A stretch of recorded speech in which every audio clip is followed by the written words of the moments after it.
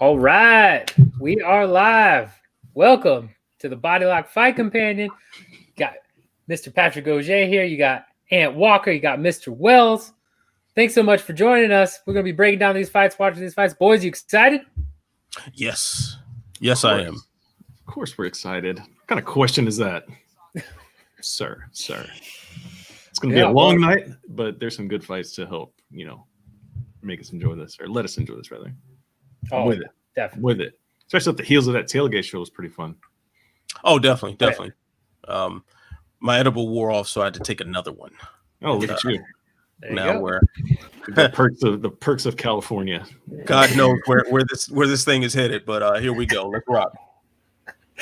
If you missed that tailgate show, you can go back and check it out on our playlist at the Body Lock.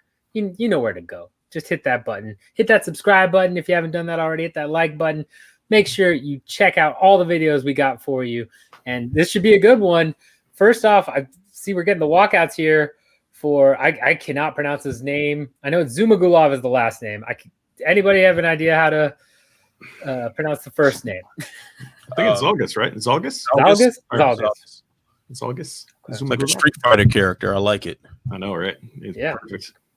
It's good stuff. And Hari Coco, first fight is the walkouts are happening now, so I'm going to guess 5 minutes, if less. Or less. Yeah, 5 minutes or left.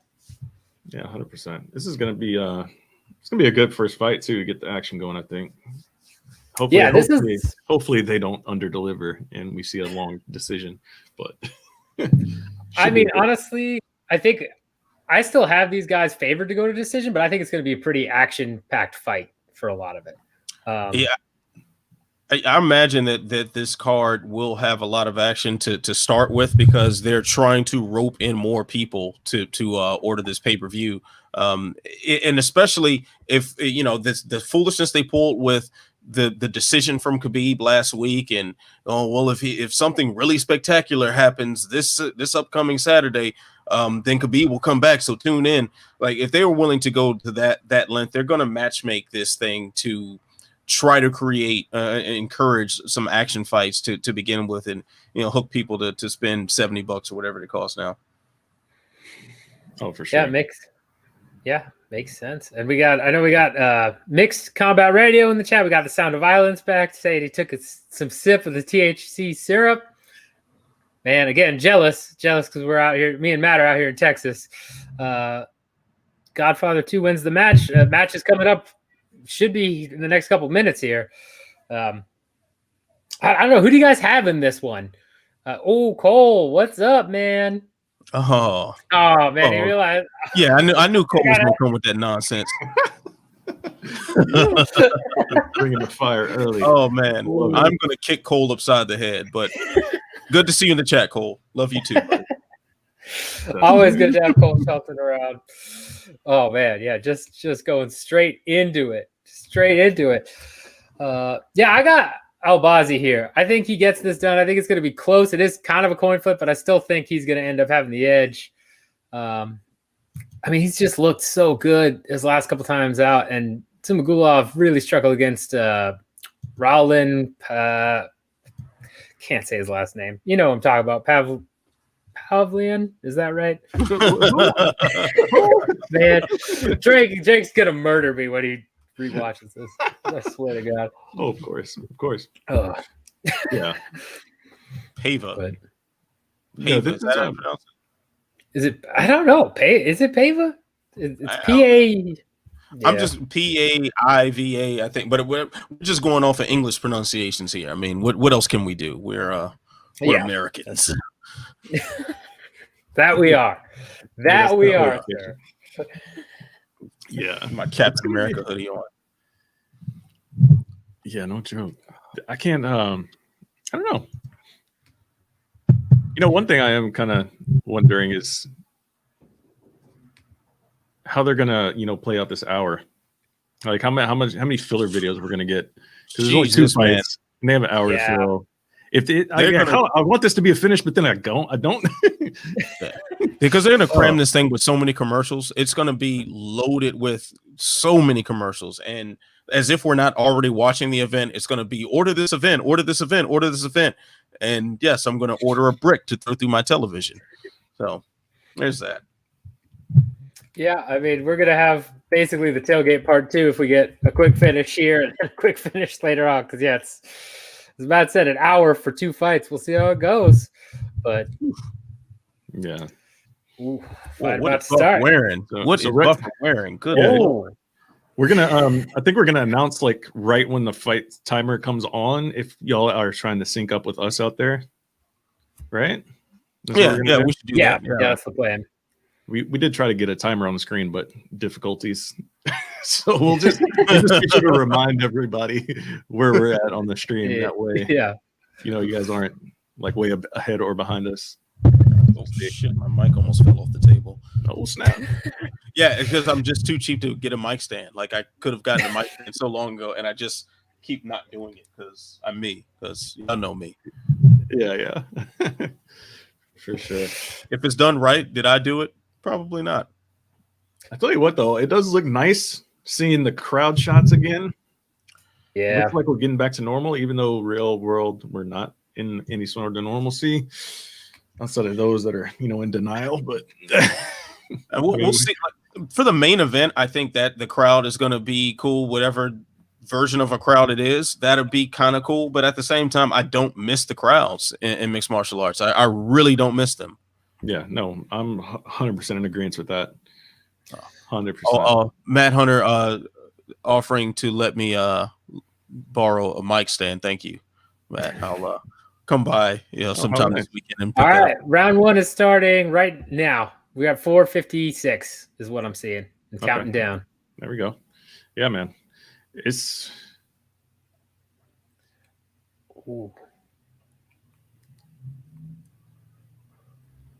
I didn't realize Albazi was ranked. Yeah. But I mean, flyweight, it's not but 12 of them, so that's true. Sense. Kind of by default, right? Yeah, they do need to grow out that flyweight division still, even though so many of these guys put on such exciting fights. I'm tired of that nonsense. I'm glad we were past the nonsense of, flyweight's boring, all this stuff. It's ridiculous. Man, Albazi needs to rely on those feints more, because like whenever he's feigning, he's getting the other guy to bite, and he's able to land something on him. So let's just go ZZ. Let's call him that. Let's call him ZZ. Yeah, ZZ. There we go. ZZ Top. There it is. Yeah, there you go. Yeah. I do like his shorts though. They're pretty bright and colorful. I'm just curious what Venom's going to do with that. Right. Jazz it up a bit. A lot of body. I like the way Zhumagulov is mixing it up to the body and then going up to the head afterward. It's smart. Calf kick.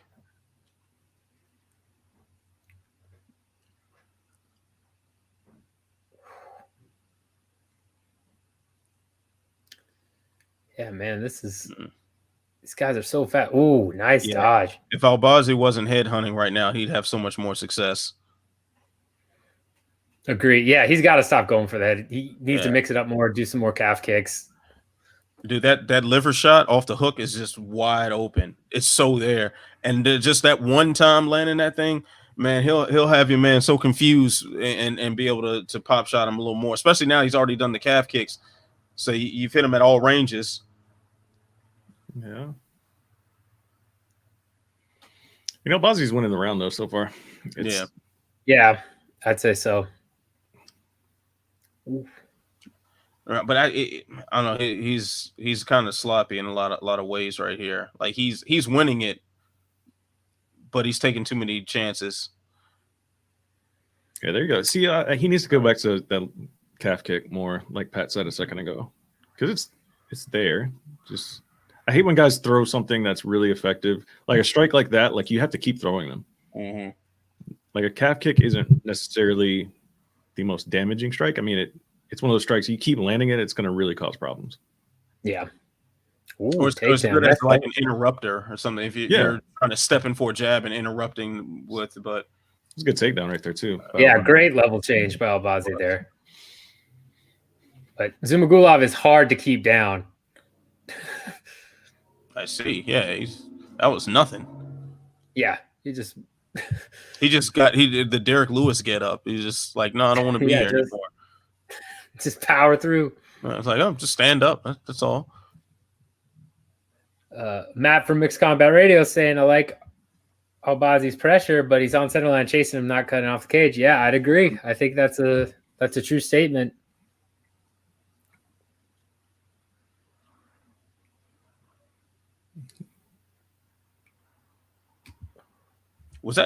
Did he shoot that takedown off of like a thigh punch? Is that what he did?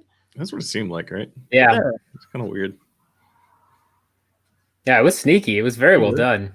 See, ZZ doesn't like that calf kick anymore. You saw how quick he pulled that leg back, right? Yeah. He's switching that stance a lot. Oh, wow, nice. Money in the bank, man. Keep going to it. And he keeps like every right there. See, ZZ keeps ducking down and throwing his leg out. Like I thought the uppercut was coming the way your man kept ducking, but he brought the knee instead. So and Zhumagulov now landing a couple of big shots. Albazi, just throw the kick. I don't know what you there you go. A little late, a little sloppy, but just keep jeez. Just I don't know. Now Zhumagulov gets taken down. I mean, he's got the butterfly guard in though. Is he gonna? Why is he? I mean, it's only 20 seconds to work, so it's not really. What was that? I mean, he had both hooks in for the butterfly guard and went back to regular guard. Why? Who does that? Because he was caught up with them elbows. That's why he was so focused on throwing those elbows. He wasn't. He just ignored the lower half of his body. That was a mistake. He probably tried to. We see a replay of that, he probably opened that guard so he could elbow. That's probably exactly what he was thinking. Now, considering how close it was to the round ending, I don't think that's the worst thing in the world. But I'm not sure if he was quite aware of, not without hearing the corner. I don't know if the corner, told him or he heard the clapper or something. But yeah, as close to the end of the round as that was, that's a chance worth taking, I think. But did Zhumagulov steal the round, do you think, with that? No. God, no. Okay. No, I don't think so either, but let us know in the chat who you had winning that first round. Ooh, Stefan's got Albazi winning by KO. I like that. I like that prediction. I don't know, just because Zhumagulov has kind of an iron chin, eats a lot of headshots, but I could see it. But yeah, I'm going 10-9 with Albazi in that first round. I've seen some people on Twitter, they've got it the other way for ZZ, but we'll see. Should I attempt to keep score for MMA decisions right now for sure. Twitter? Okay, all right. Yeah. And I'm gonna try to get those jokes off on Twitter. We'll see. Of course, there's a lot going on right now, but I'm gonna try to make it work. Trying to make it all work. Yeah. See how it goes. All right, round 2. Yep. 450 right now on the stream.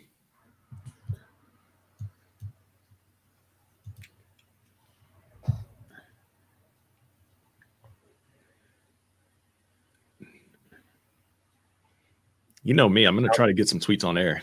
It's been a while. It's been a while. Yeah, I guess the Zuffa checks haven't been clearing lately, huh? I know, right? I mean, it's, Oh, man, that calf kick is just eating him up.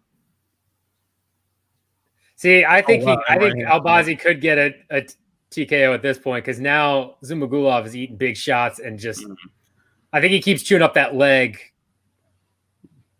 It could, and I don't know if it'll happen this round, but I'm thinking maybe third round TKO if he keeps this up. Man, 4 minutes at this though, he looks like he can barely take a step right now. Like that might even be generous. We'll see if Albazi keeps the pressure up, and selects shots right. We should have a problem here for a man trying to stay up. Yeah. I guess that's assuming that Albazi again kind of pumps the brakes on throwing that kick because again, it's always there. I don't know what Albazi is doing, throwing it once every 30 seconds, if that. Like, especially the way Zhumagulov is leaning on it for some of the, I just thinking maybe he hurt his foot throwing the kick. One of them didn't land correctly. He caught the ankle and hurt his foot or something. Yeah, it could be. I mean, that's the only thing that seems reasonable here because, I mean, jeez, man. Yeah. Like that leg is about to give out if he touches it a couple more times. Yeah, Zhumagulov was looking like he might switch stances there for a second. He didn't end up doing that, but it's yeah, his leg is not doing well. Yeah, it's every time you see a guy like kind of prop themselves up against the fence like that.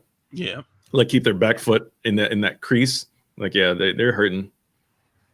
But yeah, Albazi again just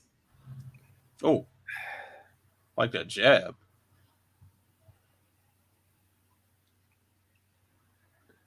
Yeah, at this point, it's like I think he's like playing with his food now. Yeah, and I don't know why. Like that just seems. I think he's kind of cautious of the takedown shot as well, because Zizi got that real easily at the end of that first round. Although he didn't do anything with it. Yeah. That was a good one. That was a good kick right there. Yeah, that one dug in.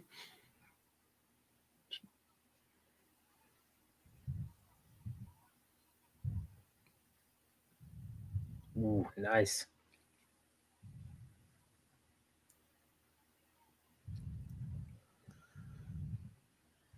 Yeah, much more dominant round for Albazi here too. Zhumagulov's just trying to fend him off. Yeah.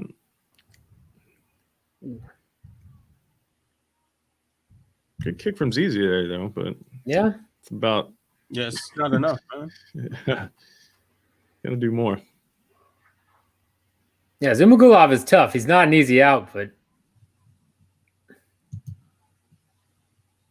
that's the thing with when you're behind and like, I mean, I'm curious to know what his corner is going to tell him here in a minute. But if his corner isn't telling him he's at least down, like at very least it tied. Like if his corner says he's up 2 rounds, like they're drunk. But yeah, they got to tell him to up the output a lot here. Yeah, it's like he's waiting for that one shot to change things, and that one shot just is not coming. And the more that front leg is eaten up, the less likely he'll have enough in him to land that shot. Yeah. And then the significant strike counter, like come on. The significant strike counter, if you're going by that, it shows 23-21 for Albazi. Like Albazi's making it sound like this is competitive. Like that's that's ridiculous. It's not a wash per se, but Albazi is clearly landing more effective strikes. Clearly. Oh wow, that bolo uppercut. Nice. Oh yeah. Parlay that instant takedown stuff too. Oh, that might have hurt him. That might have hurt him. That was really nice. Yeah. Oh man. Did Felder just say that sealed the round? Are you serious? Is that what Felder just said? In the bag already. Man, let us know in the comments. Does anybody here think that Zizi was close to winning that round? Because I think all 3 of us are in agreement that that's not the case.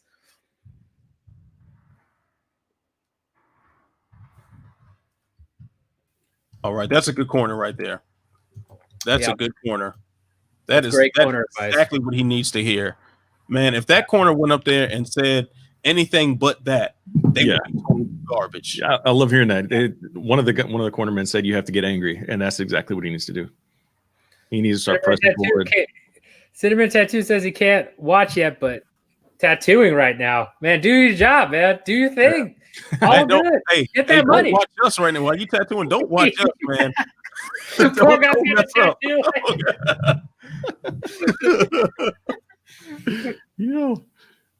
Yeah, we don't want to be responsible for any mistakes. Yeah. Unless someone's getting a body lock tattoo. Yeah, that'd be cool. Oh yeah. There you go. We gotta give out a prize for the first person that's brave enough to do that. Yeah. Stefan's saying not too many significant strikes. It will end in the 3rd. I certainly could. At this point, I think just keeps landing those leg kicks. Does a little bit of damage here. Well, he's scaring him with that uppercut now. Yeah.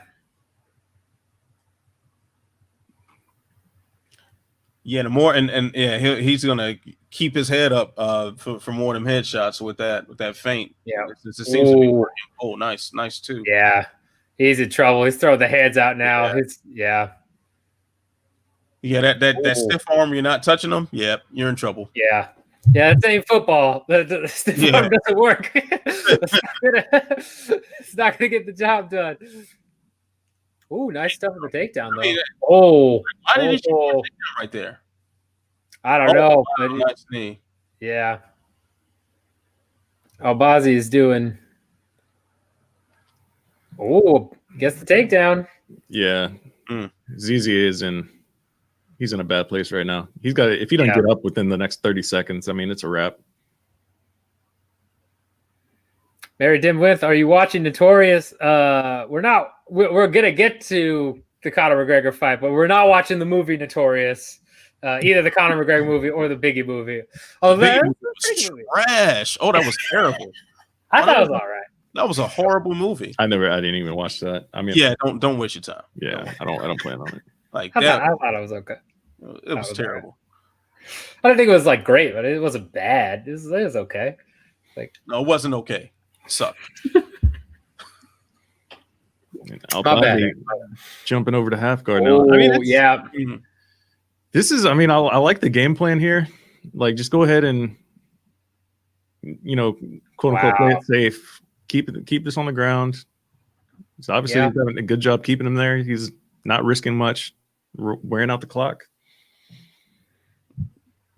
And he's got a hook in now. He's still working. Don't get me wrong. He's not laying there by any means. He's trying to transition to something. No, I think he's in a real good spot here. Oh man, this has got to be demoralizing. Oh wow, nice save there. Oh yeah, now he's got. Trying to get that body triangle. Yep. Oh no, he's not even going no for the hooks. No. I'm surprised he didn't. Like, he almost had the body triangle and then opted just to keep the hooks in. Yeah. Which is fine. Especially being up against the fence like this. Yeah, against the fence, I understand that decision. Yeah, this is just all bad for ZZ right now. Yes, Mary, I am drinking beer. and the McGregor fight is, I mean, the main card starts at 10 Eastern, 9 Central. I'm assuming the McGregor fight will be around midnight. Yeah, does that sound right to you guys? When he makes the walk, a little bit after midnight. Something around there, probably. Maybe. You're talking about for Eastern time or what? Yeah, Eastern. Okay. Oh yeah. That maybe a little bit later, maybe 9:30.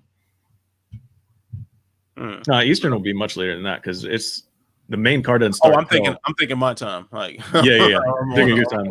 Yeah, Eastern. So Eastern time, the card starts at 11.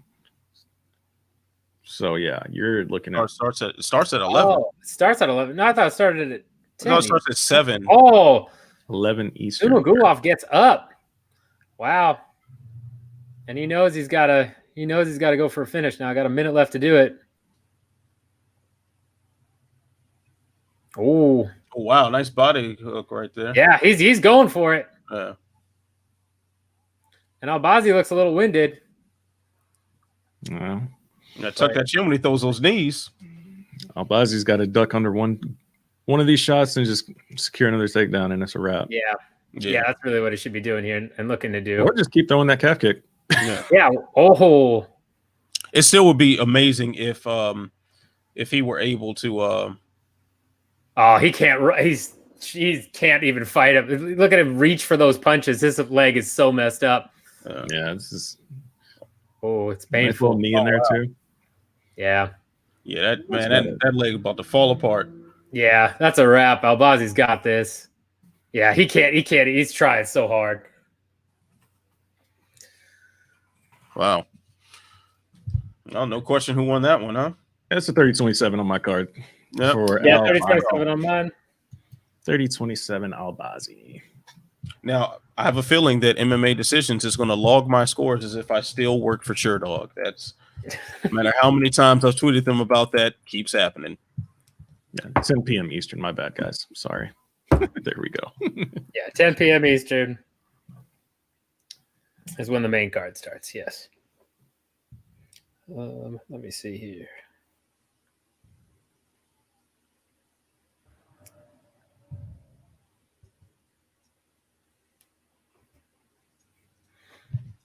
Yeah, if this is anything but a unanimous decision for Albazi, that's going to set the tone for the night for judging. Oh yeah, we're about to find out what the judges are on real quick. We'll see who got that plane ticket to Abu Dhabi.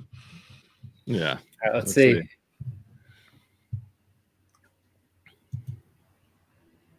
All three judges. Wow. 29-28. All right. The first round was okay. So Doogie's one takedown, and they gave him the round. Okay. Yeah, the first round was close enough, I guess. It was close, but it was like that one takedown where he got elbowed repeatedly when it got to the mat. That should not win you the round. No, it shouldn't. Like I have the same scorecard as you two, but playing devil's advocate here, like that isn't the worst scorecard in the world. It's certainly not the worst scorecard we're going to hear tonight. Let's get that out there. That's why I asked right at the end of the first round, because I knew looking at that there's going to be some judges that would probably give like round. How quickly does this get goofy is the question. Yeah. I mean, listen, what was the line on this fight?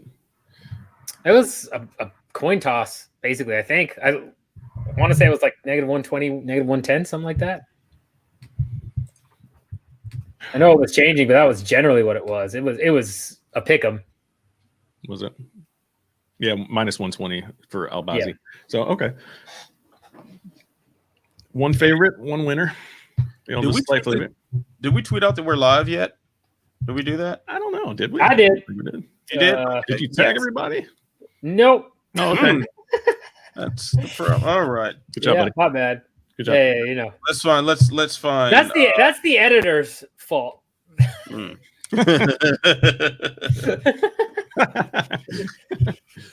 It didn't even show the thumbnail actually too, so it just looks like a very goofy old tweet. So man, so these crowd shots make it look like there's a ton of people in the crowd, but there's like you look closer, there's just empty seats. That is a goofy tweet. So they have like I guess like alternating colors in the seats or something. Oh. Yeah, I think they probably have color code. What I've seen is color coded. For safety purposes. Yeah, so basically you can't sit. Yeah. Okay, that makes sense. Social distancing and whatnot. So I'm sure that disappointed some of the sugar daddies that have taken their women to Abu Dhabi. No hand jobs in Etihad Arena. So. Oh my God. The sheiks. Did I just say that? You did. And we are very early in this fight, companions. So. Uncouth. We are fight number 1. Dude. You got no home training. That's what it sounds like to me. We have 10 more fights to go. I guarantee you we're going to be wheels off by the main event. We're going to be wheels off in the next 10 minutes at this rate. I mean, Nik Lentz is about to fight. Yes, something stupid will be said, whether it's from us three or it's from one half of this next fight. We'll see. Okay, I have to call out our colleague here at the Body Lock, Drake Riggs, scored that fight at 29-28. Let me just say, for Albazi, 29-28. I'm just saying he scored the first round for ZZ. Man, I don't know. Wow, there. Okay. You know what? I'm glad that. I mean, obviously, since there was that was a decision. We go straight into the next fight. And they're going to go and get the pacing lately has been phenomenal. I mean, I think they're going to obviously try to just throw in as many video packages as they can to pump up this pay-per-view. So they're hoping this fight's going to end quickly in the first round, and we're going to see nothing but McGregor highlights for the next 15 and 20 minutes. First of all, I don't know what Matt is worried about with me. Matt Hunter, that is Matt the Lesser. But I'm okay. Thank you for your concern. But also, I think they're going to front load the fights with the good pacing, and then the second half is going to be a commercial festival. Yes. Pradeep Cadell asking what time is in Japan? What time the fights start in Japan? Like the main card? Because the prelims are going on now. So here's the answer about the fights, but main card I don't know, and I don't know the conversion rate of Pacific time and Japanese time. All right, let me figure this out real. I got Japanese time at 9:35, so we're looking at 1 p.m. 1 p.m. is when the no, No, 12 p.m. 12 p.m. is when the main card will start. All right. There you go. Got it. Oh, there we go. Yeah. Drake would have answered that off the top of his head. Yeah. Yeah. If Drake was here, he would have for sure had it. Yeah. But listen, as much as we want to disparage one Dana White, we will not be risking we will not be risking Officer BDY. I see you. Yeah. I see you, officer. Okay. All right. Listen. What? Listen, Dana, I know that's you. No, we will not. Yep, no. Sorry, we're not going to be the one guy that Let me check my phone line. Hold on, let me break my phone. Any vans outside of my place, so yeah, we're not. Yeah, we're not playing that game. Oh my goodness. Yeah. So next up, Nik Lentz is making his way into the cage right now. Nik Lentz, the biggest underdog on the card, I believe. Is that correct? He was until plus 610 or something like that. Yes, was that what you said earlier was. Although I know Evloev was a minus 16 favorite. Lentz is currently, I had it the betting odds up here. So Nik Lentz is currently plus 550. Where's Frevola at? I think he fell to similar levels, which was Frevola is plus 500 and Nik Lentz just fell to plus 500. So okay, there you go. Shout out to Stefan, if I'm pronouncing that right. Main event is 4 a.m. here in Sweden, and I have to work tomorrow. So worth it. That is dedication, my man. Dedication. I feel. Yeah, I'm telling you, the times for European fans are nuts. On my honeymoon, I was in Europe for my honeymoon, and it was the Aldo Holloway rematch, and I was trying to watch that. Was that 2:31 or something like that? I was trying to watch it, but it was like 3 a.m. in France. It was like no. Yeah, I mean. It's got to be more frustrating for European fans knowing that they're in that part of the globe and they're still broadcasting at the U.S. time. Like, oh, well. You know what the market's geared towards. Yeah. Got to drive those pay-per-view buys. And my stream is... Let me see. What am I doing here? So I thoroughly expect Nik Lentz to get washed here. But I mean, it could very well be a decision fight because Evloev hasn't been getting anybody out of there lately. Yeah. So it could be a decision, but I don't see it being close. No, I don't think it'll be close. I think this will be one-way traffic here. Yeah. I can't see anybody in the comments have Lentz. Javon saying from the UK stayed up till 7 a.m. not just for the fights, but Luke Thomas post-fight show. Well. Dedication. Wow. That's dedication there, man. That's real dedication. And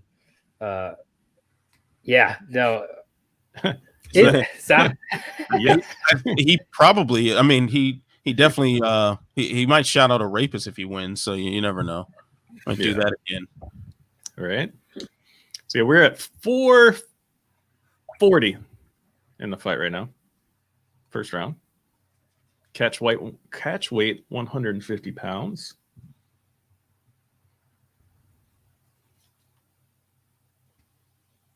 Nik Lentz, though, does have the ability to make fights ugly, so I don't want to completely dismiss him, but I just don't see a path to victory for him in this one. Yeah, I mean, this would be a massive upset if he does something like knock out Evloev or even just win a decision. That'd be crazy. Yeah. I mean, that's what he has to do. Like what he's doing right now, just keep the pressure against the cage and just keep it, make it a grind like that. Nice trip, though, but reversal from Evloev. Ooh, I like it.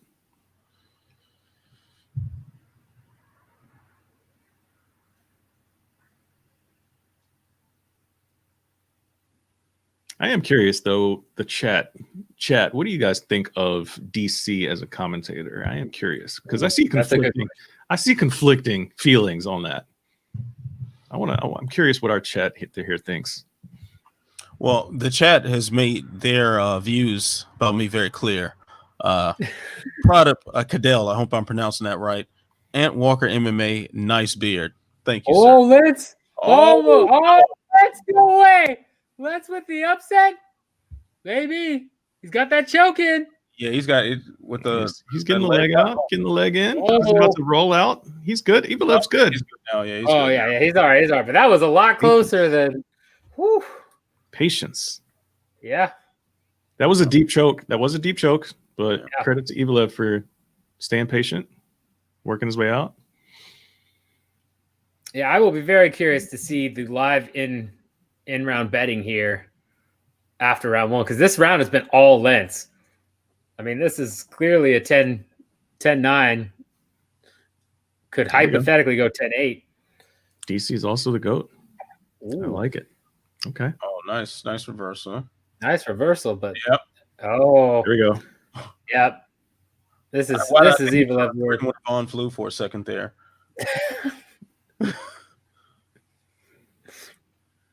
Man.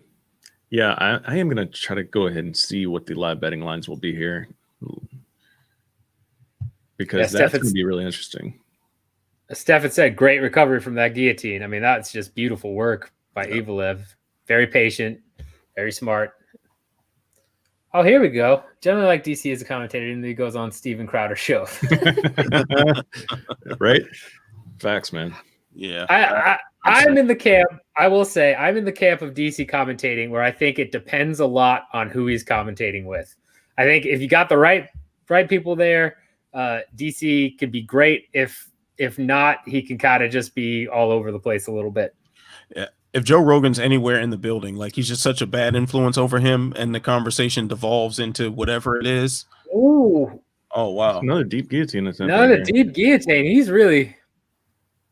Yeah, and he had it in half guard first, and so he's not fighting hands, but he is doing really good to kind of alleviate pressure by putting pressure on Lentz. Yeah, that's what he's doing. So there he goes, just powered out of it. Shredded through that guard. Yeah, he did. He's got to do something major here if he's going to try to win this round. Yeah.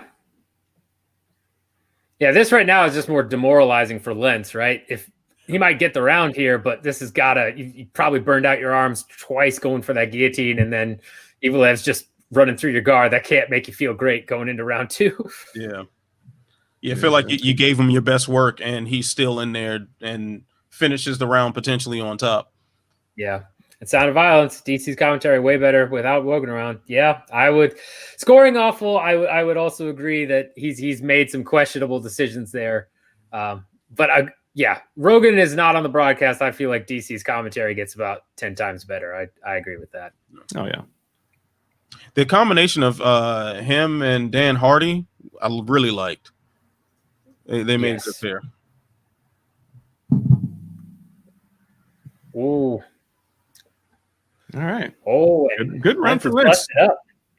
I mean, good. Very bad last 30 seconds, but good 4 minutes. 30 seconds.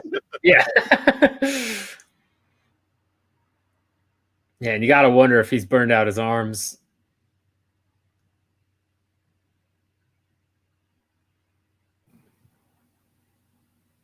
Don't rush the takedowns, they say. I would disagree. Yeah. No. Please keep going for the takedowns. While we're in between rounds here, guys, if you haven't subscribed already, please do. We're trying to get to that magic 1,000 number. Want to give you more content that's like this, do some more fun tailgate shows, all that stuff. So please help us out. If you have, thank you so much. We really appreciate it. We love our fans. It's we've talked about this before. Super refreshing to have great discussion in the comments and not have it devolve into what some other shows do. So appreciate that. Yeah. And this, of course, is a special evening. We have products on deck. We have the Poirier hot sauce. We have the proper 12 on deck. At least myself and Pat do. Ant's over there. Just his own world. Finishing my bottle of Jim Beam. Which actually in the next round I got to refill my cup. Ooh. Oh wow, that was a nice hook on the break from Lentz. Ooh, and Mixed Combat Radio. Missing Brian Stan's commentary. I do too. I think Brian Stan was an underrated commentator. I will die on that hill. He was really good. He was really good. And while we're talking commentary, I feel incomplete if I don't wonder why Jimmy Smith is gone. Just what a stupid decision there. Yeah. Yep. I'm with you on that one too. Ooh, Lentz already looks a little bit more tired this round. Oh, wow. Nice, right. It's a quick jab there, though.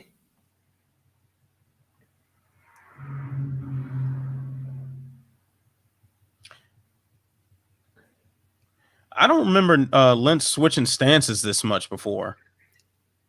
I was going to say, yeah, I can't recall a time when Lentz switched up the stance as much as he's doing here against Evil. Oh, big uppercut. Evloev is piecing him up now. Oh yeah, I'm hearing the pronounced Evloev. So Evloev. Yep, that's probably right. Don't trust me for pronunciations. We've all been saying it incorrectly. Whatever. Goldie the Goat, though, never forget. Man, he's going on the guillotine again. Listen, Matt the Lesser. Comments like this are why you are the lesser. Just saying. Yeah, I mean, so true.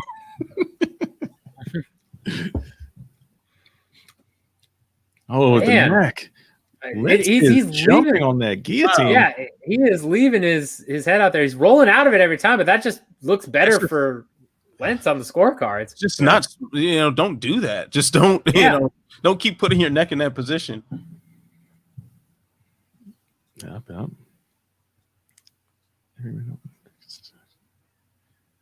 For someone doing pretty good in here, like Lentz is getting whooped up right now.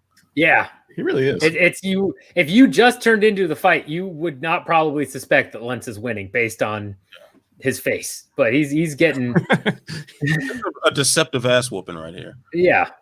Oh, nice. Oh, nice. I mean, he literally looks like the heat map of where all the strikes have been landing. Yep. Oh, nice uppercut there. He's really getting them on the breaks from the clinch positions, man. Yeah. Kind of surprised he's not like using head movement, like trying to slip to get in the inside. He's more just standing out there and just letting homie just jab him. Yeah. And yeah, both of these guys seem tired for sure. Lentz more so. Eye injury to Lentz. Blood running in. It's like. Yeah. Ooh. Okay. Yeah. Lentz is wearing all the facial damage right now. This is. Yeah. When you see guys starting to reach for that eye like that, yeah, it's either an orbital or blood is in his eyes or something. Either way, it's not a good time. No. And he's going for the guillotine again. Just Jesus. He just keeps offering that neck. Yeah. How does he? That is amazing. In this position, like he's too sideways. I mean, if he's got this squeeze tight enough, though, it won't matter. Because he can't get to the other side right now. There he goes. Pops out. But yeah, he's burning out his arms like that too, though. Like Evloev wearing hair grease or something. Slipping right out of them things. I mean, and I would agree with Iman report that Lentz needs a win in the worst way today. I would believe that. I mean, he's ready to cut somebody. Well, you ready to cut Lentz. Oh, wow. Evloev. There we go. Finally saying it correctly. Just is peppering him up. Yeah. We could always opt for not Nik Lentz as well if we want to go the hard way. Could just say that about anyone. Just Conor and Dustin are fighting. Not Nik Lentz. Great takedown. I mean, that's a tougher round to score right there, to be honest with you. Wow. I give that to not Nik Lentz. Yeah, I also give it to not Nik Lentz. I think he landed a little bit more and did some more work in the clinch, that more damage too, for sure. Yeah. You know, I think you got to give it to Evloev or not Nik Lentz, whatever. Yeah. I mean, some of our fellow MMA journalist colleagues are saying it could be 2018 for either guy, which I don't see that at all. Ooh, no. Yeah, I don't know about that one. There's no way not Nik Lentz won that first round. I'm sorry. Yeah. That's no chance. Barbed Wire 1269. Hi. Thank you for stopping by. Appreciate it. Death 666 movie store. I'm not quite sure what that means, but if you want to elaborate, I'm glad to talk about something that sounds like a movie dinosaur. No, Barbed Wire, we do not have picture. We are not trying to get caught by Dana. Officer Barbed Wire, no. Yeah, right. No. How about no? We are not going to be doing that. So let's not go to try to go ahead and get everybody banned here and all sorts of things like that. And Sound of Violence saying got to give the second round to Evloev on impact alone. Yeah, I mean I'd agree there. I think he did enough. Ooh. But this is a lot closer than the odds we're giving it, or I was giving. I'll give you that. Oh, 100%. Yeah, Lentz is doing much better than I expected in there. Oh wow, man, his chin is about to give out, man. Oh, just jab right to the face, but he walks through it. Lentz, some dirty boxing. Yeah, Lentz is going for it tonight. So the live line that is up right now on betonline.ag, Evloev minus 893. Really? Man, I'm tempted to throw $5 on Lentz in case that somebody gave him the first two rounds. I might do that as we speak. plus 450, man. That is crazy. Dude, that's I'm gonna see. I'm gonna throw $5 on and see if the judges. That's crazy. Plus 450. Good to know. Good to know, Barbed Wire. Are you Dana White? Are you Dana White? That is the other question. And no, it's not BS. We are not trying to get banned and or fined and or have the FBI knocking on our door. Just go somewhere and watch it. Like that's it's that simple, you know? Yeah, like this is not really that difficult to understand here. No. All right. Convincing. Very convincing. You are. Yeah. Yeah, I'm inclined to believe him. Yeah, right. Oh, the eye is affected again by Nik Lentz. Yeah. Is he saying that was a eye poke? Okay. I guess so. That was a very quick pause in the action there. Yeah.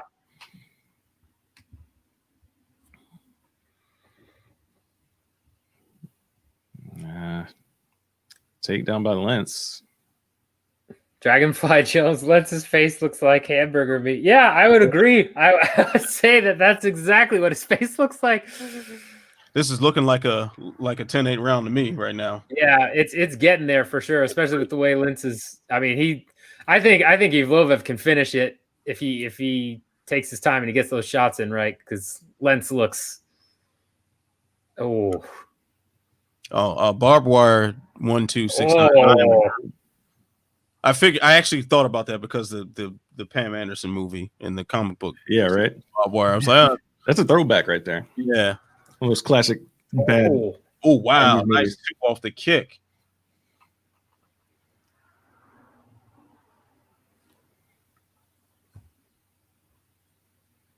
Yeah, Evloev is looking phenomenal. Dragonfly Jones saying this is looking like No, it is not. It is not that dominant. Yeah, we're not talking 10-7s across the board. I was taking a much bigger beating than Lentz right now. That's for sure. My goodness, I wish we had like a place we could put like a comment wall, like Hall of Fame for the evening, because this would be number one right now. My goodness. Man, how is Lentz standing? He's eating some of those shots to the face. It looks like he's just. Oh.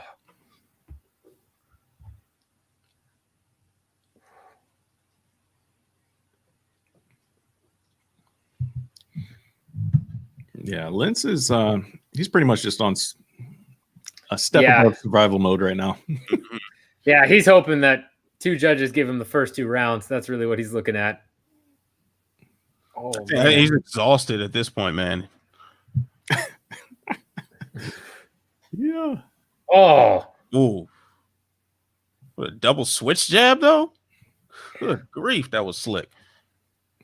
Oh, okay. Spinning. Spinning elbow attempts. There you go. See, this is what he needed to do in the first round. But yeah, I mean, you got to give credit to Lentz for bringing the fight to him early. Yeah, I mean, great job of Lentz making this as competitive as it was. But oh, yeah, I've got 29-28 Evloev. What about you two? 29-27. Wow. Yeah. I got 29-28. That last one was a 10-8 for me. All right, well, we'll see. See what the real judges say, huh? How about that? Pro Paul, hey girls, what time is the main event? What? Don't know what that's about. The main event is quite a ways away. Yeah. You go run your errands or whatever if that's all you're trying to do. Yeah. If you need to take a nap, you got time, bro. Actually, stay here and enjoy it with us. Yeah. Oh, yeah. Actually, yeah. What the hell are we doing? What do we do to tell people to leave our live stream? No. I don't know. Check out someone else on live stream. Like, no, that's just stay here, enjoy the fights with us. You know. What is he saying? That was a good fight for Evloev. I need to see this man establish himself early in fights, though, and get a finish. Mm-hmm. That's what I need him to do. It's 4 decisions in a row, I believe, right? 4 decisions in a row. 2 decisions? What are you, huh? Evloev. Oh, yeah. 4th decision in a row. Yes. All 3 of the UFC fights prior to this one have been decisions. So this is a guy who needs to go out there and get a finish. That's all I'm saying. And thanks, Pro Paul. Appreciate you hanging, sticking around. Man. Let's see what these cards say.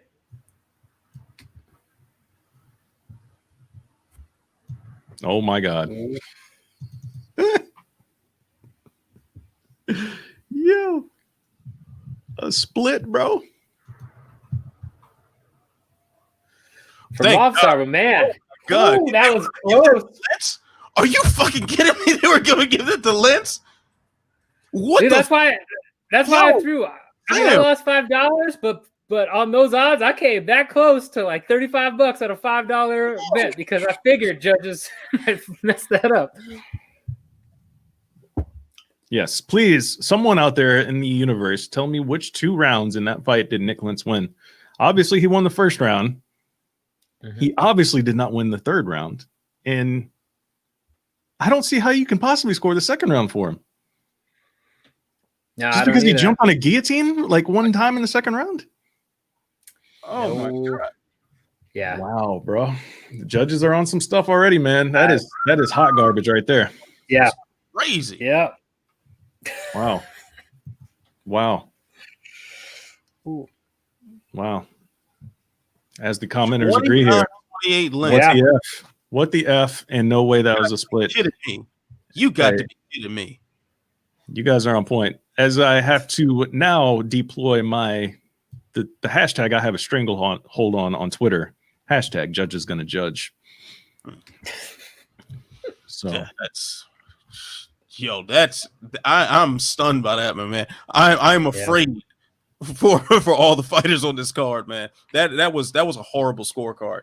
But lately there's really, since the pandemic, I mean, we've always talked about MMA judging being an issue, but since the pandemic, and I maybe because they have a limited supply of people they can go to or something like that, but good grief, there have been some rogue scorecards more and more to where now every event we at least expect 2 or 3 of them. Where it's just 2 scorecards, you're like, what? And the right, hopefully, and typically lately though, the right guy wins. But man, it's one dude over there just wilding. Just well, and like I mean, sitting in on the LFA judging, right? That Kansas Athletic Commission has invited me to do a couple times now. Like the way that the judges, some of these guys, again, are boxing judges that were just brought in through the athletic commission. Some have not really gone to a legit class. Others have, but they've interpret things completely different ways. You've got, different schools of thought. There's no universal, while there's universal criteria of the rules, the interpretation, there are so many different schools of the interpretation of those rules. It's ridiculous. That's what I've learned, is especially another huge factor is the last event I went to, all three judges had it one way, and I had it judged a completely different way. And they said that they could hear the shots, and that's where they judged the round for one person. And it was all about being live because you could feel and hear them. And that was a huge criteria. And everyone across the board was like, yeah, like you could hear those shots. You knew they were more impactful. I don't know that I agree with that, but that's definitely like gives you a insight into the world of judging that I wouldn't have even realized watching from home. Right. Okay. So, yeah, I mean, listen, I would tell those judges that are swayed by the sound of a punch or a sound of a whatever strike to actually go into the gym and spar with someone, because more often than not, those loud ass strikes like that, it's just the way that the skin is hitting the skin. Yes, there's impact there, but it's like a slap. Like it's not necessarily the ones that you see that land flush and don't make a lot of sound. Those are the ones that really hurt. Yeah, because that strike dug into the meat and is just going through. Whereas like the slapping ones like that, sorry for people wearing headphones, but those don't necessarily hurt as much. Yeah, man. Just for everybody who has access to a heavy bag, try to hit with a proper strike, and you'll feel like the bag will like be stable, but it'll shake. It'll be like a thud within it. If it slaps, that wasn't a good land. So it's a little hopeful hint out there from a former personal trainer. Surprise, motherfuckers! Oh wow! Wild Riggs has entered the chat. Wow. Yes. And just real quick before we get into Drake entering the chat, Sound of Violence here is Cologne, who gave it to Lentz, was the dissenting judge in Schnell versus Nam as well. Okay, so that gives you a little bit of insight there. Cologne sounds like he came from a colon with this nonsense. Yeah, facts. That was not good. Yeah, that's Colon. That's his name from now on. Shit, judging. Yeah.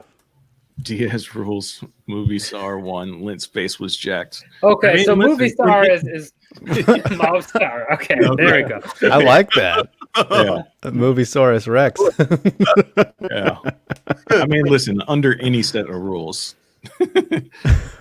I guess movie star won. Yeah. Oh my goodness. Wouldn't that mean Lentz won? Because usually Diaz rules means they won when they got 50-45. Ooh. That's facts, though. Just saying how it is. Sorry.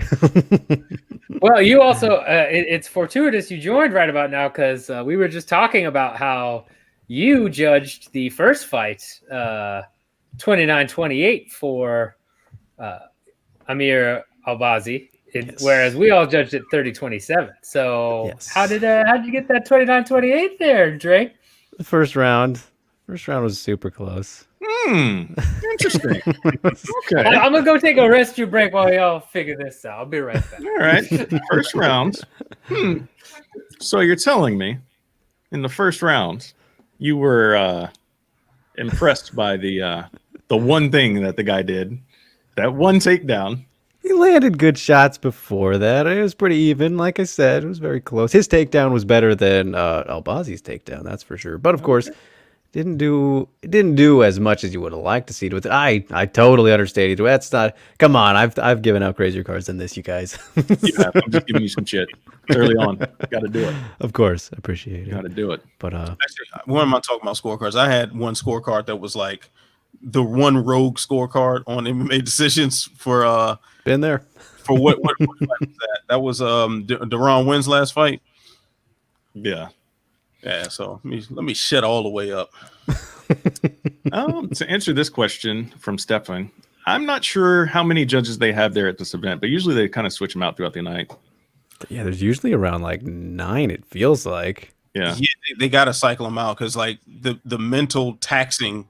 Yeah, it gets fatiguing all day, and then somebody's got to go pee, and it. Believe it or not, it's actually really hard to sit there and like laser focus on what's happening for 5 minutes at a time, 15 minutes. Main events for 25 minutes. Like when you literally have to black out everything else and truly levy your decision on what's happening inside the cage. Yeah. I mean, like think about whenever you're watching your favorite show, how you keep looking at your phone. You can't. You can't look away. You can't. You can't look away, especially when somebody like screenshots you looking at your phone. Yeah, because you don't want to be that judge. You'd be like, oh, he's not even watching the fight. Like, even though if it's, you don't want to be that guy. You remember that time that that Lloyd Irvin was, I forget who he was cornering. I don't know why the name is escaping me right now, but he was in the corner like on his iPhone. He's like, looks like he's just scrolling on his phone while he's supposed to be giving corner advice. It's probably Vic, right? James Vic, maybe. Yeah. Vic fights like he doesn't have corner advice. So yeah, true. That sounds about right. He's used to it. Oh, my food just got here, so I'll dip out for a second. I'll be right back. All right. All righty. I haven't ordered mine yet, but because I can't decide whether I want loaded fries with seafood or I want wings with jambalaya fries. I don't know. So options. Ooh. Yeah, that's rough. We didn't meal plan today, fellas. Well, I don't think you can go wrong, man. All my hard work in the gym is going out the window today. I got this is pretty much what I'm rocking for dinner. It's some almond butter biscuits from Nature Valley. That's it. Boy. You best believe I'm gonna eat this whole box because these things are delicious. That's so funny. Nobody got that one.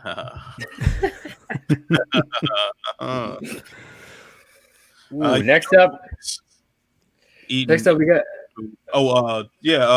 Khalil Rountree and Marcin Prachnio. Is that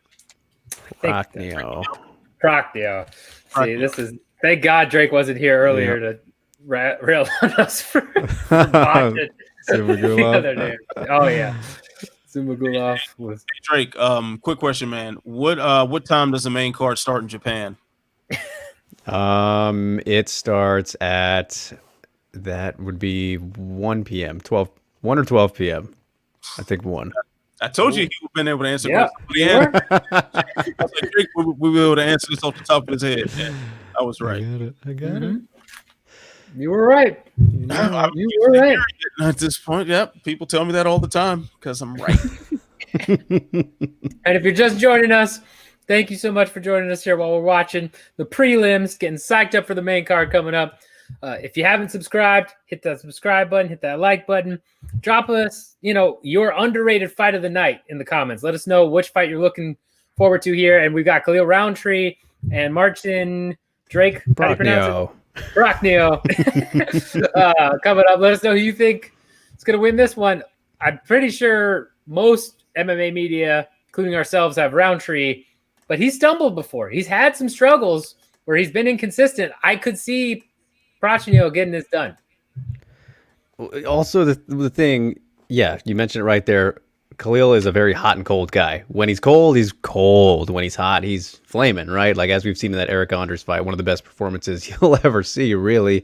Prachnio, though, guy who back against the wall. I love me a back against the wall mentality. It makes me believe in a guy or a girl, whoever is, they're in that spot. That's a very difficult spot to be in and a very motivating spot to be in when it's pretty much a guarantee. You lose this one, you're gone. That's a unique spot and a fuel for somebody to have. So he could absolutely rise to the occasion just based off of the position he's in.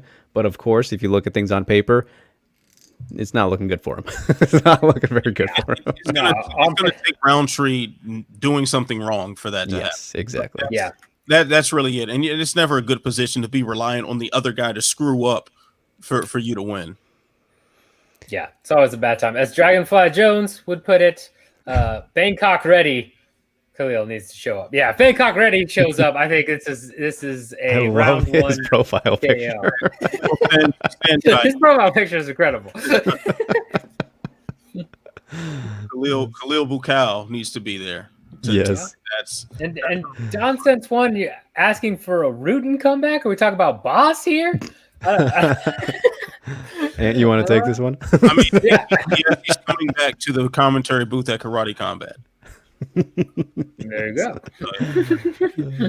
He will be back for season 3. So put that out there now. Breaking news. Breaking news.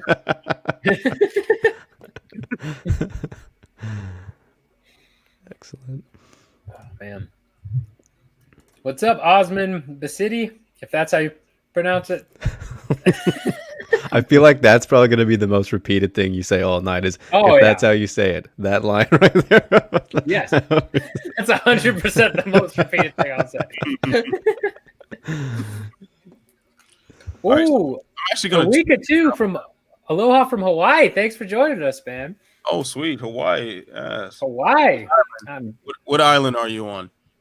Ooh, good question.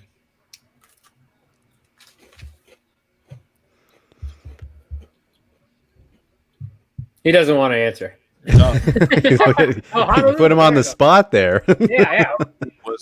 I got married in Hawaii and went to Honolulu for a couple days after the wedding, which was on Kauai. Great week. And a beautiful, beautiful place. Excellent. All right. I was supposed to go to Hawaii, but then I realized I had booked the flight for the wrong month. And I only realized after the fact, so they wouldn't refund me the tickets.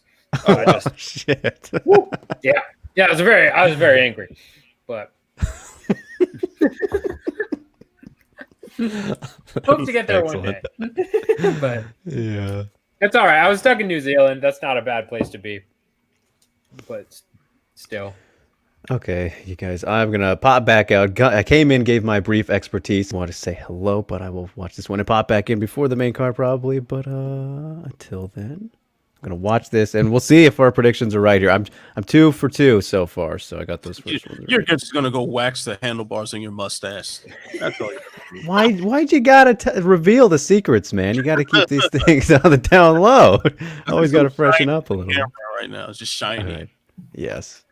Well, apologies. We'll catch you later, Drake. Yes. As Drake is leaving, I did want to share with everyone what I'm eating right now. I got some street tacos from on the border.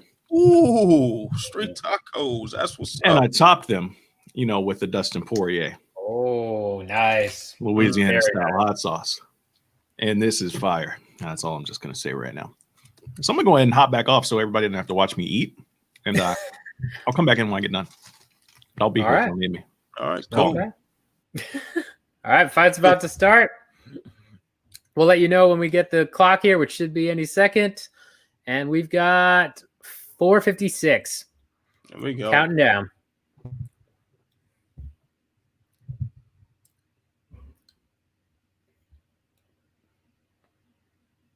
Hi, my name is Wardy. Yeah, that mustache is a little funky, man. You're right. Drake's mustache is funky. Ooh, Prachnio coming out aggressive.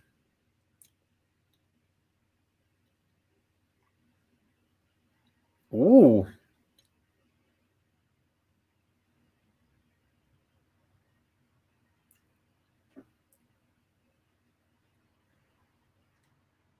Rountree throwing a lot of feints. But Prachnio's not biting. Oh, man. Rountree, man, he can just close distance so fast when he tries.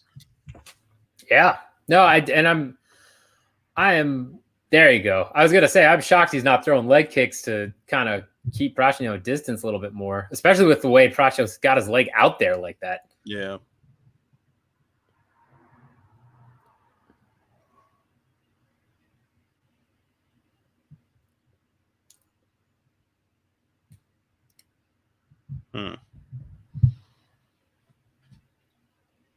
Yeah, I'd agree. Yeah, he's not used at all. This is not Bangkok ready Khalil that showed up. Certainly not. Mike Perez, these are the prelims right now. Main card starts at 10 p.m. Eastern. The actual main event will be much later than that. Man, Rountree better be careful the way he's leaning that head in, trying to close the distance. He almost got clipped twice so far, and it is time to tuck that chin coming in, not lead with your head. Like he's not Bangkok ready, clearly. No, right he does not look loose at all. And he's whoa. Throwing wild too. You know, every so often you'll see a fighter come out like kind of slow start, like they don't warm up enough backstage. If this goes to the second, I'd like to see if that's the case with him, and he's like on it, and he's fresher, and he's moving better and looser with his strikes. Because even like you look at how labored his punches, especially he's tightening up with every one. Like he's throwing that just with tension the entire time. Yeah. And not like tension Nasukawa, like tension, like, friction, and resistance and whatnot. Yes. Yeah, and that's a wild, he's throwing some wild punches there. Yeah. But he's one of those guys that's athletic enough to where he can get away with that up to a certain extent. So he can come out here looking, because he looks pretty flat to me still. Mm-hmm. But he could knock dude out being just flat, kind of plodding and seemingly uninspired sort of performance, but he can just wing one and knock your head off. Yeah. Ooh, nice wow. left there. Yeah. All right, now he's looking more Bangkok ready. Yeah. Oh, there you go. And yeah, you got to imagine the corner advice in between these rounds, if it goes to round 2, is going to be crucial too. Yeah. Because they got to be telling him to do more of this. Oh man, he really wants to land that left hook. I mean that right hook. Mm-hmm. He's looking for that over and over. Oh, the body kick's landing really well too, though. He needs to keep throwing that and then setting it up.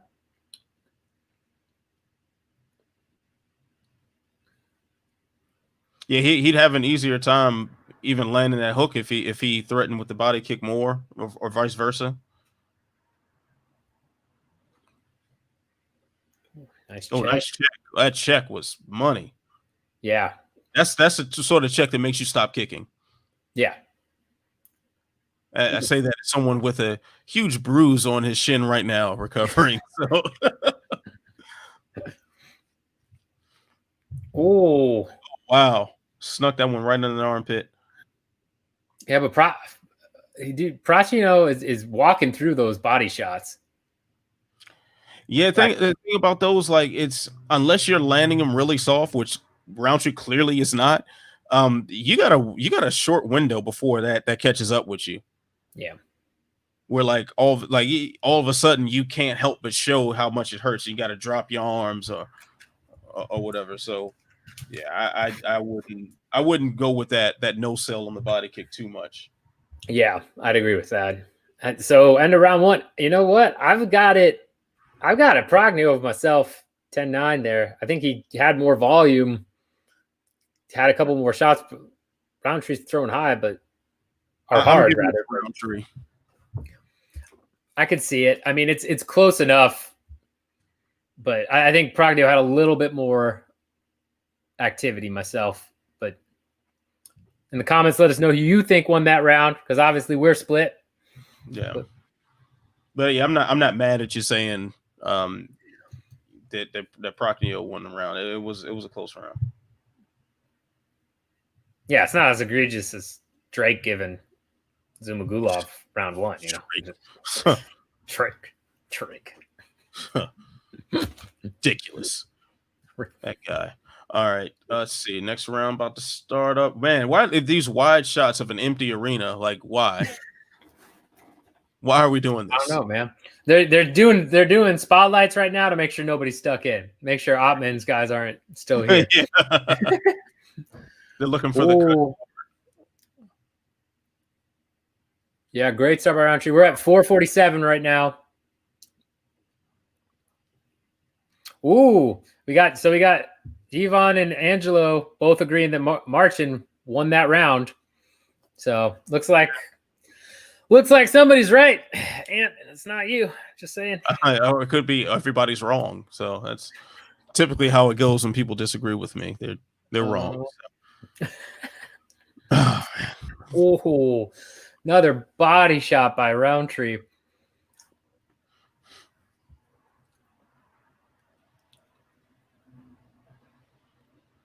His jab.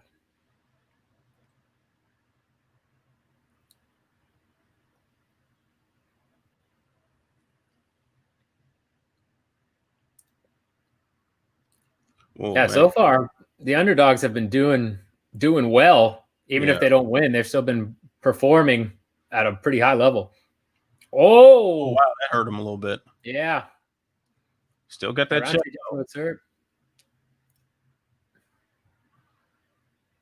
Dragonfly gave Khalil round one. That's wow. Again, close enough. Ooh. All right, I'm back in the game. Cool. Back in the game. The delicious food. Producer Jake for hooking that up. Yeah, producer Jake, he's the man behind all this magic, if you didn't know already. Oh, big shots. Oh, man, they are just throwing. Swinging, man. That's the man. Like, you got to be bold to get into a fight like that with Rountree. Yeah. You gotta, Jesus. But he's okay. He just ate a big left. Yeah. But Prachnio's all right. Yeah, I mean, that one stung him, man. The way he was holding that hand up there a little bit longer. Yeah, he's gonna look different tonight from that. Yeah. Oof. Rountree is really quick with that little switch kick. That was a fast little switch kick. Mm-hmm. Well, if he threw that just like a fraction of a second later, that would have been it. I like Prachnio switching it up. He's doing a really good job looking at different strikes, different things, trying to keep Rountree guessing. Yeah. It's like he's changed his strategy about 3 times in this round. It's like you're just trying to figure out what's going to stick. That was a nice body kick right there. Wow, that was slick. I do not like when the UFC broadcast throws on tweets about the main event while another fight's going on. Yeah, it's like respect the fight that's going on right now. Yeah. It's like the action in front of us, you know. Ooh, body shot there, Prachnio.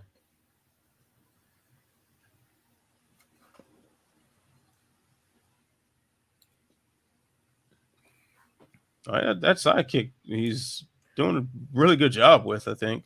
Yeah, he is. Saw Stephen Thompson shout that out on a tweet a second ago. Yeah. If anybody knows his kicks, Stephen Wonderboy Thompson.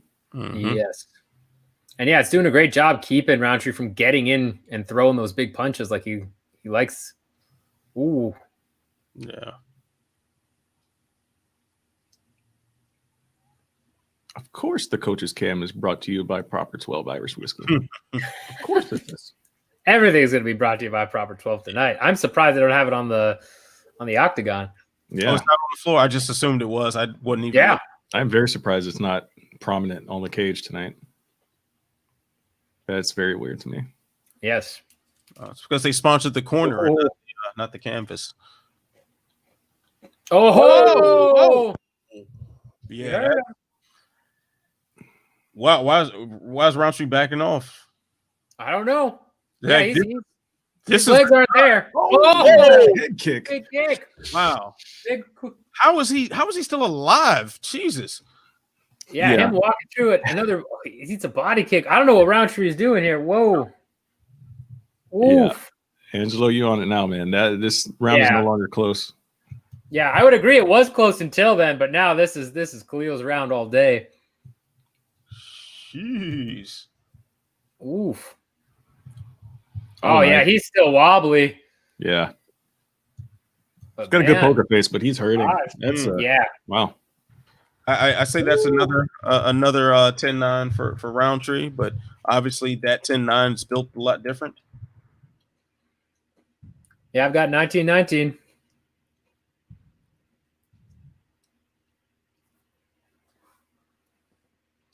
Matin, who did you score for the first round? Prachnio, I have it 19-19 now. 19.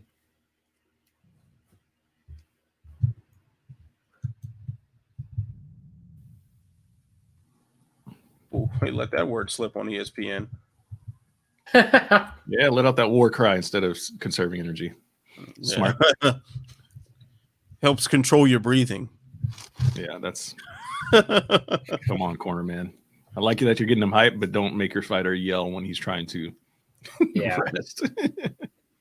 The way they're talking, it sounds like they're down 2 rounds, or at least they're assuming they are, which is the smart call there. But That's what you got to say. He's certainly not winning the fight right now. Cinnamon Tattoo asks, how long do you guys think it takes to become a judge? It's like a weekend course or something, right? Yeah, it's not long. Yeah, it's a course, and then it's just about getting the athletic commission and knowing the right people. Like, that's really what it comes down to. You got to shadow places or get on the list and know the right person. But technically, it can be a week. Yeah. Yeah, and once you prove that you know what you're talking about, in some capacity, yeah, it's just about making those connections and sliding in there. It certainly wouldn't be difficult to walk into a room full of MMA judges and clearly know more about the sport than they do. Very true. Very true. In certain circles, yes, that is 100% true. Yeah, a couple comments coming in now. Polish going to sleep, get the pillow ready. I like it. I like that one. That's a good one. Hi, my name is Wardy. Dragonfly Jones, the over-under was, or over for 1.5 rounds was plus 150. Yeah, I mean, that's good money. I thought it was going to end in round 1. I thought maybe round 2, but yeah, I did not expect to see round 3 in this fight. And then a street fight compared to JJ and Gustafsson. Then again, every fight, as Stefan said. Yeah, I mean, this is a real brawl compared to a technical fight. That's 100% true. Yeah. But I mean, they're still sharp with their technique. Mm-hmm. It's not all sloppy. Prachnio's a little bit more sloppier right now, but Rountree is very much still keeping everything tight.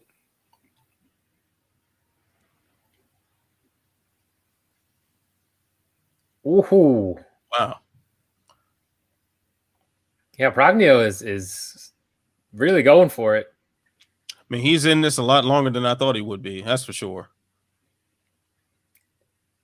Oh, big right hand by Prachnio. Oh.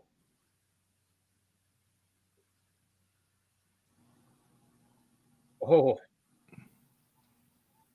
Yeah, Rountree's. Yeah, he's slowed considerably. Yeah. He's in a defensive shell right now, so to he speak. wears it well though. Until that wild left hook, he was wearing the fatigue well. Yeah, Yeah, now his punches are dragging and stuff. Yeah, Khalil's tired right now. Prachnio's landing. Yeah, Khalil's in trouble. Because when he caught that kick a second ago, the punch that he threw to counter was really, really labored. Mm-hmm. Yeah. Oof. Not saying he can't finish the fight though. Yeah. Oh yeah. Labored Khalil does not mean he's lost his power. That just means he tried really hard.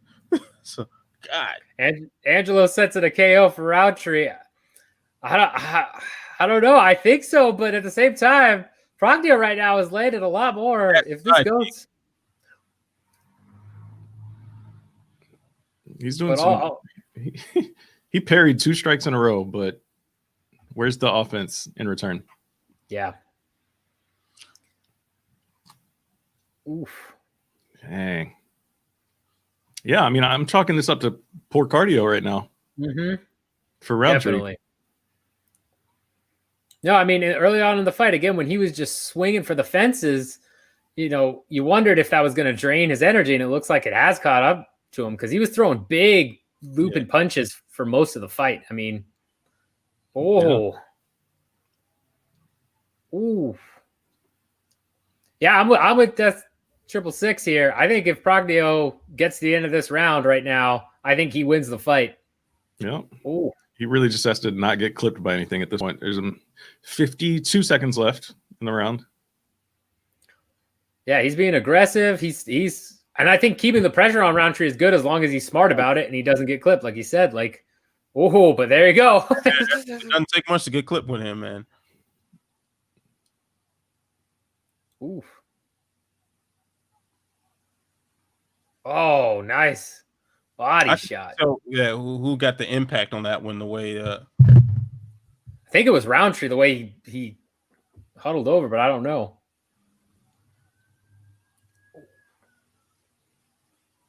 Oh. Dang. Yeah, Rountree really just his offensive output really just fell off in the third round. Yeah. And that's going to cost him the fight. I think so. Yeah, I give Prachnio this round, and I gave him the first one. It's going to come down to that first round. It was close. I could see judges seeing that, but I mean, it looks like the comments, yeah, everybody's got Prachnio winning. I have Prachnio winning. I know Matt does. Ant has Rountree still winning, but Ant's wrong. Wow. But it's first round either way, man. Yeah. It's close enough. Yep. I'm going with Prachnio. 29-28. Your winner by split again, maybe. Probably, honestly, based on what happened last time, I'd say. We're about to really find out what all the judges are on if they give this one a split. That's just me, though. But I mean, there is some dissension among the ranks here because Ant scored it the other way, so maybe it will be a split. But this is one of those times where I think a split would make sense, where you can't really argue against people seeing it differently when that first round was that close. Right. Yeah, it's true. Now we'll see what happens. A lot of people are going to be upset busting parlays. I'll tell you that. That's yeah. No, Dylan Habib, we are not going to be showing the fights. We are not illegal streamers. Man, with all these FBI agents jumping in the chat here, knock that off. No. Tell Dana we're not worth his time. Tell Dana no. Okay. I'm tired of Dana listening to my phone calls. I know. No. Jeez. All right, here comes the decision.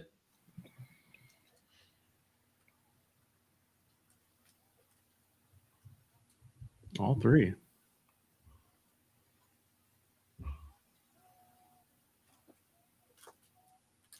Prachnio, yeah. Prachnio, unanimous 29-28 across the board. Ant, you are wrong. You're wrong, Ant. Perhaps everyone is wrong but me.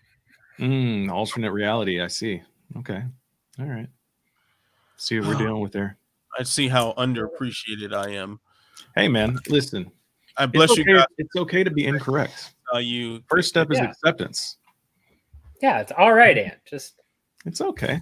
It's okay. Listen, we've been dealing with this all day with a certain manager. Yeah, true. That is true. He is wrong. Wait. Hi, my name is Wardy. Asked, did the crowd boo there? I wouldn't be sure. I mean, that's Why is Julianna Pena looking like a bag lady right now? What? What is happening? That I don't know. Arthur Parmo disagrees with that decision. Man, absolute joke. See, I would not go and say it was a joke decision. Like, it was a close. That first round was very close. The second and third rounds were pretty clear. Listen. Yeah. And again, some of these fights are close, man. Like the last one definitely was not. Nik Lentz, that was not a split. Sorry, like by any means. Yeah. By any means, that was not a split.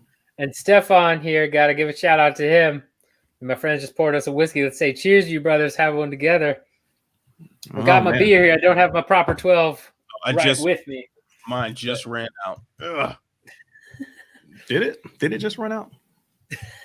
But actually, I will cheers to that. Yeah. All right. I'll pour up a little bit. I won't do a full shot, but yeah. A little bit. All right, I need to refill. Hey, as the proper 12 commercial is on screen. There you go. Why not? Rountree 1-3 in his last 4. Mm-hmm. Yeah. I mean, listen. Rountree he still has a lot of holes in his game. Yeah. Obviously tonight, cardio messed him up tonight. So I think he's a work in progress. But 1-3, not a good look, man. If he still has a job, I will be surprised, to be honest with you. Yeah. I mean, I'm not gonna sit here and say his job is secure, especially when this was a fight that was kind of made for him to have a big moment, and he didn't deliver. I would agree with Ivan Report as well. Prachnio avoided that pink slip tonight. I mean, I think he sticks around now, but yeah, it's just oof. Yeah. Oof. All right, let's do a little sip here. Got a little bit, just a very small smack roll here. All right. Yeah. I've got my proper 12 here, guys. As you can see, if you haven't seen the shot glass yet, bam. Street Fighter. Ryu. Street Fighter.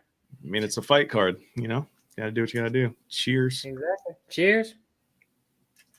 It's my little baby shot. Got a long way to go, fellas. I'm not taking full shots right now. Yeah.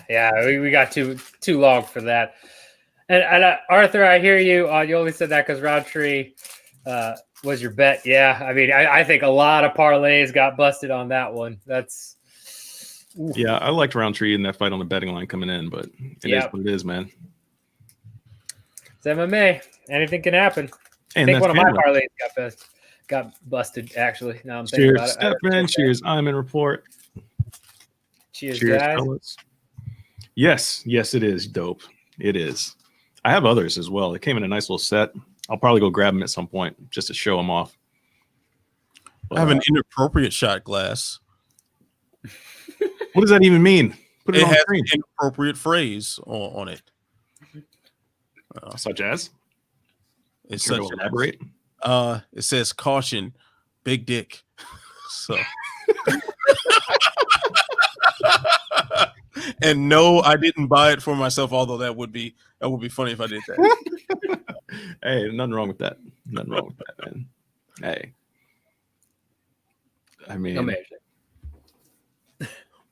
Amazing. Cheers, Sound of Violets. Just cracked open a cherry stout. Ooh, that's, you know what? I'll be right back. I'm going to refill my beer. Hells yeah. Oh, that's good beer right there. Oh, man. Speaking my language. Man, I had this Sierra Nevada made this tangerine ale. I just finished a 6-pack of that the other day. Oh, it's beautiful. Oh, you know, I think we were on the recording a video or something, and I was telling you about it before we hit record. Yeah.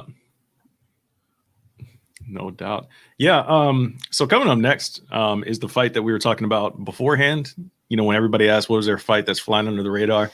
For me, it's this one coming up next, guys. We got Sara McMann and Julianna Pena. Nobody was really talking about this fight whatsoever coming in. Like if they weren't on Embedded for a little bit, you would have forgot this fight was taking place. But I am really, really looking forward to this one. Pretty big fight for both, with potential title implications on the line as well for Sara McMann if she gets a win. Definitely. This should be a pretty interesting one. Like, and I think we have a couple of different ways we can get interesting. If they have ground battles, you know, that's one interesting style of fight to watch. Or the alternative is they neutralize one another on the ground, or one can't take down the other, and they're forced into a sloppy kickboxing affair. That might be a real good time. Yeah, 100%. Once again, Dana White just keeps using these burners. Listen, we're not answering these questions, and we're not streaming the fights tonight, guys. Where can you stream the fight? I don't know, because I don't know, Dana. I'm sorry. I don't know why you keep asking. I'm trying to get us jammed up out here. Yeah, for real. But no, seriously, ESPN Plus pay-per-view. Yeah. Now Sara McMann making her way to the cage right now. Looks pretty intense as usual. You know, one of my favorite Sara McMann moments was after she beat, who was that she beat? Oh, be right back. I got a ring at my door. Call? Okay, go ahead. I will tell this Sara McMann story on my own then. No, you won't. So, I'm here for it. Oh, look at that. Okay. So Pat has joined us back. I believe. Actually, I forget which fight it was, to be honest with you. I forget which Great fight way to this start was the after. story, by the way. Hey, I'm going to tell this awesome story, but I Okay. forget which fight it was. Okay. I'm gonna stick with it was after the Gina Manzani fight, but I'm not 100% sure. It was either after that or the Alexis Davis fight, where she got on the mic in her post-fight interview and asked for a title shot in the most polite way ever in the history of asking for title shots. It was like when you ask your waiter for extra napkins, that's how she asked for a title shot. It was the most non-confrontational way to ask for a title shot ever. And it was like, oh, that's so sweet. She wants a title shot. It's like, I don't know. It was funny. Go back and watch it. It was just one of those things. You never see anybody ask for a title shot in that manner. Yeah, that's true. Yeah, I'll have to check that out because I don't remember that, but I do remember. I remember hearing about something like that where somebody very, very politely asked for a title shot. I have it in my tweets. I'm gonna go search for it real quick, but yeah, it was really fun, really funny. All right, we got. Ooh, I like that. Winner of this fight have a date with Aspen Ladd next. I like that matchup. I'd like to see Pena or McMann go. Although McMann, what's her win streak right now?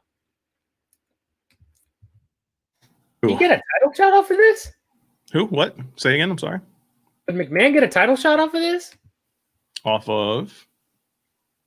Are you saying will she? Yeah. Or could she? She could. Yeah, 100%. I think she could. Yeah. I think she could. I mean, things are really. That division's kind of all over the place, you know. Yeah. I mean, well, she beat Landsberg, but she had dropped 2 in a row to Marion Renault and Ketlin Vera. So yeah, I would say winner of this should fight Aspen Ladd. I like that matchup a lot, actually. Yeah, it's a good matchup too. Yeah.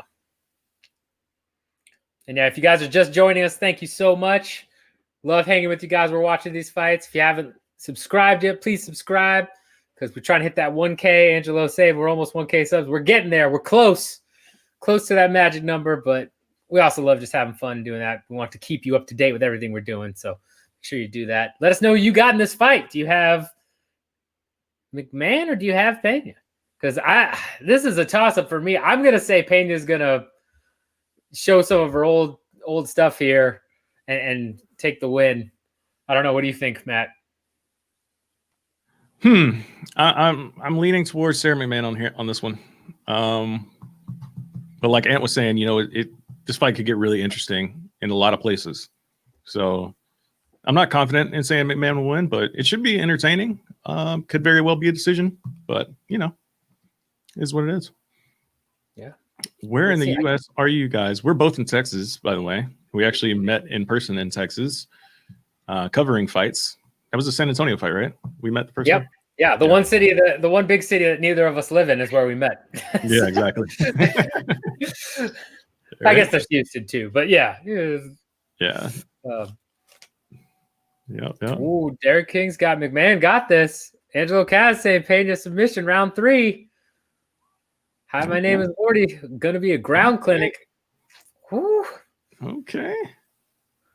I like it. I like the differences here. It's a toss-up. I'm excited for this one.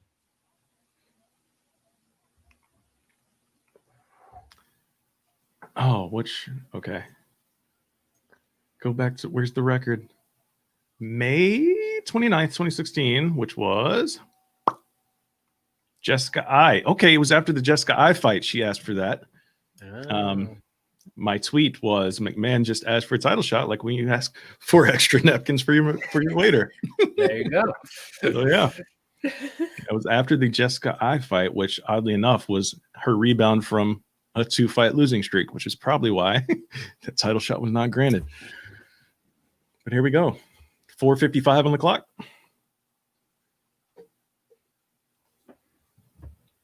All right, I'm back. Sorry, froze for a second. It's all good. It's all good. We're here. Yeah, we're at 440 right now. Arthur Parmo saying Pena decision. Put your money on it. We'll see. Interesting. Tally, Texas freedom. You know it. That's what we're all about here in Texas. Yeah. Not a whole lot happening so far. A lot of feeling out, a couple of feints. Really nothing of significance in the first minute. Okay, let's say that. There's a nice little exchange. Hi, my name is Wardy is a little bit ahead of us. That's fine. Just don't spoil it. I guess. I don't know. You can. It's fine. Yeah, right? Oh, Derek King's a whole minute ahead. Well. Jeez. Well, sync up with us then. Sync up with us. We're at 340. 340 right now. 335 right now. 335. Yep. I know we might end up trying to refresh here after this fight. I think that's probably what we'll end up doing. Yeah, I think we all had a little buffer there for a second where we had to sneak up a second ago, but we'll try and see what happens. Oof. Nice jab there.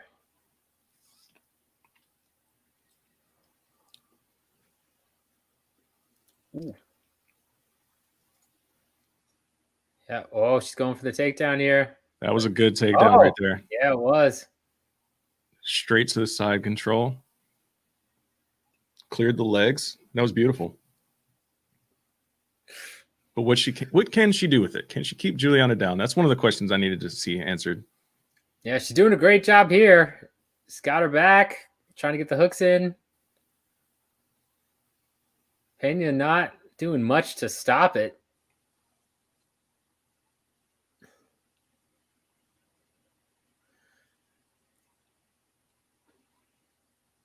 Muhammad asking, is Faraz a hobby in McMahon's corner? I don't know. That's a good question. I didn't see he was in either corner, to be honest with you. Maybe we'll see in between rounds here in a second if if it gets that far. I mean, yeah, McMahon's got the back right now. Yeah. Julianna's really good on the ground. If she gets tapped out in the first round, that would surprise me a lot. But she's defending pretty well right now. Fighting the hands, turning out. Back to one knee into the feet. Oh, did she just grab the pets to get up? I don't know about that one. That looked... Hey, it's not cheating if you don't get caught, right? It's true. Viva la raza, man. Just viva la raza.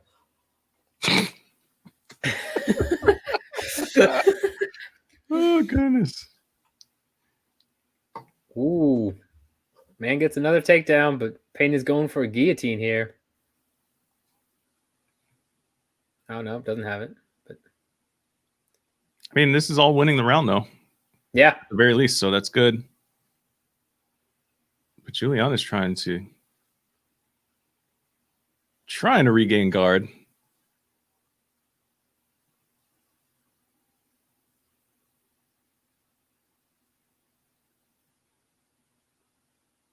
Yeah, she's man making. Ooh, Pena's getting full guard back. Yeah, it was good. That was good work. A little methodical. She didn't rush anything. But hey, I mean, you got to get position. And she did that. Now she's trying to land a few strikes, but now McMahon with a nice elbow. Yeah, great elbow. Throw Ant back in there. Mm-hmm. Oh, there he is. Yeah. I was wife and kids just got back home, so nice. So a little bit of noise. So I was like, oh man, so I might mute up for a second, but it's all good. Okay. You hear the kitty music in the background? Barely, but it's all good. Barely, yeah. Really, really faint. All right. All right, let's see here.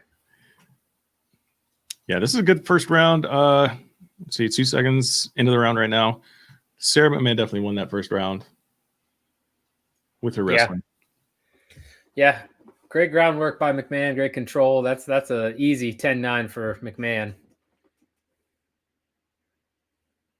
Yeah, I can't remember who said this on our preview show, but I thought one of y'all was saying how Pena just can't do what McMahon does as well, so she would just get kind of out wrestled this whole time, and looks like that's what we're about to witness.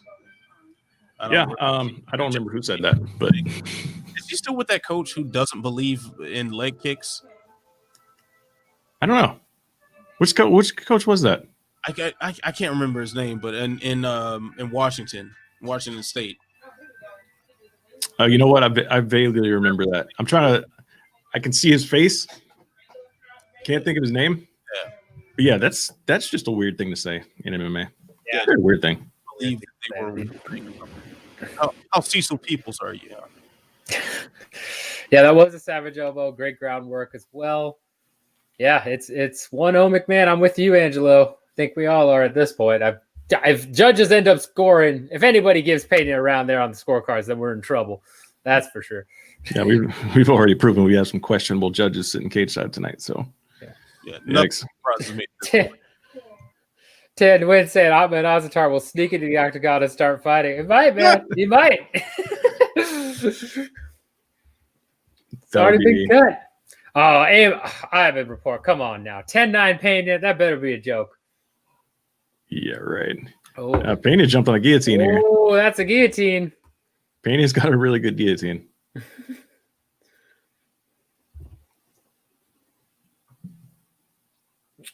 Yeah, that's right. 10-9 McMahon. Oh, nice work by McMahon. Stepped over beautifully. Start throwing some elbows now. No.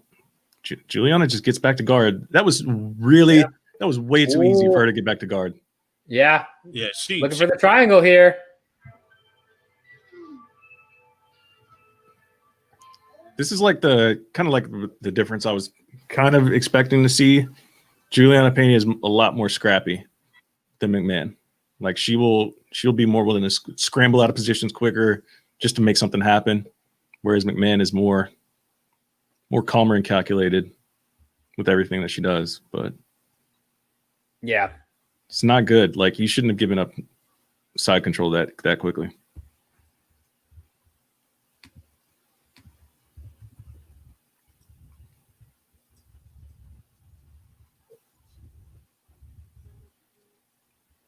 Good groundwork here.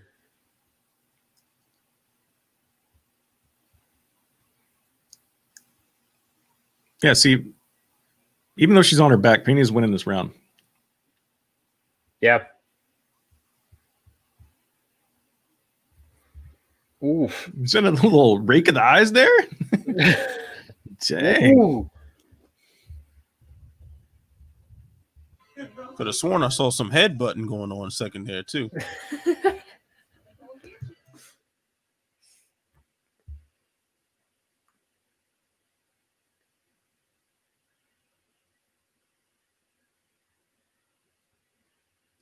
Stefan, I'm a big guy, but these women would destroy me in seconds. Me too, man. Me too. Well, Sarah McMann is jacked. Like standing next to Sara McMann, it's like, man, my shoulders could use some work. Like, man, my biceps aren't what they used to be. Like you'll yeah. Right. No, she's definitely a powerhouse. And Tan Nguyen saying, Matt, what microphone are you using? You have the best sound quality of the three. Yeah. I mean, I try, but I gotta admit that's true. Well, thank you. What do I have here? 1 second, and I'll tell you. It's a Sennheiser. I believe that. I know that much. Yeah, it's a Sennheiser 835 running through a mixer, whatever the name brand of this thing is over here. Sennheiser 835 is the mic, though. Not anything too crazy. Shout out to the great TJ DeSantis for suggesting this microphone for me. Oh man, the stories I could tell about TJ and his obsession with quality of audio. Yeah. Yes. Yeah. Yes. Yeah, that was an interesting time in my life. I'll just put it that way.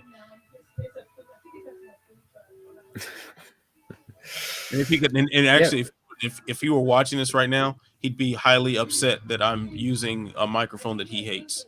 Hey, man. And yeah, guys, if it's your first time here, hit that subscribe button. Stick around. We're going to be doing this all night. We're going to be talking about sound quality. and TJ stories. We'll be talking about everything. We don't hold back here at the Body Lock. We are very, very blunt. And hi, my name is Wardy. What's your opinion on knees to the head of ground opponents, like one fight championship rules? I am an old school brute myself. I like the soccer kicks. I like the knees to the head. I mean, give me Ryzen and one all day. That's my opinion, though. Oh, good flurry of opinion. Sorry. 100%. Yeah, Julianna Pena won that second round. I have it 19-19 now. I do as well. Yep, same here. I'm looking a little bit blurry. Ah, man. It's not the whiskey. It's probably my internet that's garbage, but I'll work on that. Figure it out. Might switch over here to my hotspot in a bit. Let's see what we got. Hey, Thomas Spitzer Music. Welcome. Appreciate you joining us. The man who sings about Hamzat himself.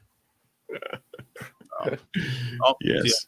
TJ is furious about USB mics right now. Oh, 100%. Furious. 100%. That's true. Oh, my goodness. That's great. Yeah. This is a big third round here. If anybody has anything other than 1919, let me know in the chat. But I'm pretty sure. I see a couple of 2018s. Aaron Bronstetter being one of them. Oh man, that is surprising. Aaron needs to check himself. That's what I think about that. Gabriel Gonzalez as well has 20. I mean, has a 2-0 McMahon. Okay. Actually, I was right. 2018. I was tripping. It's another level. This is what happens. Well, if it's the whiskey, Stefan, then don't know what to tell you. Can't help you there. If it's my stream quality, I'll do my best to fix it here. Let's see. Ooh. Jeez. Aaron Bronstetter. Wait a second. Aaron Bronstetter's tweet on the broadcast just said 1919. Yeah. Oh, okay. There was somebody. somebody above or below Aaron Bronstetter. Ridiculous. But definitely Gabriel said that. Gabriel said that. So I believe that. Yeah, 1-1. 1919. Oh, nice takedown. Yeah, we're at 352, by the way. For those of you joining us on the stream, we're at 352. We're going to refresh after this fight. We'll probably speed us up a little bit because I know I've had some buffering. I think we've all been talking about it. We've had a little bit of buffer in there, so we'll probably refresh here. But right now, great work by Pena. This is where you want to be in a close fight where you need this round 3 to guarantee the victory. Shout out. What's up, man? Bernardo. What's up? Good day to you as well. Tan asking, why do the UFC allow cars racing around the hotel where fighters sleep? I mean, that's not as bad as apparently the concert that they had before the Chiesa Magny fight. I don't know if you guys saw John Anik talking about that, where they had a big like electronic concert, like a rave going on till like 3 a.m, which is ridiculous. Wow. Yeah. That's wild. That's crazy to me. Why? Especially in the middle of a pandemic. I don't understand, but you know. Think 10-10. No, we're not showing the fight. Oh, big shots by Pena. Dude, the scrappiness is coming through right now. Yeah, this is. I mean, if I can go back up to one of these comments from earlier that pretty much nailed it. Try to find it here.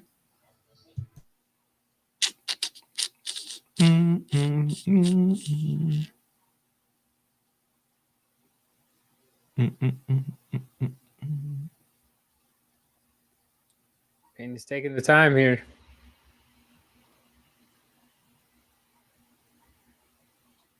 Oh, Stefan, we're almost a full minute ahead of you. Unless that's 3 a.m. your time, in which case. Right? Yeah, I think it's Yeah. 3 this time. Oh, There it okay. is. Yep. There's the And- comment. This is the difference maker right now. Mm-hmm. Yeah. They may not being violent enough, not aggressive enough. Jim, yeah, McMahon is in trouble here. 100%. Oh, She's tapping. locked in. I think this is it. Dana sent me to find all the links y'all are using. And Well, if listen. triangle super tight, yeah, she's not getting out of that. Oh, yeah, Oh, that's there the it tap. is. That's the tap. Pena coming back. Wow. Beautiful work. Wow, that was a choke. Great work by Pena there. Man.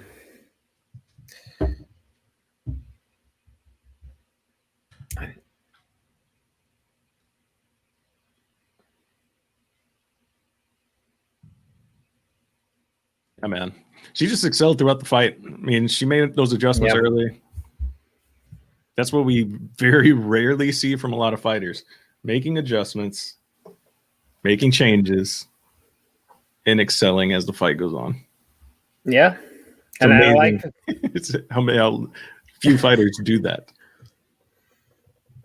Yeah, slow start for Pena, but she turned the gas on in round 2, and that's the Julianna Pena I've been looking to see since she came back from her layoff. I feel like, she has struggled since that layoff and has not looked herself. That right there looked like old Julianna Pena. That's what, and now she's flexing for the cameras. I don't know what she's doing. Yeah, but, I don't remember her ever looking that jack. Yep. Yeah, No, she looks really good. Yeah, she's built, man. Do you think Dana's watching the stream like I was watching our homes listener? Yeah, I assume Dana's omnipotent. I assume he's everywhere. And just Dana is on this stream right now commenting. Okay. Yeah. He's made up burner accounts just to talk to us on here. So yeah, saying all the people asking about the streams are on Periscope. So just saying, Dana, we're on to you, sir. We're on to you. No Colbster 81685. No, we're not streaming the fight. At least, I'll tell you one thing: we need to be cautious with Dana clearly on Periscope right now, watching us and asking about the live stream.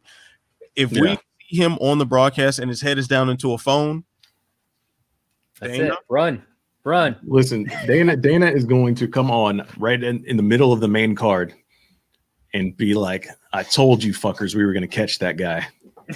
And he's going to play a video of FBI raiding that guy's house. That poor soul. No, they're not going to play a video. It's going to be live. Oh, it's going to be live. Yeah, even better. Live broadcast. No, I disagree there. I think it's going to be a 3 or 4 minute supercut package that they tweet out. They make a huge thing about, I wonder if Alex K. Lee is going to look like the villain again. It's gonna have all these little newspaper clips like streamers say they're gonna stream the fight. This guy thinks we can't catch him. Dana catches the guy. Like random Reddits that they're gonna put on the video. People taunting Dana. Yeah. He got him. Whoa. Pena calls out Nunes, but you don't want that smoke, young lady.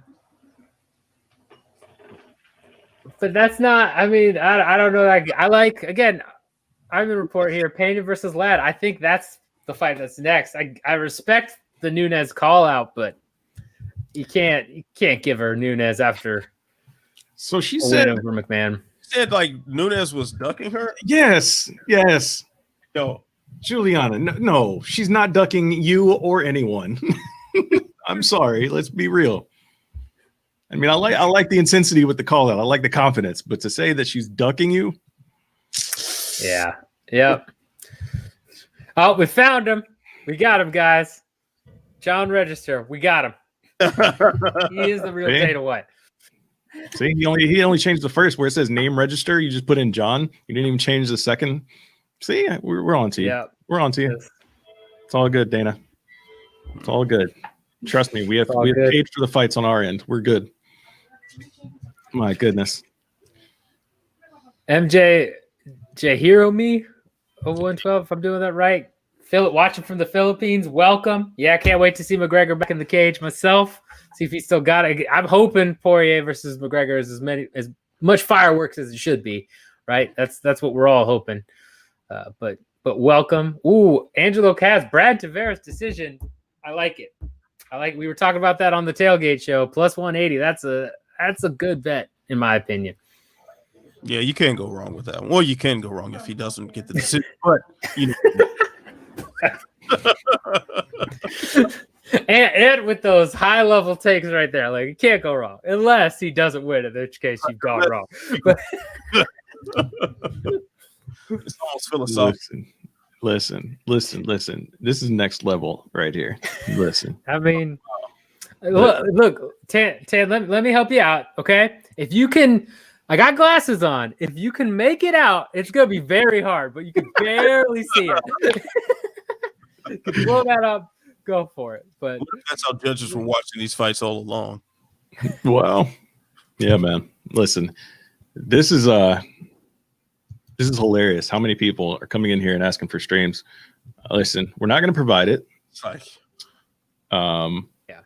not happening. So yeah, we don't have a stream for you. So we do not have a stream for you. You know, it's as simple as that. Oh, let's see. I like this question. Which percentage are you putting in the main event goes 3 rounds at least? Well, in our predictions, I said that the fight would be over in the 3rd round. I picked McGregor TKO by the 3rd, so 100%. Well, see, depends on how you want to interpret that. Does the 3rd round see its conclusion, or does the fight make it to the 3rd round? Okay, so then 0%. Yeah. Yeah, I think I've given that a 10% that it gets to round 3. I think Conor's going to get it done sooner than that. If he doesn't, then I think it goes for 5 rounds or at least 4. But I think if I'm making my prediction, which sounds terrible because of Matt's, but I'm really literally guessing the fight ends any other round besides 3. I can see 1, 2, 4, 5 or decision, but I can't see that.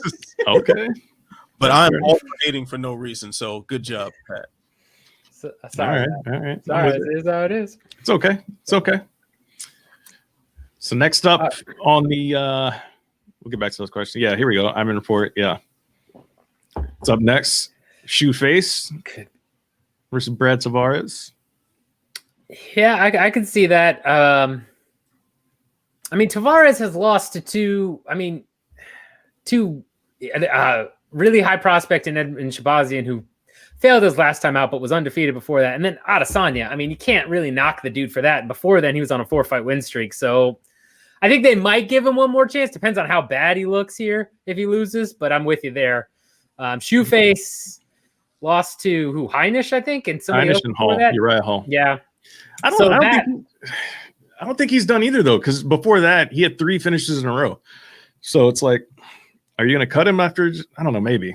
It depends on how he looks, I guess. Yeah. I think it depends on how they both look. If it's a scrap, I think both are fine. If it's one looks terrible, gets just taken out of there, I could see it, but we'll see. Yeah, it's very interesting. Let's see what else we have here. Got some early predictions. Conor KO 1 round 1. Interesting.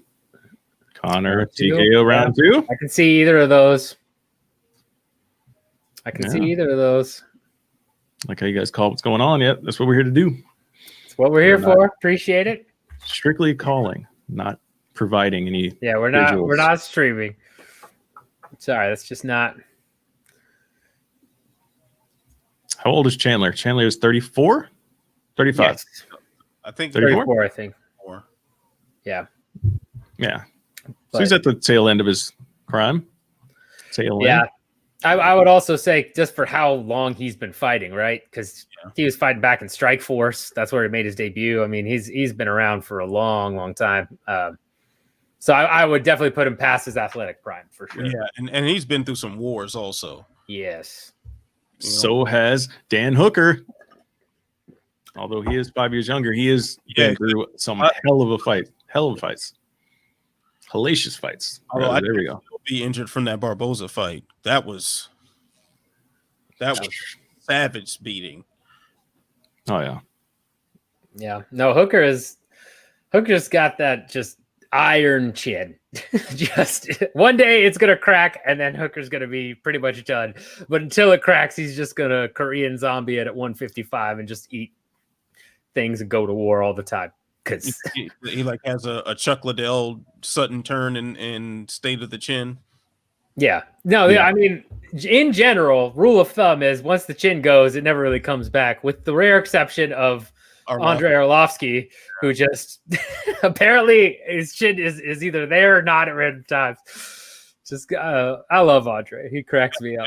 Chin or something, and it just was able to eat shots again.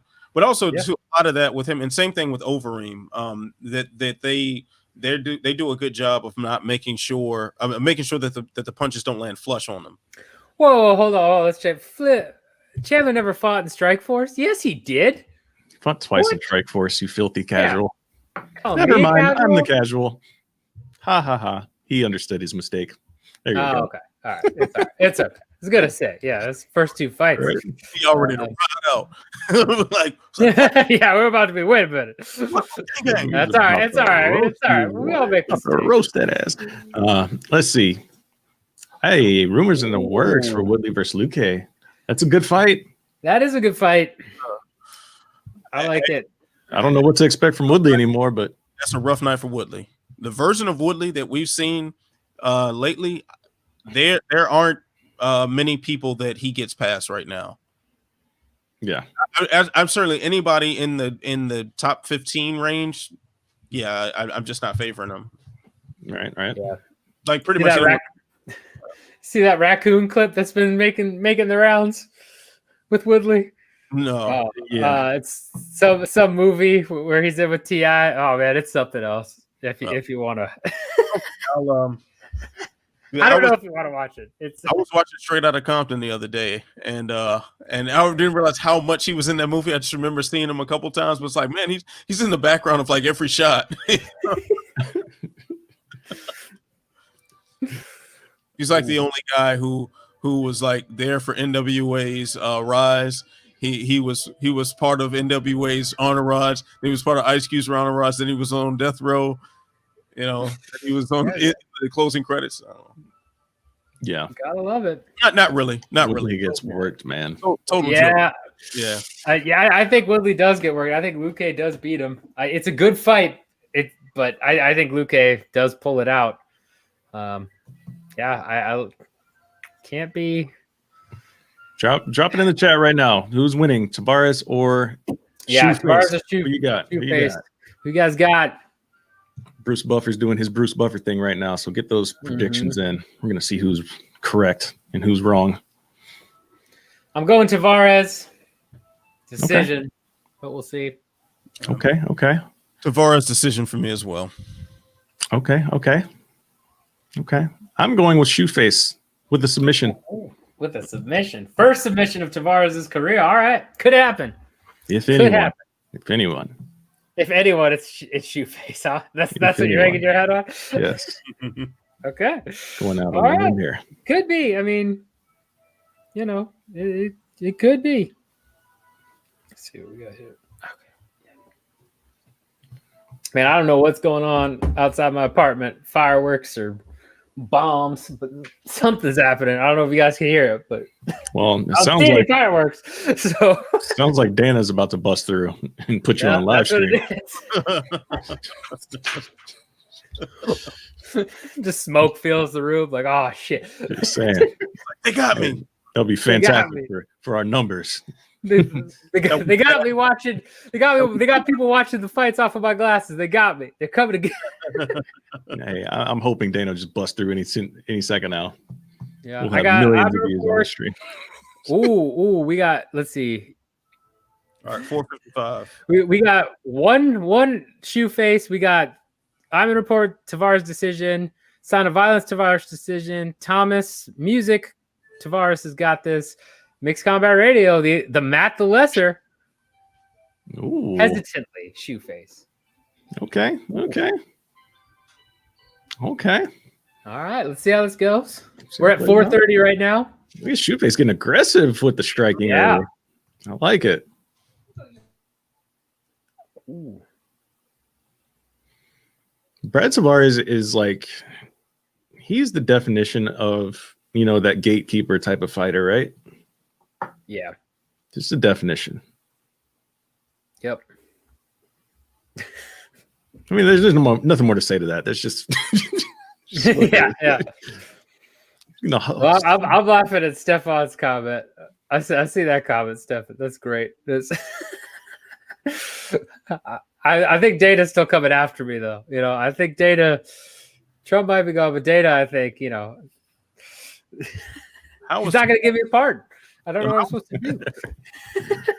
I'm sure. How's Tavares still standing right now? That's a great question. Takedown defense right there. Yeah. Like, so it had the leg up that high, and you're still standing up. He's still wow. That was amazing. This again. Pretty flexible. This is why I have Tavares by decision. I don't think he's going to knock Shoeface out, but he is a tough guy to get down. It's how he beat Thales Leites. Thales Leites had some really good looks, and I thought for sure he was going to get Tavares down, but Tavares' balance is crazy. Like, look at this. Look at the way he just stuck this takedown. It's ridiculous. That takedown defense was crazy right there. Yeah. No, he is.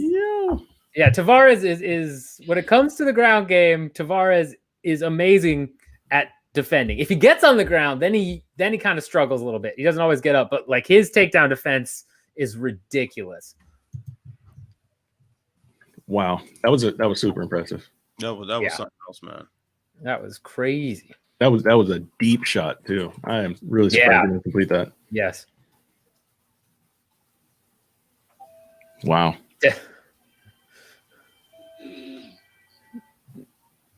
Just 666 saying Shoeface by holy back tat. Maybe he gets it done. Oh, I like that call. Oh, that's my goodness. And Axe Rupp, Tavares is the new Keith Jardine. The Dean of Mean. Could be. Maybe. I like that. I like the comparison. I'm not mad at it at all. Yeah, it's ridiculous. He's still, man. That's what stability looks like, boys.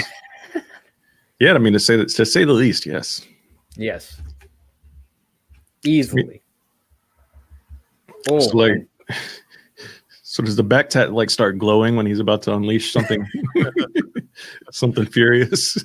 I gotta know, because I'm gonna be live betting and just waiting to hit that enter button the minute I see that back tat glowing. That's all. Yeah. Oh, nice leg kick by Tavares. Ooh. Oh. But good striking by Shoeface, man. This is much more of a brawl than I expected it to be. I'll say that. Man, just shut him off. That setup that went into that takedown was nuts. Yeah, that was nuts. Like 99% of people are hitting the canvas on that one. I am super impressed with this right now, to be honest with you. Yeah, this is why Tavares is, as you said, that quintessential gatekeeper, man. He is not to be overlooked. I mean, the fact that he even took Izzy to a decision, especially the way that went down, like Izzy clearly won, but he was doing some good defensive things there to save himself from being knocked out. That speaks a lot. Like if Izzy's trying to knock you out and you're doing just enough defensively where you're still losing the fight, but you take him to a decision, that's not bad. Oh, low blow there by Shoeface. Jesus Christ. That was something man. else. No. That's an understatement. I'm looking down. I'm checking my guys right now. You all right? Because that hurt. Just. Yeah, like they might be traumatized watching that.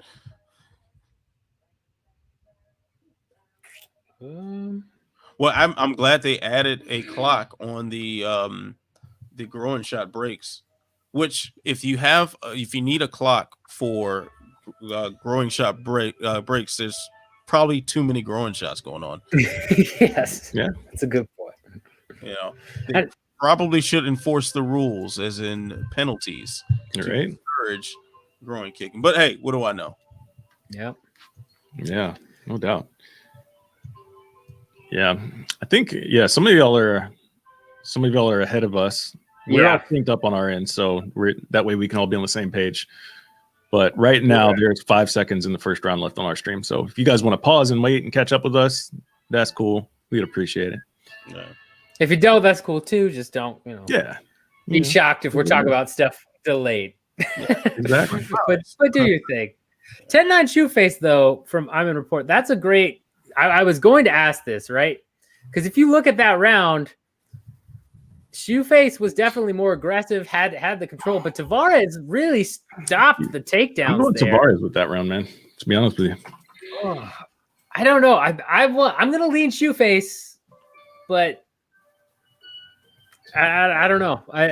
It's tough because I could see Tavares 10-9 there. Right, like takedown defense isn't given enough credit in my opinion. Exactly. I don't care how many times you shoot for a takedown. If you don't complete them, you got to credit the defender on that. Yep. Now we're getting lots of stream behind. 30 seconds out. Well, again, apologize. We're at 4:53. We will refresh and try and catch up there to see what's going on after this. But Tizdab, thanks for saying good content. It's what we're here for. Ooh, nice shot there by Tavares. I also like Death 666 over under prop bets on groin shot clock. I would bet on that. I'd bet on that 100%. That's the next level MMA betting right there. Mm-hmm. And both Jivon and Iman Report saying it's because of octagon control that they gave it. Oh, there's the takedown.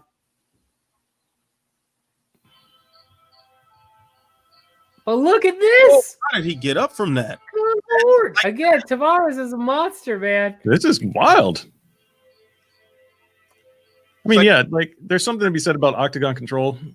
But again, if you're actively shooting for takedowns and you're not completing them, I mean, that you can't discredit the defender in any way. Like, I think you have to give him credit for stuffing takedowns. Same way, go back to like the Woodley and Maya fight. Like, you gave Woodley 1 rounds by stuffing 20 takedowns.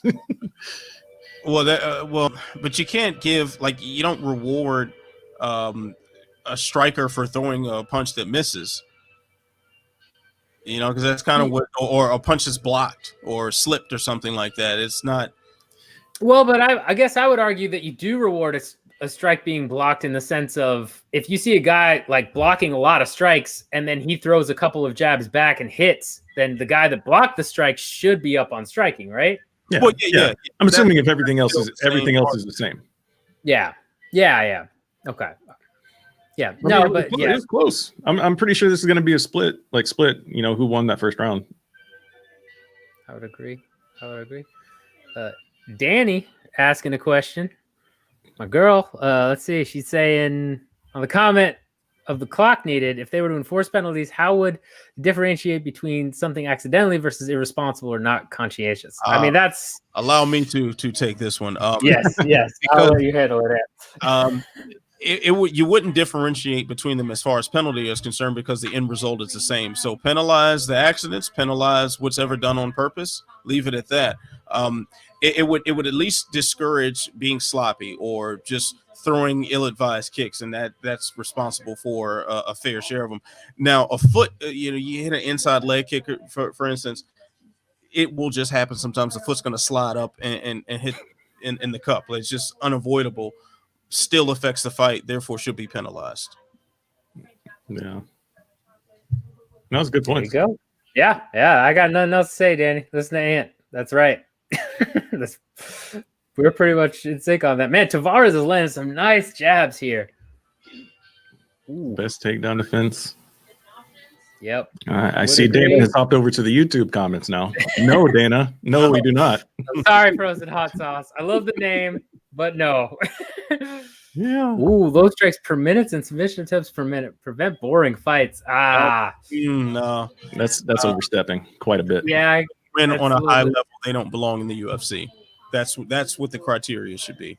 Yeah. Yeah.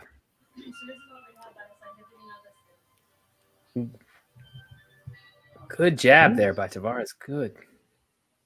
Close round on it again. Yeah. I think Tavares- Tavares has a little bit. Tavares is having better success on the feet this round. And still just surviving those takedowns. Look at that. Just balance. That balance is, man, crazy. as someone that has terrible balance, that just the jealousy is seething through me right now. I couldn't do that to save my life. Yeah, I'm all over the floor with that one. Yeah. I'm down the minute he grabs my leg higher than mid-level. Big that shot. Huge right hand by Tavares. Huge. Yeah. There's no question about who's winning this round now. Yeah, now we know who's winning. Oh, what? Oh. Yo, did he call a timeout on his own? Jeez. Man. Wow. That is an ill-timed one right there. Yeah, that's rough for Tavares because he could have been looking for the finish on that one. And yeah, it does graze the cup. I mean, yeah, that's oof. But look at that big That right. hand was beautiful. Yeah. I mean, And smart of Shoeface to immediately go into the takedown, right? As he's falling, he goes for the grab. That's just instinct, but great work there. exactly. Let's see here. Octagon control doesn't matter. Everything else is equal. Exactly. When you go down the criteria of order of importance, that is 100% correct. Forward for cutting fighters is losing streaks. Absolutely. As it should be. Or if you cut your wristbands and give it to somebody and sneak them into the bubble. I'm a girl, so I'm getting my shots. But always wondered, is it possible to get nut shotted hard enough to where That's amazing. Okay. All right. No, not that I'm Next aware question. of. Yeah. And just real quickly there, shout out to all our subscribers. We're 5 away from 900. We really appreciate it. We're trying to get to that 1,000 mark. We love you guys. Thanks so much for doing this. Thanks so much for watching with us. This is so much fun. I know a lot of people don't. In media, I've heard other people say, I don't want to do a fight companion for so long and all that stuff. This stuff is great. I love interacting with you guys there. It's awesome. So shout out to everybody. And yeah, 1919 there. I can see it. I can see that as the score. What do you guys think? 2018 Tavares for me. And what do you have it at? I got a 1919 also. It barely get Shoeface that first round, so Okay. I'm not mad at it. Like I said, that first round was close. It was really close, but I had it for Tavares in the first, and he definitely took the second one. Yeah, second one, no question there. That's all Tavares with that knockdown or basically a knockdown. Great work by Shoeface again to fall into going for a takedown. But live betting line just had Tavares at minus 13.19. Jesus Christ. Man. Yeah. That line was up for all of like 5 seconds on my screen over here. So yeah. Wow. Oh, now it's back up. Plus 550 for ACJ. Minus 13.19 for Tavares on the live betting line. What so you know where Vegas is leaning right now. Yeah. And again, in those types of odds, that always makes me want to I'll throw $5 on Shoeface to see if he pulls it out, right? Wow. Ooh. But then actually after watching this, no, I won't. Because right now we're at 435 in the third round. And Tavares right now landing well, putting Shoeface on the back foot here.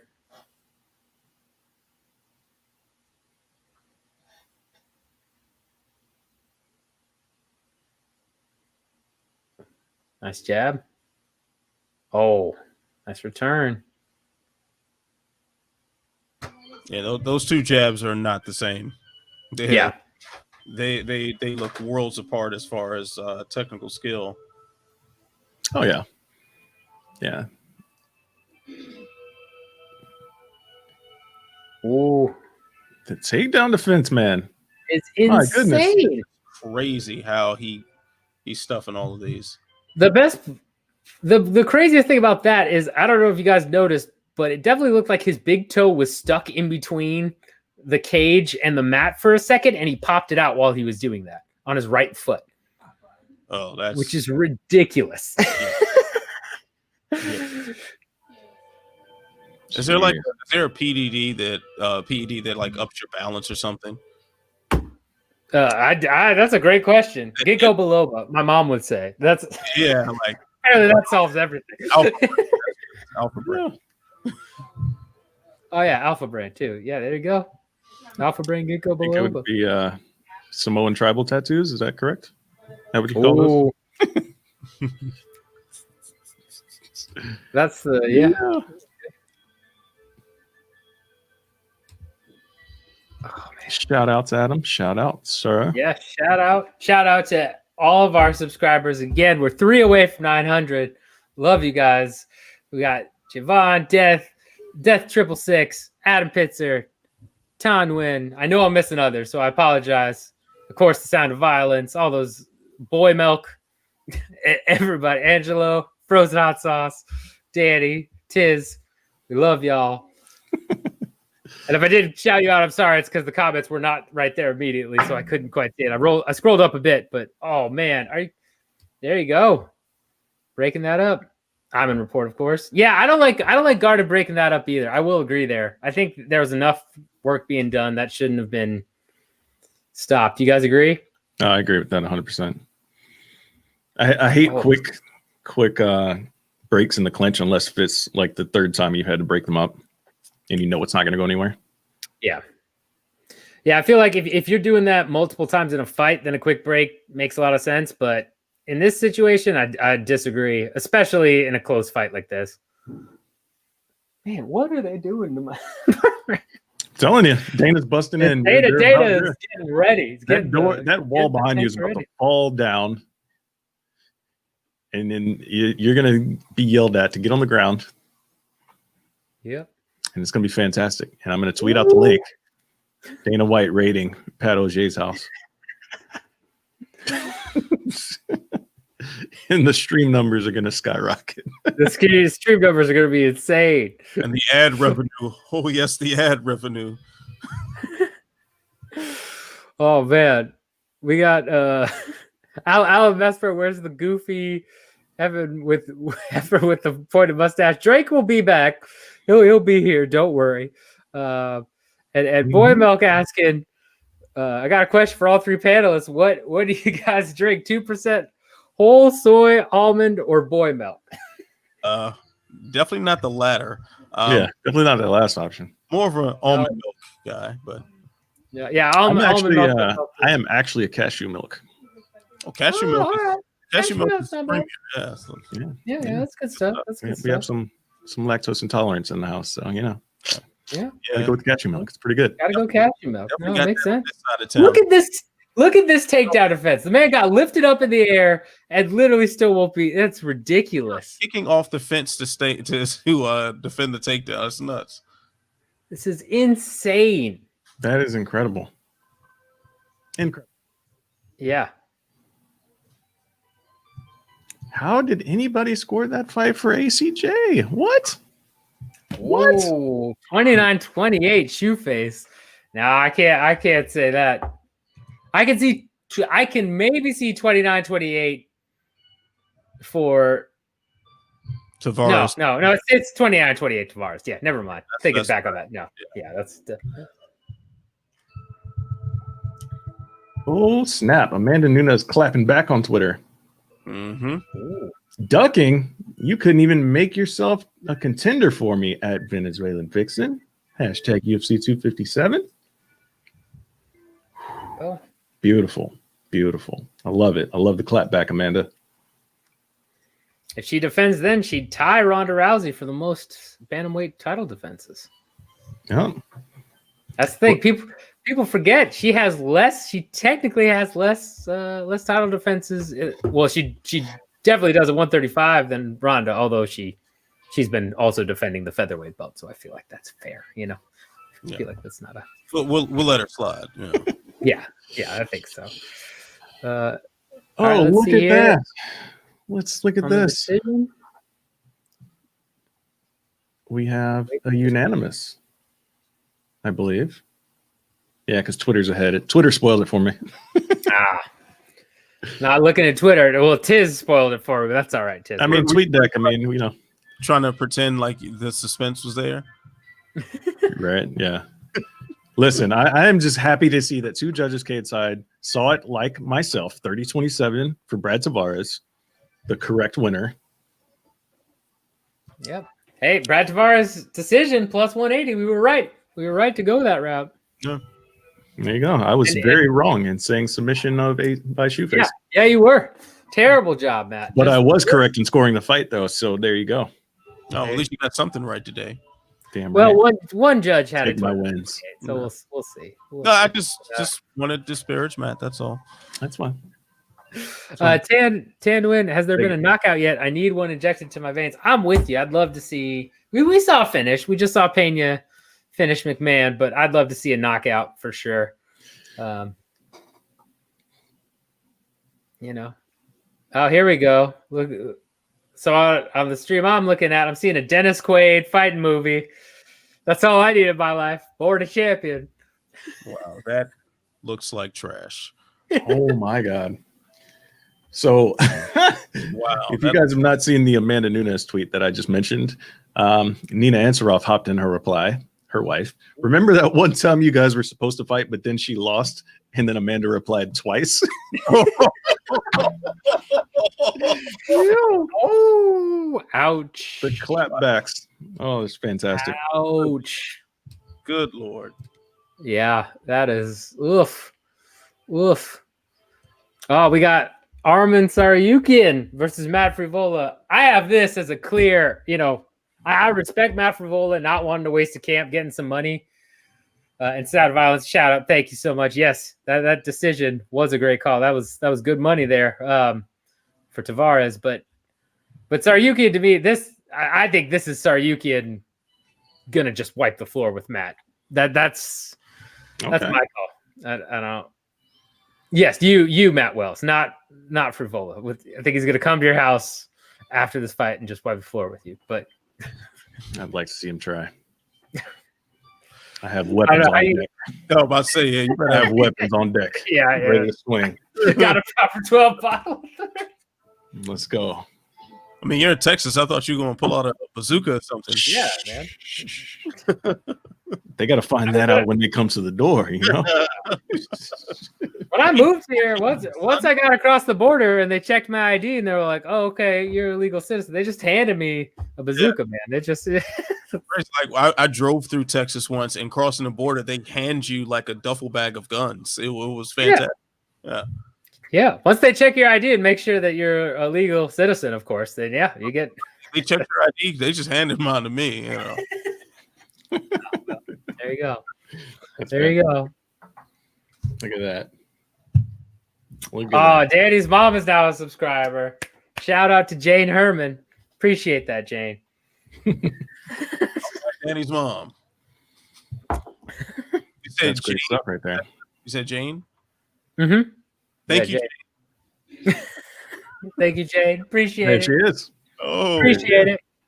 Hi, Patrick. Great show. Oh, thank you, Jane. That means the world. She's so nice. She's such a sweetheart. It's great. Now we know is a nice mom in the chat. I can't curse now. Yeah, that's it's cursing's done. Any explicit talk is over. This is now a PG show. This is now James here. Good day to you, Patrick. Yeah. Good day to you, Matthew. What the fuck are you talking about? That didn't last long. That didn't last long at all. Jane, I appreciate you subscribing, but you should probably stop watching. I had to go ahead and break that up real quick.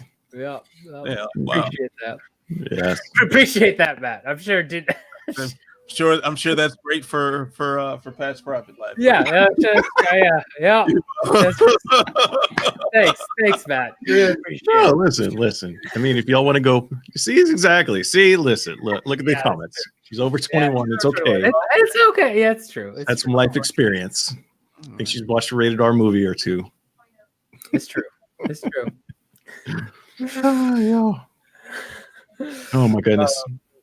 Sound of Violence saying Frevola a plus 500 seems a bit wide. Yes, I would say it should be a little bit less, but at the same time, I think Tsarukyan's going to outstrike him, but there are enough questions about Tsarukyan because he is so new that I wouldn't be, I think plus 500 is a little bit too much. Honestly, I thought Azatar versus Frevola odds when they were like, what? Azatar was negative 160 and Frevola was plus 130. I thought that was ridiculous because I thought that was the perfect type of matchup for Azatar to get a knockout. In this scenario, I can see Tsarukyan getting the knockout, but he is, again, untested in the realm of UFC. But 5 wins by knockout submission. Yeah, I don't know. What do you guys think? It's a little bit wide, but yeah. I honestly, I mean, it seems like it's wide, but I mean, I think the favorite's appropriate. But it is. It's a large line for sure. Yeah. I mean, I just don't see Frevola being that. I kind of think they. Yeah, they might have just been throwing this number out there, man. Last notice fight. I mean, this fight was put together within the span of the weigh-ins when we found out about Ottman's little stunt. So I don't think a lot of thought, a lot of planning and thought went into that. It's just all right. Throw it out there. Yeah, I mean, right. Especially if Frevola wants to get paid after training camp, flying all the way out there, right? Like, even if you're against a guy that's super tough, I mean, you want to get that at least the show money. Jordy 51. What's the Holloway surprise you mentioned last week? Ooh, I don't know. Holloway mentioned he had a surprise at the pay-per-view. Something that I recall this but I don't know. I think it was just him being ready to step in if he needed to or something, but I don't know. Yeah. Unless we're getting some crazy fight announcement. Yeah, unless that happens on the main card. The number one contender at lightweight or something crazy like that, which considering if Dustin wins like that would be totally out of the question, but still that would be the only thing I could think of, and that's a bad idea as well. So. Mm-hmm. Yeah. And I don't know. We'll see. Oof. Golden boy here. Wow. Adam Pitzer saying that Holloway was the bag delivery man. That's what he's going to announce. That would be incredible. He was like, it was me. I was the one that broke the safety protocols. Get that back. Yeah. Here we go, guys. Right. If y'all are out there trying to sync up with us, it is round 1, 455.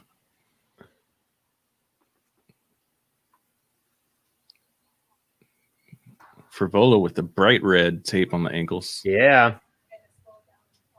And being aggressive. And there's the takedown. Yeah, there you go.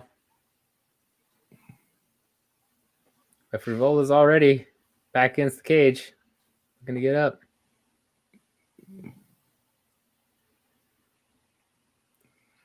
Oh, slams him. Whoa, good scramble by Frevola, though. It was a good, nice knee to the head, too. Snuck that in.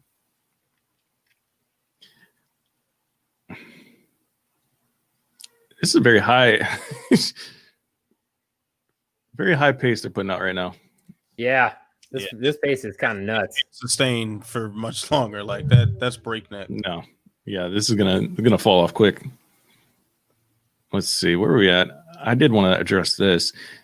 UFC should give $50K to anyone who gets a finish. You know, I've been in favor of a per fight bonus for like a finish bonus, just straight up finish bonus. $50K seems like a lot that they would never do, but there should definitely be a finish bonus for every fight. I agree with that.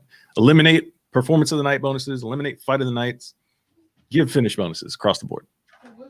Yeah, I know. I think it was EFC, right? Is that what Rug was in? The guy Rug before he went to one championship. I believe that sounds correct. Yeah. EFC has, based on the contract that we found, they have a finish bonus where you get paid based on finishing the fight. And yeah, I like that style a lot. Tsarukyan there a little while ago definitely grabbed the cage. Kind of a dirty tactic. It, didn't seem to affect the fight too much, but still, don't like those blatant cage grabs. Bad look at the ref to not catch that because it was right there. Mm-hmm. Let's see here. Ooh. Tsarukyan is. John Anik, whenever he lets out that little chuckle, is hilarious every time. Oh, look at that flip. Great. Oh, man. Beautiful. Incredible work by Frevola there.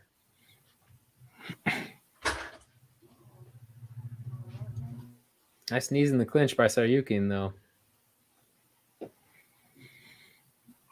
With Habib staying retired, Holloway, Conor, too, a real possibility? Yeah, could be. Yeah, it was mentioned earlier. What was somebody asked what was the percentage of him mentioning Max if he wins tonight? I think it's pretty good chance.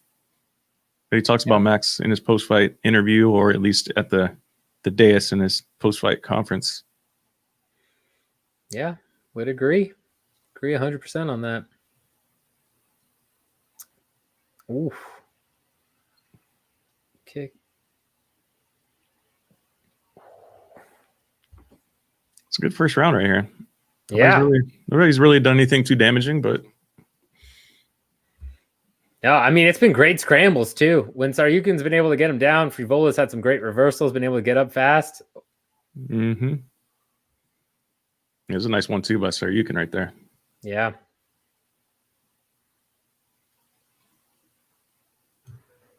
All right, so looks like my food just got here, so I'm going to eat off air. There you go. All right. Take care. Not going to be a savage like me and just have cookies on air. That's fine. Yeah. Got the wings and my loaded fries. I'll see you in a few minutes. All right. Ooh, man. Frivola's looking for that right hand all day, but Tsarukyan's dodging it. Nice jab. Just right to one. Great 1-2 there, too.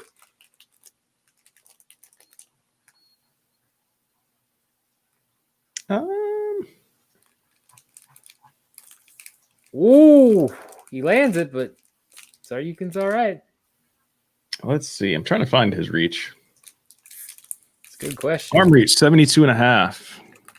72.5. 72.5. Good Lord. For Tsarukyan. That's crazy. Oh, great right hand by Frevola. Tsarukyan might be hurt there. Yeah. Oh, but good TD defense. Shot for takedown with 8 seconds left. Why? I don't know. Great question. I'll give that to Tsarukyan. How about you? Yeah, that's Tsarukyan round. For sure. 10-9. 10-9, Tsarukyan. Let us know in the chat if you agree, disagree. But yeah, I got Tsarukyan there all day.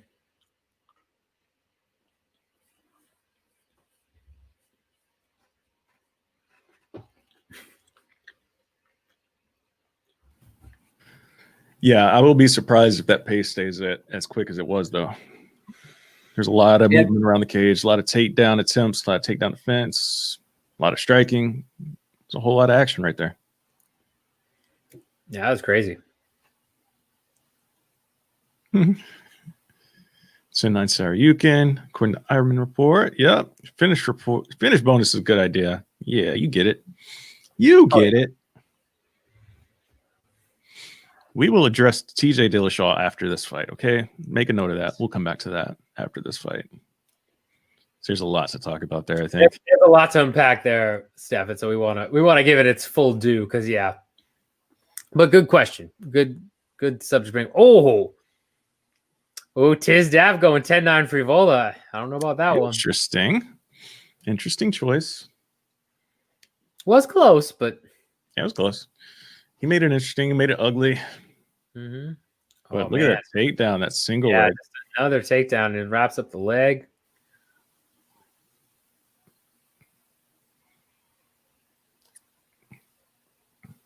Good work by Frevola again. Yeah, he almost did the switch there, but yeah. Oh, he almost got the Dagestani handcuff, as they like to say. Yeah. He's trying.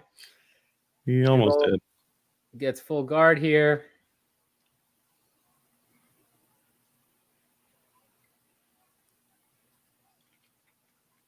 Yeah, 5 of 7 takedowns so far for Tsarukyan. And they're still going at a real high pace. They really are. There's been zero stalling, like zero stall moments, zero pause moments. Muhammad asking, are we listening to the commentary? Yes, we are. Sorry. Yeah. That's my bad. We're listening to the commentary. It's not loud, right? Because we want to hear each other and do all the stuff, but we can hear in the background. Yes. Frevola keeps trying to slow Tsarukyan down and get some sort of submission attempt, but that's just not a good idea. He's doing a good job with those scrambles, though, to at least like get back to his feet and stuff. But he's eating shots the entire time. Oof! And he's smartly now put his hand down so you can't hit the head. You can see Tsarukyan was kind of going for knees to the head there, but we are on the old rules in Abu Dhabi, so one hand down means you're a grounded opponent. Oof.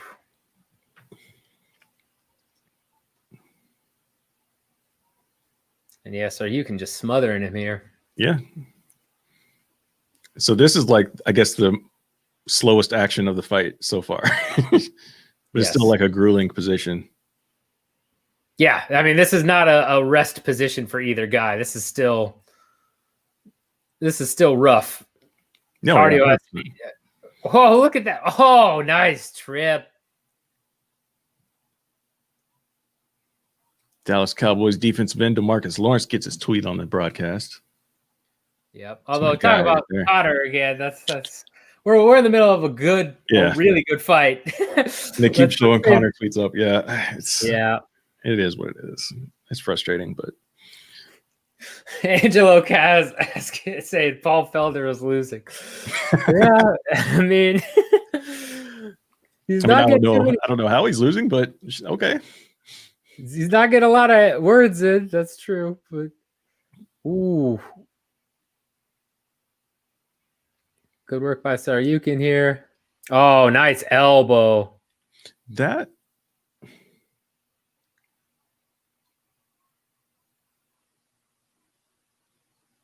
Where's that blood coming from? Tsarukyan's head, I think. Is it? Oh yeah. Okay, I see it now. Yeah, there's the angle I need. It's just as the commentators are asking as well.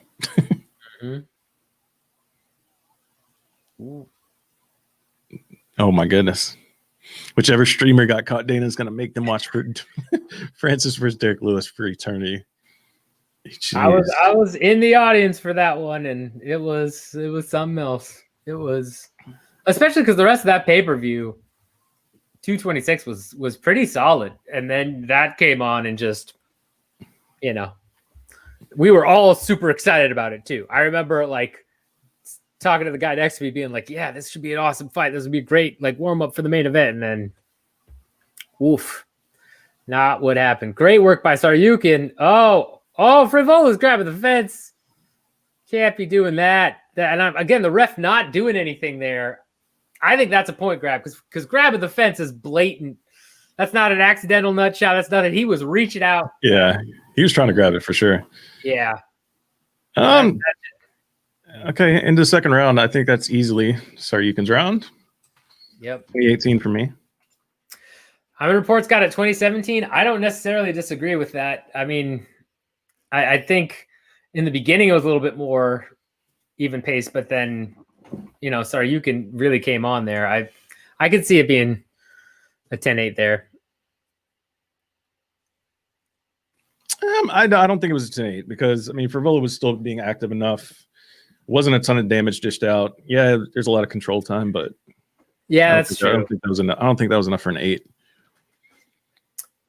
Live betting line minus 13.19. I guess that's like the default going into the third round because that's 2 fights in a row. We've seen that. Tsarukyan minus 13.19. That's weird. I don't know. Yeah, that's such a weird line too. I have no idea why it's 13.19. I don't know. It is what it is though. Plus 550 for Frevola if you're trying to get some live action going. I think you would be throwing away any money though. Yeah, this isn't the Shoe-Face Tavares fight where a third round decides it, in my opinion. Axe Rupp, is this the closest Paul Felder gets to a McGregor red paint tonight? Honestly, I'd say yes. I don't think Felder cracks that top 5 and gets enough going to go for a Conor fight, especially because who knows how long Conor's going to be around, right? So, yeah. I don't see it. That ship has sailed. Yeah. If it was ever in the dock to begin with. Brian Pempus, I think it's Pempus. Happy fight night, everyone. Happy fight night as well. Angelo, I'm glad you enjoyed the fights. Thank you so much for being here. We appreciate it, of course. Oh, good left hand by Tsarukyan there.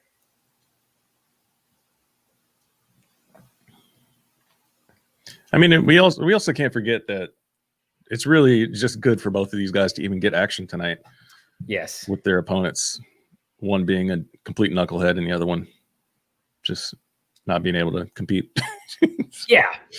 I mean, good God. And yeah, I mean, again, based on the way fighters are paid, even if you're Frevola and you think you've lost this fight or you're losing this fight and you end up losing the fight, that's still show money that you need for your camp, for everything else. Imagine paying for a camp by yourself and then flying all the way out to Abu Dhabi, which they would handle. I'm sure the UFC handles that, but imagine doing all that and then not getting your show money even. That's rough. So yeah, listen, if I fly all the way over to Abu Dhabi to fight and there's an opportunity to still compete, I'm taking it. Yeah. You're not sitting me on a plane for a day. Yes. And then have to fly on a plane for another day. Yes. To not compete. Sorry, it's not happening. I'm you're either finding me a fight or I'm staying there for another card. Yep. So you can find me a fight. Oh, another takedown by Tsarukyan. That's got to be 9 or 10 at this point. It really is. He's racking them up and he's slowing down Frevola. Not much output. I mean, he is trying to get a guillotine here, but yeah, I don't think he's got it. He doesn't have it. No, head's already far enough out. It's arm in, full guard, but yeah, just doesn't have the neck in. Yeah.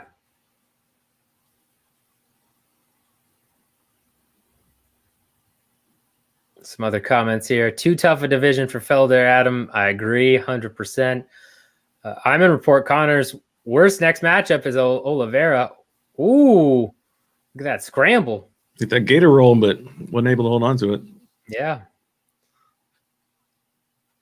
Tad, I'm with you with the knockout. Although I do really like this fight. I mean, the decisions haven't been super boring. I will say that. It's been nice that we haven't gotten some crazy decisions that are boring here. Ted, yes, I agree, man. We need another finish. Julianna Pena with the finish. Right. She's the only finish tonight? I think so. Yeah. Whoa, man. Lifts up Frevola. Yeah. Oh, finish incoming, though. Maybe. He's got the back. Just a wrestling clinic right now, man. Yeah, and he got the hooks in. Yeah, this could be the finish you were looking for. It's not a knockout, but Frevola turns into it, man.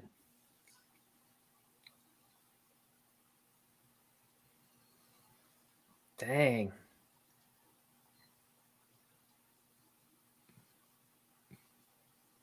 Adam is saying Ferg versus Diaz. I like that fight. I'd be good with that fight. Yeah, that would be a perfect fight, I think, honestly. But will it happen? Probably not, because Diaz is Diaz. Yeah, it's tough to say. Tough to say on that one. I'm in report saying Felder versus Ferguson should be next. I like that fight a lot too. If you take Diaz out of the equation, you're not worried about a fun fight for either. I think Felder versus Ferguson makes the most sense ranking wise for sure. Yeah. Oh man, now he's Tsarukyan just about here in full mount, but I can't quite get it. He's These comments, man. These comments. yeah. Fantastic. That's a good one. Incredible. That is a great call, Stefan. I'm with you. Or Stefan. I don't know if it's Stefan. It's spelled with an F. I'm not sure. So I apologize, but all right. Ribas needs to get the cutest first round stoppage in UFC history. All right. Yeah. That's the end of that fight. 30-27. Yeah, that's a good 30-27 for me. Maybe even 26. I could see that round being more 10-8 than the other, but I'm going 30-27. Yeah, I would not be shocked to see a 30-26 on one of the judges' scorecards for either that round or the round before. I think this round even more so, I would agree. But yeah, I mean, if you have anything less than that, if you have a 29-28 anywhere in this, that's a little suspect given how that all played out. Yeah. So yeah. 30-26 is, I would rather see a 30-26 before a 29-28. Put it that way. Yes, I would agree 100%. Anybody in the comments disagree? How y'all doing? This was a good fight, another decision. And I'm hoping Frevola's cursing right now. He knows he lost. He's getting pissed. But he knows.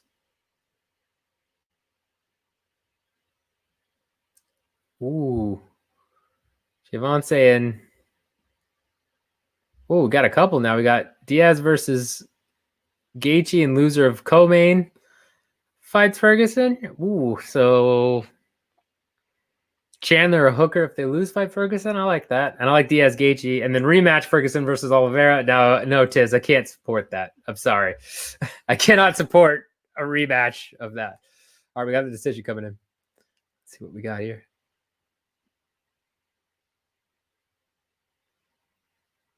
Yep, 230-27 is 130-26 for old Arman. It's the right call.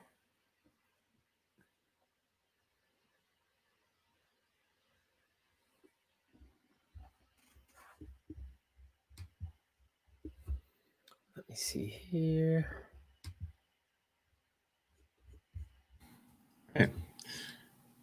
Yeah, that was just a wrestling clinic, man. Yeah. And you see why he was such a heavy favorite. Yeah. It's understandable that Tsarukyan was such a heavy favorite in this matchup because he again untested, but still so good, so good. So you gotta against Frevola, who's done well, but still struggled against some fighters. You kind of saw this one playing out that way. Maybe see a knockout, we never know. Mm-hmm. All right, so we are. It's time, man. This has been flying. It's main card time. Main card time. This is going to be a big one. Yes. Whew. Hope Ribas. I hope so too. I mean, they're hyping her up, but Rodriguez is not an easy out. That was that was me and Drake's underdog pick. Rodriguez was plus 250. I don't know where she's sitting now, but I mean, honestly, I could see Rodriguez winning this fight just because she is scrappy. She has beaten, tough competition, and she's gone to a draw against Cynthia there and Randa Marcos, but that was really because she got taken down and got dominated, where Ribas should be able to dominate. But if she can't get Rodriguez down, Rodriguez on the feet is going to win those rounds, I think. So that plus 250 for Rodriguez is a little bit much in my opinion. No, that's a fair assessment. It's a fair assessment. I like Ribas to win though. Amanda Ribas. Yeah, Ribas. Sorry, Ribas. You're right. Amanda Ribas to win. I like it. I can't wait to see her. Get on the mic and say some very cringy, screech voiced call out or celebration or whatever you want to call it. But she is pretty cringy. But you know, A little bit. she's entertaining. Ant's here to just dispute that fact. Ant, I know you disagree there. What's up? Disagree with what? That Amanda Ribas is cringy. No, she's not cringy. She's just. How dare you? Okay. Ooh. I'm still very much a fan. It's not like just guy cringy. No. Come on, man. But This is. She's cute on mute. See? And That's very rude of you, sir. That is demotion worthy, right there. That is very rude of you. Oh yeah, I guess I wasn't in the normal spot. My bad. All right, that's fine. I was like, I mean, you be in charge, my man. Be in charge. I just wanted to demote Matt. That's all I can. No, that's worth a demotion. I got to do a restroom break real quick, boys, but I will be right back in 5-10 minutes. I'll let you. Pat demoted himself. So yeah. Well, that's just how it is. It's just how it is. So, and take care of Matt for me while I'm gone. Make sure to just completely, I'll be right back. Won't be. Yeah. All right. So now I'm putting my hood on. Okay. Hoods up. Little street cred right there for. Let's see here. So, as we have main card about to start here, guys. If you have not already, please like the video, subscribe to the channel. We'd appreciate it. Trying to hit that 1,000 subscribers mark, and click that bell for notifications too, because we have videos that come out throughout the week about the hottest topics in the world of MMA. So be sure not to miss any of that stuff. As we get ready to bring in UFC 257 main card. Drop your predictions below for this first fight. Amanda Ribas, Marina Rodriguez. I want to know who you guys think are going to win this fight.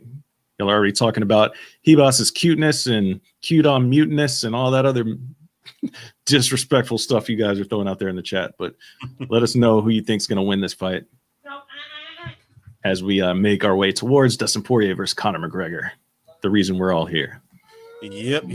It's a long night. It's trucking along. So. It really has. And the fact that we've only had one finish, and that one finish came in the third round, the fact that we're live streaming right now has really helped.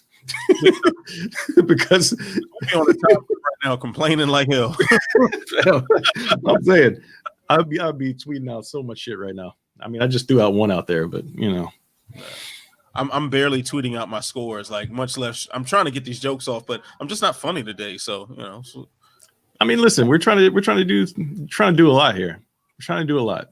Yeah, man. And then my wife and kid just got home. So yeah. The son's in the background watching his kiddie shows again. So hey, you're a family man. It's a lot going on around here. It's hard to be a family man trying to watch a pay-per-view and live stream for 6 hours.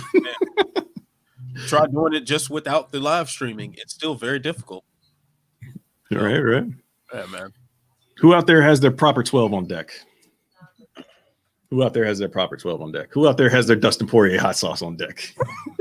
Let me know in the comments. You should do a shot of the proper 12 with I'm going to. I plan to do that at some point. I put hair on your chest. I know. My great uncle used to say as he was trying to get me to drink whiskey when I was 7. So, right? No. Yeah. No, I do. I do need to go grab my shot glass. I'll go when Pat comes back. I don't want to leave you solo here. Oh, that's all right. Oh yeah, because hey, like, what's he talking about? Like, I don't know, bro. Right? There's no fight going on to talk about right now. Yeah, man. It's good. It's good to see this event be in an arena, although there's not a full crowd. No. But I like it. I mean, there's pros and cons, right? Yeah. Pros and cons. You get to hear the crowd. I love the intensity of a crowd for a main event. I do love it. But I wish there was a way. Let me just have the crowd for the entrance and then the reaction of the knockout. And that's it. Yeah. And everything else just go away. Like, I did not miss crowds at all. Especially, I think we even got a more thorough understanding of the brutality of the sport without the crowd. And you're hearing that every single strike has this sound of violence to it. Oh, sound of violence. You see what I did there? See? Perfect timing. Yeah. Yeah. So I really think that that's something that we'll miss once the really high action stuff starts up and the big moment. But having the crowd cheer for your entrance is dope. Yeah. Yeah, 100%. I am surprised though. So we didn't get like they don't. Obviously, Joe Rogan's not there, so we don't have the Rogan and Dana buy the fight moments anymore. We definitely don't need that. But I'm glad. Like one thing I really enjoy about this fight, this main event, is like it doesn't need the extra sizzle on it. It really doesn't. It sells itself. It's a great fight to put together. Yeah. So seeing Conor and Dustin like get along with one another at the press conference and they're respectful and all, doesn't hurt the fight at all to me. Like, yeah, it doesn't. It doesn't. Another sign of like how solid this fight is without everything surrounding it. Not every fight needs it. I would go as far as say no fights need it, but when there really are two people that don't like each other, then yeah, be genuine about it. Yeah, let us know. These guys don't have that animosity, so it's fine if they're not in their faces and yelling and being all crazy. It's fine. Yeah, it's okay. It's good. I heard you guys talking, so I got my shot glass and my proper 12 and hot sauce at the ready. Yeah, I'm joining you for that. This is what's about to go down right here. Here in a second. I should have. Maybe I should just put some whatever hot sauce I got in the house. I'll just put a couple. There you go. Do that too. Good. Are we thinking right before the main event? Does that seem fitting? Yeah. Oh, of course. Right before. It's like I should have gotten more whiskey. I don't want to switch to tequila or vodka or something, or wine or whatever, because might wake up feeling a little special. I figured out your norm waking up feeling special. Yeah. Just you know.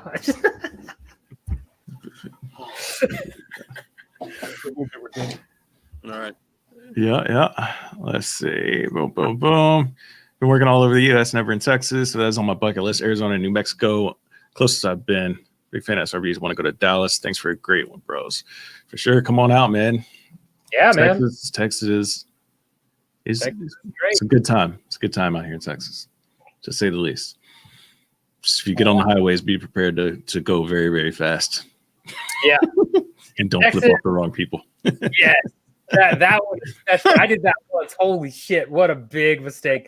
I had a guy follow me for a while, and it was a Target truck driver too. We're talking like a semi follow me. I was like, "What are you doing?" Yeah. Right. What else we got? Yeah, Stephen, if you're around, let us know. So much less marketing for a Conor fight. I agree. I feel like there was not a ton of marketing going into this. It's a very good point. I just everything about it a little subdued, in my opinion. Yeah, I don't think it really needed to be lately, but I don't know. They really didn't put a whole lot of commercials behind this. At least like that long promo train of Conor. You think about how long were they running ads for like 229 and stuff, and it seemed like a long build up. I think that also changes if you have a full crowd where you can make it up on your live gate, which you can't really do right now. So you got to save money somewhere. Yeah. Well, are they even taking live gate money? Because typically when they fight in Abu Dhabi, they're not. It's like the government for this, right? Do not have the answer to that. The tourism board paid for a bunch of it, yeah. So I think they'll. I don't know though. That's a good question. That's tough to say. Was 242 in Abu Dhabi, or was that in Saudi Arabia? No, it was in Abu Dhabi. Okay, that was the beginning of that partnership. Yeah, that was the arrangement they had for 242, if I'm not mistaken. Mm-hmm.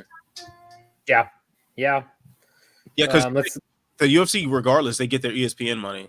They get the flat fee from ESPN, no matter what. So, yeah, and I'm sure they probably get a small cut of the tickets, but not. Yeah, I'm assuming the Abu Dhabi Board of Tourism gets most of the money. Let's run through some of these comments real quick. Death 666 got PBR and money on Ribas. PBR, man, I respect that. Great choice. Sound of Violence, switch to vodka. It's going great so far. Well, cheers, man. Congrats on that. That's vodka's my spirit of choice, so I'm with you there. Danny, I've got a full glass of water, an HEB brand hot sauce. You know what, babe? You do you, Danny. It's not gonna taste good, but It's the effort that counts. Yeah, I appreciate you supporting me and going through that effort. You don't have to do that though. That's hilarious. My brother at least pretended to be. I don't know what that's in reference to. Vince, try to be a little bit more specific. You know, we're on a live chat. We got a lot going on. You're not the main focus of attention. So try a little bit harder to, you know. Shots fired at the family. Oh, yeah. It's normal. That's what we do. Visit Jerryland the next time the 49ers play there. Yeah. It's a fantastic stadium. If you have not been, come to any sporting event in that stadium. It's amazing. Boxing is really cool in that stadium too. Like super dope. I can't hear you, Ant, if you're talking. You're muted, I believe, or something. Oh yes, I was muted. I was just pointing out that the Washington football team is undefeated in Jerryland. So yeah, we're not. Next comment. Let's see. Six. Blah, blah. Sports betting might be coming soon to Texas. I hope so. That would be glorious. That would be awesome. I've been wanting that for a while now. That'd be. I'm surprised it's not there. It should be. It shouldn't be outlawed anywhere. Like that's the amount of tax money that they're leaving on the. It's so frustrating. There and festivals and everything. It just seems like why wouldn't you have gaming? It's so frustrating. It doesn't make any sense. Let's see. Rogan is more focused on his comedy than MMA. Well, yeah, he's kind of admitted that for years now. Yeah. Yeah. I'm sure that $100 million check from Spotify didn't hurt either. Yeah, exactly. Right. Yeah. Dana's not breaking him off one of those for UFC anytime soon. So if ever. UAE's number 2 people vaccinated. Are they? Who's number 1? Oh, rich people. Who's number 1? I know it's not the US. Like a very no, it's Israel. Israel's 1. That's who it is. Okay. Dope. Yeah, they've been flying through it. I think they already have like 25% of their people vaccinated, something crazy. Angelo Ribas round 2 submission. It's not a bad one. It's 5-1 so far. Congrats, Angelo. Hope you've been putting a little bit of money. I don't necessarily condone gambling, but if you're a gambling man and you're 5-1, I hope you get a little bit of bonus money there. You know what I'm saying? Yeah. So far, it's 5-1. All right, hey, I'm with it. Keep it rolling, man. Again, like I was saying a second ago, Pat, like to Ants, the fact that we're live streaming has made me forget that every fight has been a decision damn near, except for one.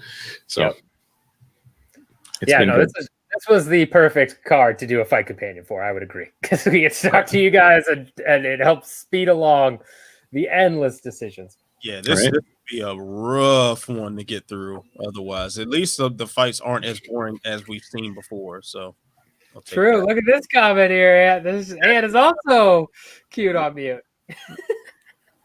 I see the pun that was going on there, so I will allow it. Oh goodness, let's see. UFC don't own anything. It's called revenge. Yeah. All right, okay. I see how it is. I'm gonna report Israel is number 1. Thank you. Yes. Yep. Fantastic. Yep, they're doing a great job. All right, we're getting close to this first fight. This is a lot of filler before the first fight of the card. I don't know what the hell is going on, but Jesus Christ, it's 18 minutes, 19 minutes now. And the first fight has still not happened. Oh, let's see. Hold on. My brother chimed in here. How I got removed, I guess, for having a link. Oh, the top review for Poirier's hot sauce on Heatonist is from Conor. Oh, is it really? Someone pretending to be Conor. Yeah, that's hilarious. Wow. Yeah, that's amazing. I gotta go see what that link is. That's great. That's. I hope it really is. I really hope it's Conor.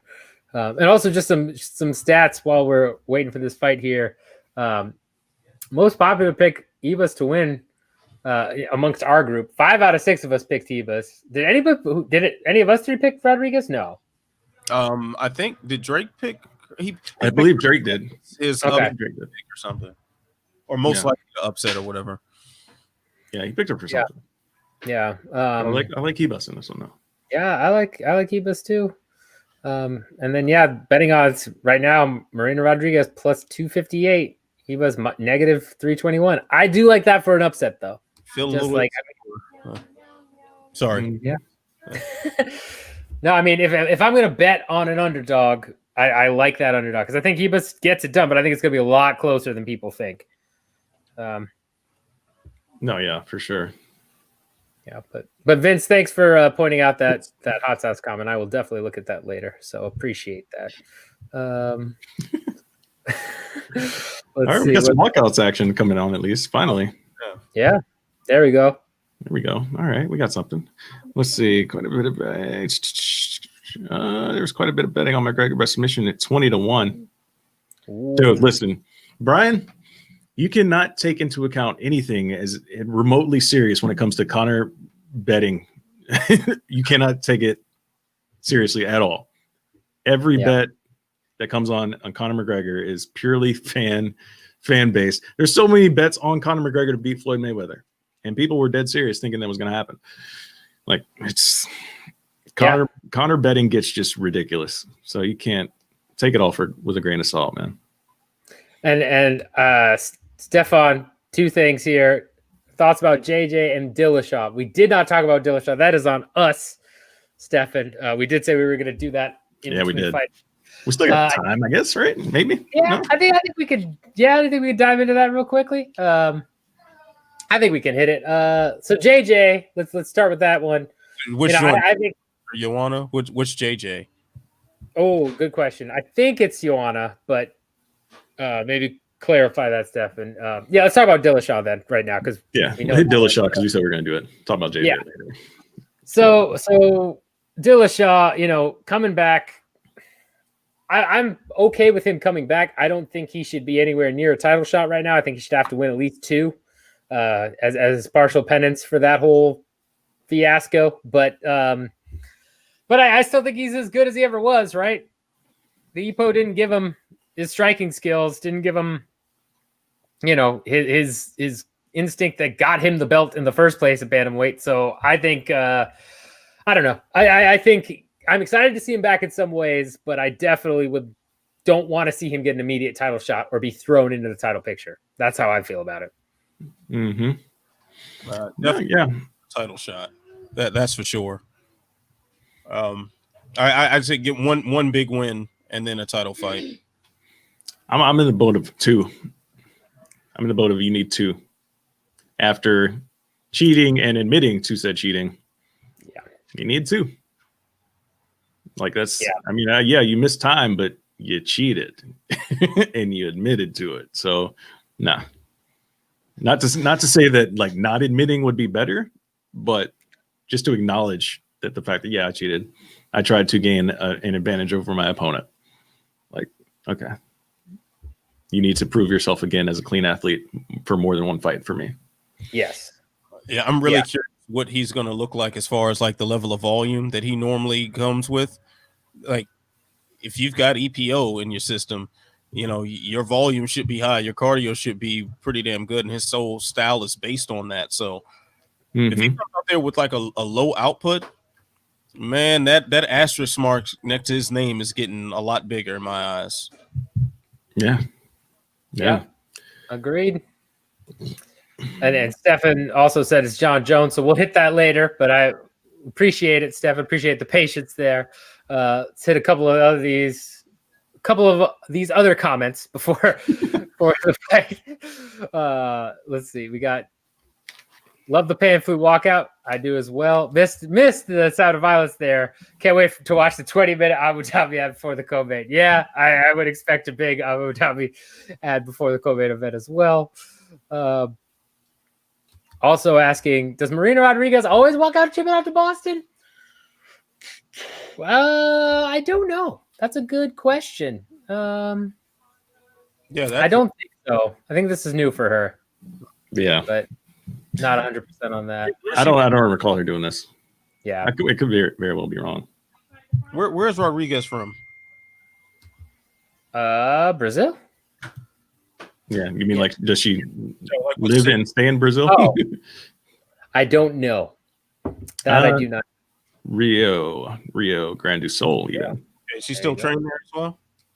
Fighting out of Florianopolis, Santa Catarina, Brazil. Yeah, so wherever the hell that is.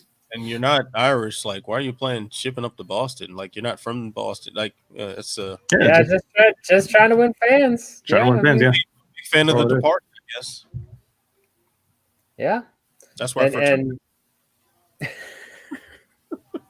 Oh no, or was it Forrest Griffin? When it was Forrest Griffin's walkout, right? Or did he get that from Departed also? I don't know. Was that like song big before Departed came out? I mean, it was around. I know it's hard because what was it? Hockey, I think it was a big thing. It was in some sporting event where people would play it semi-regularly, and then Departed made it much, much bigger. Okay, but it was played somewhere. Yeah. And we'll get to these other comments here, but we're about to start the fight. This should be a good one. Let's see if Ribas lives up to the hype. This is gonna be interesting. Yep. Yeah, it's gonna be a good one. Of course, to everyone out there, I know we're all probably on some different times, but we're all synced up here time-wise. So once the fight starts, we'll give you where we're at. So if y'all want to sync up with us in our comments, and our commentary and our reactions, we can all be on the same page.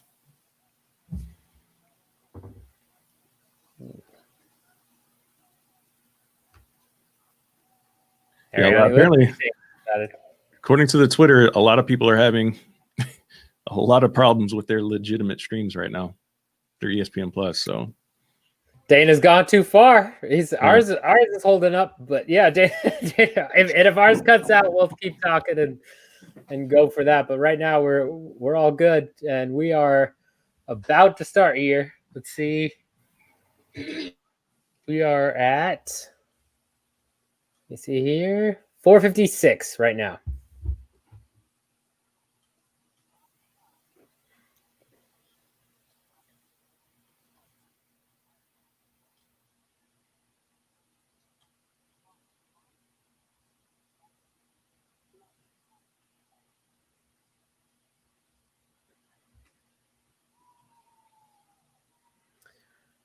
You know, I have not missed the woos from the live fans. I will say that. I cannot stand it. You know, I really thought that maybe having, because in order to get this ticket to Etihad Arena, you're paying top dollar. Figured someone who can afford, however couple grand it is to deal with everything, getting over to this fight. If you can afford to pay that, maybe you're sophisticated enough to not woo. But then I thought about the VIP section and the ceremonial weigh-ins and what that's like. So, Yep. Got an Ole chat going too, man. That's something else. They're hitting all the classics right now. My God, we're not even midway through the first round yet. Jesus. Although I do wonder. Oh, dumped her on her head. Nice takedown. Jesus. Nice takedown. I do wonder how much. I'm assuming for these fights, you probably had to check in and be there at a certain time, right? It's probably not like normal where you can come and go. I wonder I would love to know what the protocol was. Yeah. To get into the arena tonight. So, because I know they had checks. Like I think they had extra temperature checks inside the bubble. Mm-hmm. And I know you had to have. I'm pretty sure you had to have. I won't say it's 100% certainty, but I'm pretty sure you had to have a negative COVID test for the last day of or something too. Like it had to be recent. I'm sure there's like rapid testing all over that island. Yeah, Peninsula Island. Good work by Ribas here. Let's see here. And yeah, it sounds like in the chat a couple of PS4 and Xbox is broken on the prelims for ESPN. That's crazy, man. That's nuts. Streamers fought back. We're like, hey, somebody went to 4chan and was like, hey, screw data. We're gonna mess with ESPN. Jeez.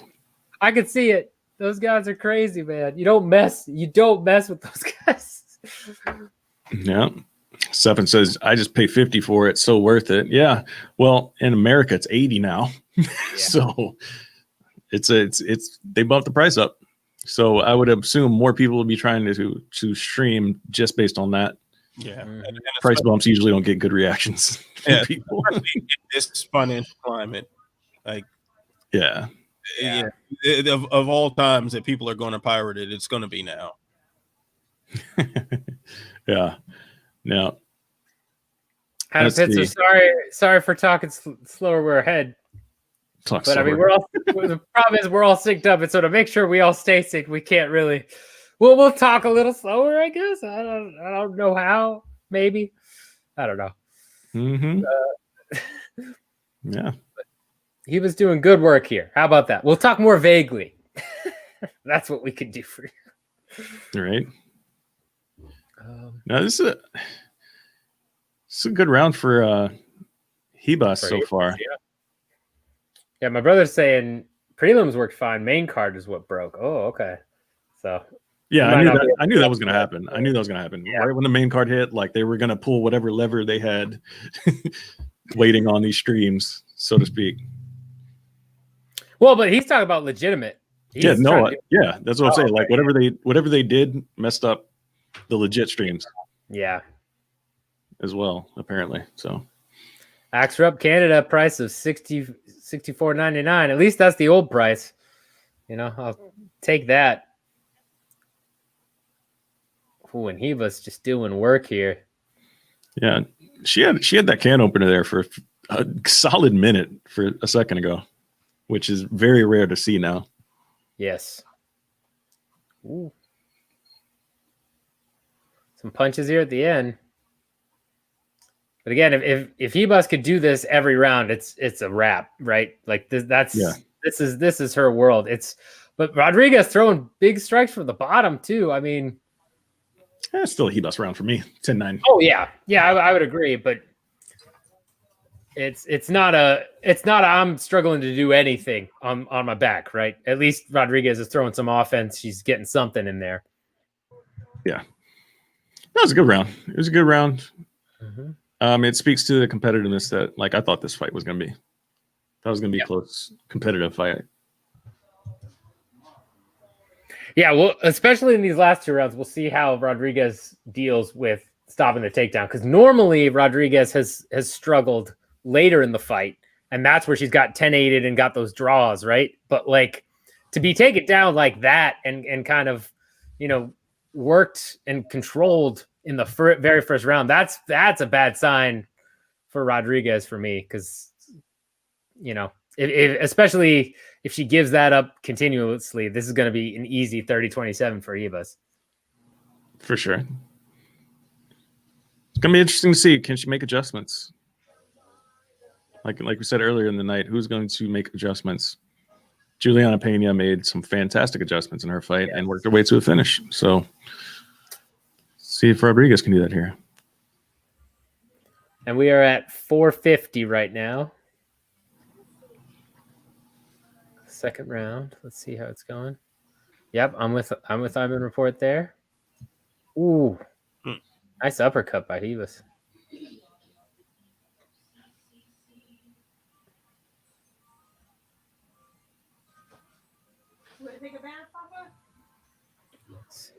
Oh my goodness!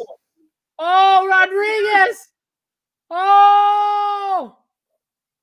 It's not over. Whoa! Not over. What the hell? Wow! Wow! Whoa! Bad officiating. I don't know. Whoa! What just happened there? Holy crap! Unless Herb Dean. Oh, Herb Dean! Herb Dean! Herb Dean, do your job! Wow! That's huge! Woo! Wow! You wanted that knockout. There it is. Good Lord, man! Wow, that was incredible. Woo! Rodriguez. That was incredible. Man, that was massive.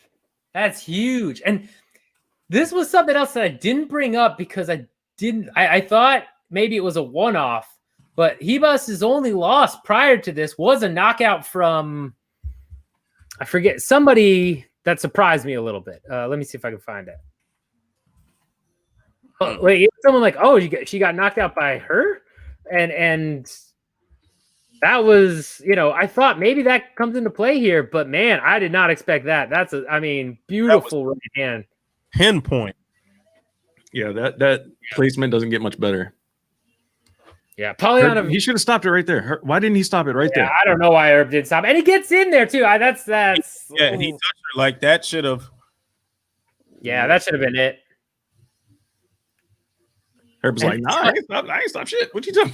Go ahead, keep fighting, bro. Come on, man. And Sound of Violence politely reminding us that Herb is reffing main event tonight. Herb is reffing the main event tonight. Oh no. That could be controversial because that's a bad moment. The moment he slides in that close and makes contact, that fight needs to be called. 100%. That's as simple as it gets, man. If you touch the fighters in a finishing sequence like that, it has to. It should be over. Yeah. And imagine let's say Ribas recovered, ends up like losing that round, but gets a third round after that where Rodriguez thought that she was touched and it was over. That's massive. Like that, you can't be doing that. Or you got was that Ed that had a similar situation? Yes, with I think Mike Rodriguez and Ed Herman. Is that the fight? Yeah. That was just it can totally shift the fight right there. Yeah. Wow. I'm impressed, man. That's huge. Yeah, that's a major win for Rodriguez. And yeah, Polyana Viviana is who straight up knocked out Ribas. And so I remember seeing that and thinking, I wonder like if she might have trouble with the chin, especially against Rodriguez, who's good at striking. But I saw some other fights. She ate some shots. So I was like, but there you go. There you go. I mean, great work by Rodriguez. That's a $50K bonus in my opinion. Yeah. Danny chiming in here. she every time Herb Dean is on it, she gets upset. She's like, Herb, and I think she's watched. I think like maybe the first several fights she watched were blunders by Herb, so I can understand that. Man, I used to be such a defender of Herb Dean. Like, okay, he's been consistently the best referee for so long, and hey, you ref so many fights, you're bound to make a few mistakes just mathematically and stuff. Now it's just ridiculous. Now he's just having a bad run, like a bad run. Like it's way too often that we have to worry about Herb Dean refereeing. It happens way too often. Like, why is this a conversation topic every single time he steps in the cage at this point? Yeah, I'm right there with you. I've always defended her, but I mean, like in this one, man, like there was no reason to let the fight keep going. That would have been a perfect stoppage right there.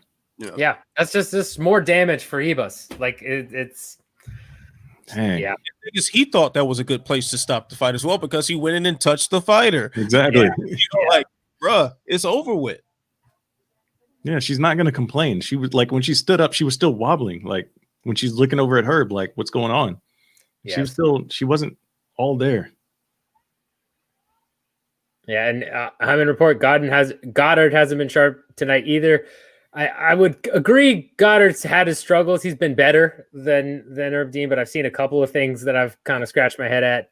Yeah, Goddard right now, he's shook. He know Conor in the building. Yeah. Yeah, he's worried. He's worried. He was mine, right? Yeah. But yeah, I mean, Mohamed Nur again, even Ribas thought the fight was over. That's legit. That right there is, Yeah, she was looking like, why are you still hitting me? Like, come on. Yeah, and again, and Ribas is like, what's happening? And it's like, just. Jeez. Yeah, and then she just comes back and lasers Ribas with two right hands. And if you look at Ribas when the fight is waved off there in slow motion, she is looking up, still trying to defend herself, looking at Herb. Yeah. Like that's just Like he fails that on every single point. Yeah. He touches the fighter that's getting pummeled into oblivion is looking at you with puppy dog eyes. And then you just completely step back and just let this continue. Like, come on, man. Come on. Wow. I'm trying to the Herb Dean conversation at this point. Wow. Kim Winslow, the GOAT. Once again, Matt, this is why you are Matt the Lesser for comments like these. Just kidding. And Vincent Pesado asking, is ESPN down in the US? I mean, that's not our case, but we've heard a lot of issues. Yeah. So it could be, having no issues with ESPN Plus, but I'm also powered by Xfinity. Yeah. I mean, that's what my family has used is Xfinity. And I mean, was you sponsored by Comcast or something with that little Yes. Use his referral code punch at checkout. What's it paying you for this, man? Oh man. Yeah.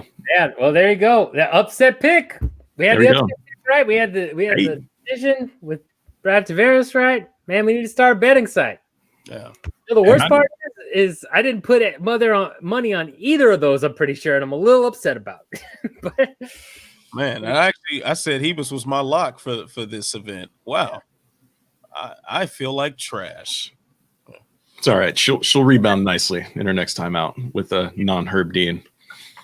And you will too. You feel like trash all the time, so it's not a big deal, It's just it is my favorite word, so yes. Yeah. Now this is it's a good next fight I think we have coming up too. I think it's I don't know if this one's going to be a finish necessarily, but I can see this being a pretty entertaining fight. Should be a close one. Andrew Sanchez and Muradov. A lot of wrestling, I think. What do you guys think? Yes, no, maybe? Yeah, I think Muradov is gonna. I don't know. He's the one that's fighting out of the money team. Is that right? Or am I wrong in that? Is he the one that's under Floyd's tutelage? I think so. Let me see. Let me double check that because we have the ability to pull that up, Jamie. If he's who I think he is, which I believe I'm correct here. Affiliation Monster Gym, according to Tapology. Yeah, but that's the thing. I thought it was Monster Gym, but I thought Floyd was still like Floyd's his manager or something. Yes. Oh, yeah. Maybe. I don't know. But either way, let us know in the chat. Yeah, if you do know, let us know in the chat. But either way, he's come on late before. I think he had a stoppage in the fourth minute of the third round. Wait, what'd you say? Yet? It is him. That's the guy. Okay. All right. Yeah. So his striking, has been impressive. His boxing has been super impressive here, and Sanchez has been on a good roll lately, especially with the knockout recently. But he's also been known to be touched up, and I think Muradov is going to piece him up and win it here. But I like the odds. They're a little bit favoring Muradov, I believe, but not too much so. I think that's probably appropriate. I don't think it's a pick 'em though. I think you got to lean Muradov just based on what he's shown in the octagon versus Sanchez. Sometimes having trouble starting, sometimes having trouble, eating punches. I think that opens up a lot of opportunities for Muradov to get a finish here. No, yeah. It's a good assessment. It's a solid assessment right there. Matt the Lesser. Matt the Lesser. I could honestly skip to the co-main and I'd be good. You know what? I concur. There you go. It's a quality comment from you right there, Matt the Lesser. Because I'm not excited about Jessica versus Calderwood. I said that in our pre-show. This fight should not be on this main card. They're both coming off losses. They both are not known for getting finishes. Why is this fight in the middle of my main card? I don't know. But we're here with it. So I guess we got to deal with it. Yeah. Yes, I mean, there. It's I hope it's better than it seems, but I also would not be shocked if it's a boring decision, right? Yeah. Let's see. Yes, TMC. Yes, he is TMC. Yep, we figured that out. Cool. Yeah. Herb ref the Holloway fight and didn't stop. Dudes need to see some blood. I don't think a stoppage was necessarily warranted from the referee in that fight. That should have been a corner stoppage because Cater was doing just enough to fire back and not take a ton. He wasn't really rocked all that much.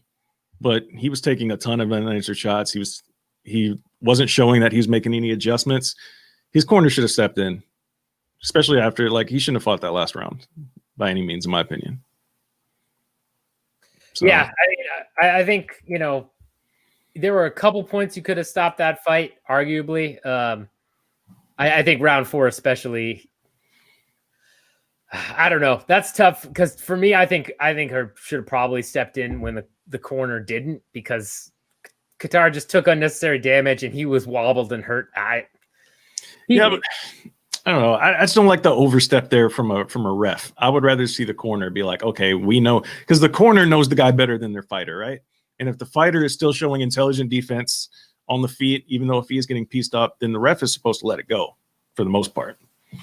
So right, but I mean, I guess to that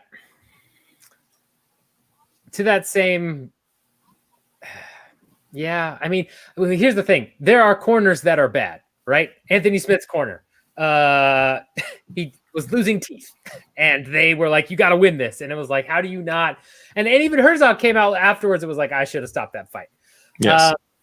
And so, yeah, I'm with Muhammad here, where my biggest thing in that fight was not about how wobbled Qatar was, but it was the lack of doing anything for long stretches. Like there were 21, 22 strikes just completely unanswered at times where he's just sitting there eating shots. And it's like, if the corner's not going to step in, the ref at that point, if you eat 22 shots, by shot 10, you should be saying fight back, right? At least tell him to fight back. And then if he's throwing and he's, you know, okay, you can kind of go there. But for 22, 21 shots of completely unanswered offense after just eating those, after the amount of damage that Qatar already took, I don't know. I guess I'm with Muhammad there. I think it should have been stopped, but I don't know. It's a tough thing. It's a tough thing. Like I said, if you're going to stop it before that 5th round, and it should have come from the corner. But we've seen too many times, like you said, go back to Raquel Pennington when she was like, I want to be done, and her corner wouldn't let her be done. Like, if your corner's like, if you're the fighter saying, I want to be done, hey, stop the fight. That's what I like about Trevor Whitman. Trevor Whitman doesn't play when it comes to that. If he gets any indication that his fighter is done, he's going to stop the fight, and he doesn't care. He's going to save you to fight for another day. Yeah. So, like, there's a reason you're saying that you don't want to fight anymore. So. Yeah. Duke Rufus, same way. Duke Rufus does not mess around with that stuff. I mean, you have the Pettis Ferguson fight, right? Where he's like, I think my arm might be broken. He wasn't even 100% sure of it. And Rufus is like, all right, cool. You're not going back out. That's it. Like, they don't, you know, how many times have we seen fighters, you know, Ovince St. Preux comes to mind, right? Fought with a broken arm in the 2nd round or whatever, fought through the entire fight afterwards. Mm-hmm. You know, Rufus is like, nope. After it was arguably 1-1 at the end of that 2nd round, he says, nope, you don't have one of your best weapons. It's at least stung. If it's not broken, you're done. Like, I agree that if you got to be more on the cautious side. These corners sometimes do not do that. And yeah, Sound of Violence point out, yeah, it was a close 10-7. It was bad. It really was. So yeah. I don't know. It's tough. It's hard to gauge because as a ref, you never want to be accused of stopping a fight early, but I always err on the side of caution that you should rather stop a fight early rather than late. Yes, no, I agree with that 100%.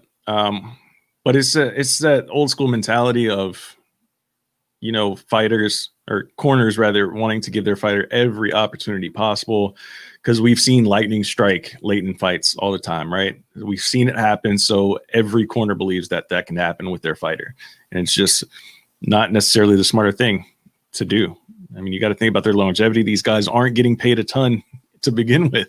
So how much damage is my fighter going to take? What are the chances? Do I believe my fighter can pull off a victory here?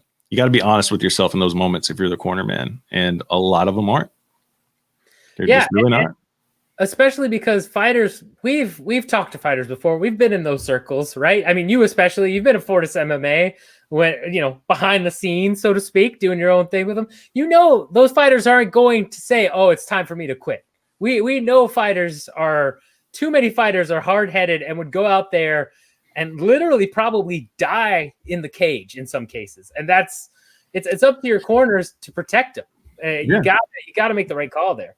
And that's also a lot of where it comes from too, because in training, what you're drilled when you're doing your drills, when you're going through your classes, day in and day out, everything is push,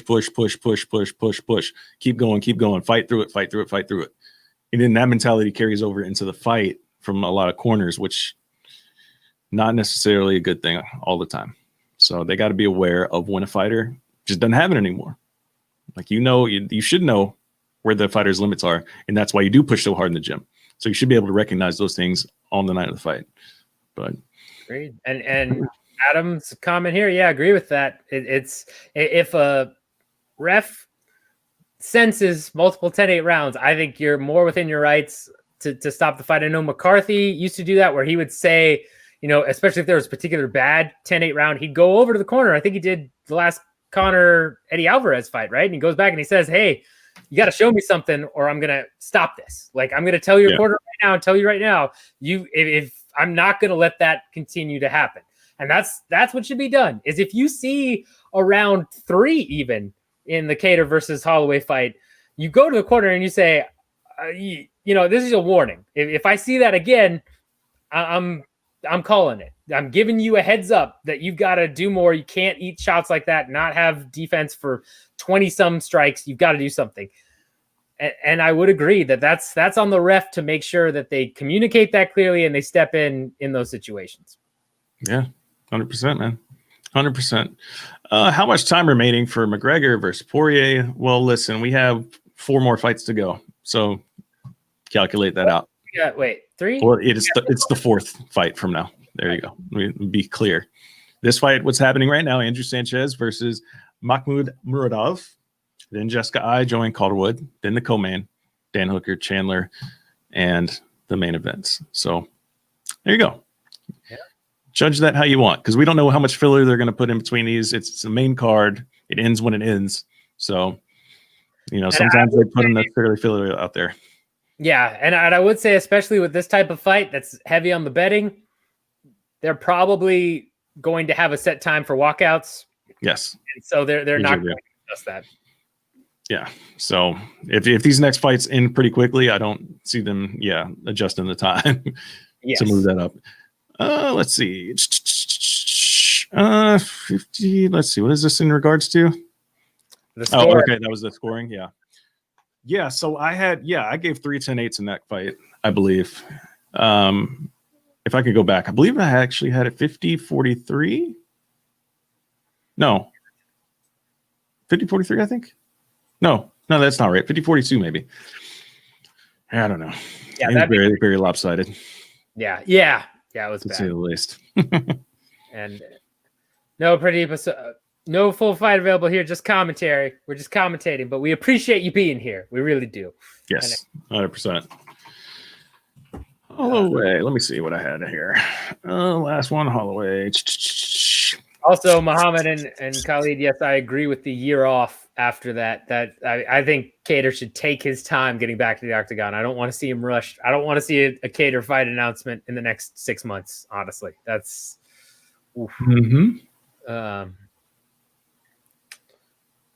Angelo saying Muradov TKO round 2. I could see it. Fight about to start here on our stream. We'll let you know the exact time on the clock once it pops up.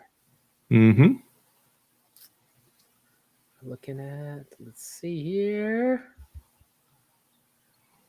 And we are at 4:55 right now. All right, let's go. Right off. Fingers crossed for no decisions here. Yeah. Hopefully, or if it's a decision, at least a fun decision, right? We haven't had a couple of those. That's true. But yeah.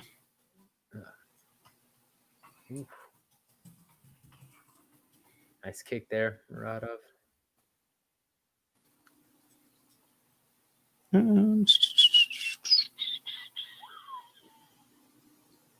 Yeah, I had 50-42 for the record. I went back and checked on him and made decisions. I think that makes sense for that fight. We're a couple of 50-41s out there too. That's crazy. Nuts. I mean, Khalid saying 50-40. I don't necessarily disagree with that too much. It was definitely lopsided. I think we all agreed on that much. Yes. Yeah, a lot of times you have 50-40. I'm looking at you kind of like, wait, what? But not that fight. That fight, all right. That's okay. Ooh, nice defense of the first takedown. Good leg kick there. That's bad news for Sanchez. Oh, right hand. Clocked with a right. That hurt him. All right, I'm back. Oh, hello there, sir. Good day. Good day. Oh, big right hand. I don't think Jade's streaming anymore, but Oh, good. See all sorts of shit now. All right. Oh, yeah, Muradov's just piecing him up right now. Yeah, Sanchez, he's trying to do too much with his movements right now. Yeah. Like that shot for a takedown was way from too far away earlier. He just settled down a little bit. This is where Herzog is. He's not in the main event. I don't know if he's doing the co-main, but he's not. He's here. So if he keeps if Sanchez keeps ducking in like that, that uppercut's gonna come. Yeah. Oof. Nice kick.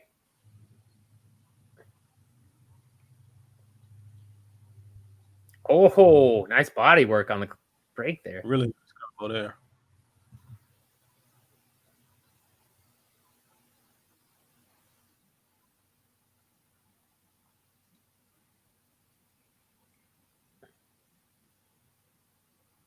Nice leg kick.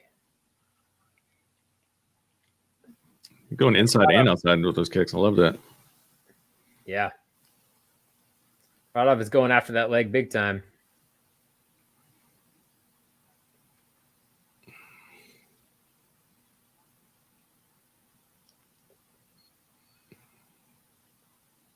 Ooh. Oh, nice head movement.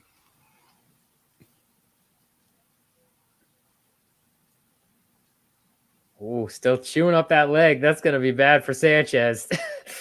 He's already feeling it. You can tell the way he's bouncing on it. And it's already red. Oh. And the way he keeps sinking his weight on it is just going to make it worse. Yep. He's so heavy on that on that front leg. Yeah, they watched the tape on Sanchez. He's always heavy on that front leg, and this has already affected him. It's a bad time there. Yeah. He is mixing up his strikes really well, too. Going low and going high. Oh, nice body. And going to the body. Yes. Well, commentary team was mentioning he normally goes to the body earlier, which he does, but like this time he's instead opted to go for that leg and go head hunting. I think it's worked really well for him, though, because you take away that leg of Sanchez, I'm not sure how much he can do. Oh, another leg kick.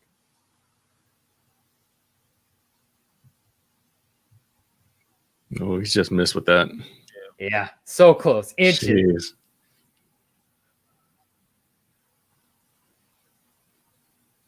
Oh. Flying knee attempt. Right? Flying knee attempt and got stung in the face for it. Yeah. I mean, Sanchez is not a slouch. You don't want to, underestimate the guy, but I like the pace that they're fighting at, though. A lot of action. yeah. But nothing really significant landing. Yeah. I saw the crane kick there toward the end of the round. All right. Oh, Get a little wild with it. Stool. That's store. What was that? Sanchez is already limping on his way to the stool. Okay, there you go. Proper 12. A little bit. Probably shouldn't even sat down. Is that getting up after that is going to be quite the journey. Yeah, there you go. Just as you say that, they tell him to stand up. Yeah. Yeah. Look at that. Ant should be a corner man. I was in a former life. Hey, there you go. Muhammad, no proper 12 on the canvas. No, we were surprised by that too. No proper 12 on the canvas, which is crazy. Yeah, that was the most shocking thing for me. Yeah. But I mean, maybe Proper 12 blew their advertising budget on all of these boxing fights. Yeah. Where it's the main logo on these boxing canvases. Yeah. Who knows? 12 logo's been everywhere, man. Mm-hmm. I mean, it's been popping up everywhere. Yep. Sinyan Muradov for me as well. I'm in report. Oh man, I forgot to tweet Yeah. out my score. 100%.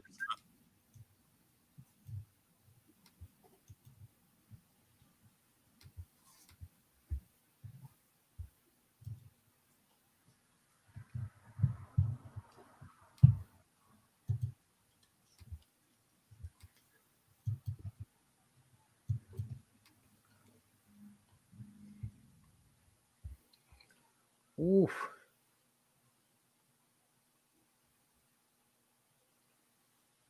Oh, Sanchez getting a couple shots off here. Yeah. Oh, nice body kick. Eye poke? Or no, nut shot. Oh, the nut shot. So number 3 on the night, right? I think so. Should have made a drinking game. I have to take a shit. Well, no, I don't want to take a shot every time there's a shot. We get hammered. Yes. we wouldn't make it very long. Like, I don't know about that one. I think it deflects. Very glancing blow. Yeah, the glancing ones hurt though, man. Yeah, you're right. Yeah, what are you talking about? They do. Oh hell no. Nah. You're right. You're right.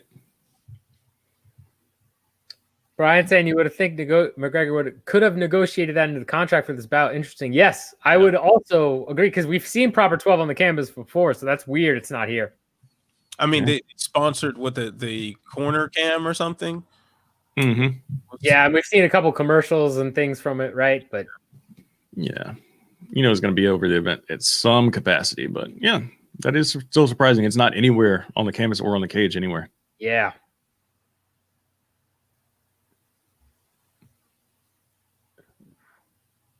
Sanchez pressuring here. Whoa. Wow. I mean, this is a better round for Sanchez for sure. Yeah. Mm-hmm.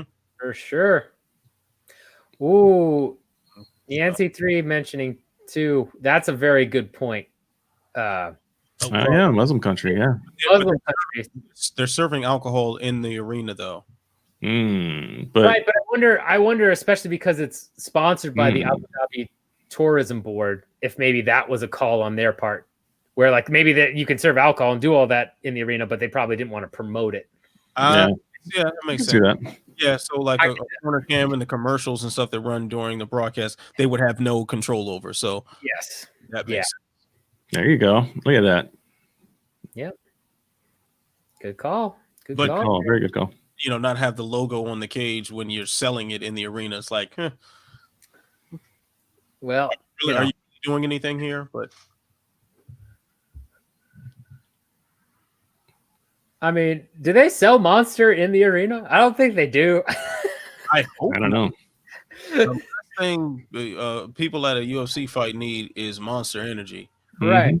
I'm pretty sure they don't sell Monster Energy, and they always have Monster in the middle of the cage. So, man, Sanchez is doing much better here on the strikes. It really is. This is a good round for him. Mm-hmm. He's got Muradov kind of more on his back foot, not charging forward nearly as much as he was in the first. And as he unleashed the 3-punch combo right when I say that. Yeah. Jesus. And I'm also surprised Muradov isn't going for the leg more. Like, right? He's head hunting, but that leg is wide open. Throw. It's the same thing that happened in the Zhumagulov fight. Yeah. Well, he's not like sinking into a stance as much. So I think he's just lighter on his feet right now. So he's able to pop more shots out. He's probably, I bet you Sanchez is not even throwing as hard as he as he probably otherwise would, or as he did in the first round. Probably a good 60% or something that he's putting on it just to stay fluid and mobile. Yeah. But again, that just speaks to if the leg is there, why not at least feint the leg kick? Like, he's just going straight head hunting right now. I don't know why you don't feint kicking that leg, especially with the damage it's been doing. Oh, nice. Nice one, too. Mm-hmm. That stung him. That stung Sanchez. Yeah. You see him stumble a little bit after that? That was a slick body shot. Yeah, that body shot. Yeah, his hands are lower now, too. See, Paul Felder agrees with me. Why aren't you going after the calf? Even just feint it.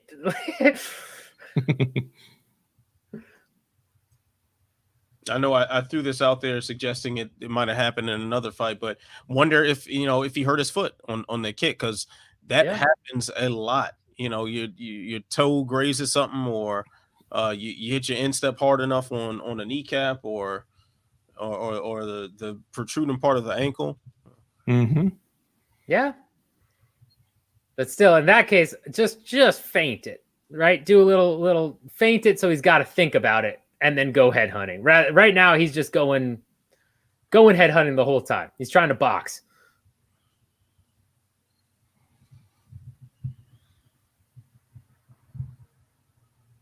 Okay.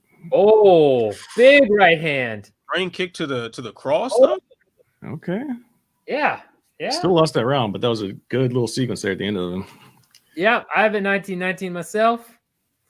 See if anybody else has different. Drop it in the chat. Yeah, Sound of Violence also brings up there's no Modelo or Nemirov Vodka Loco. So yeah, I think it's really based on not promoting alcohol on camera. I'm in report Rockstar is better than Monster. Ooh, I'd probably agree. Maybe we'll see there. Red Bull's better than all of them.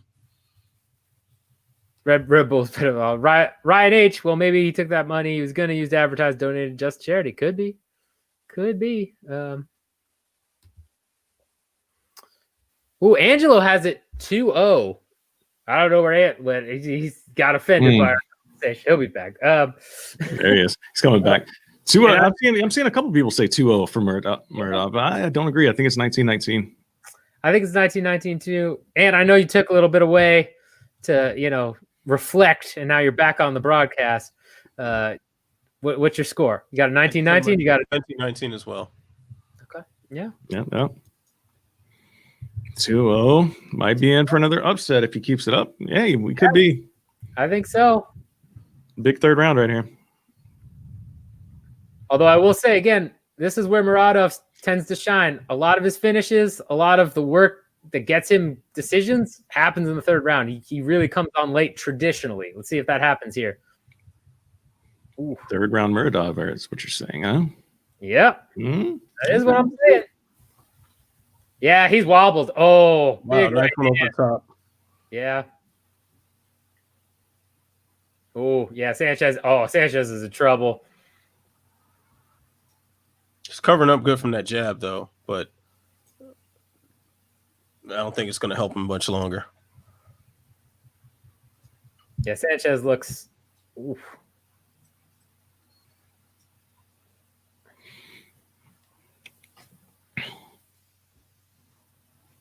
See, now the commentators are saying exactly what I'm saying. Man, I'm just spot on, guys. I could commentate for the UFC. That was a sneaky head kick. Muradov just landed.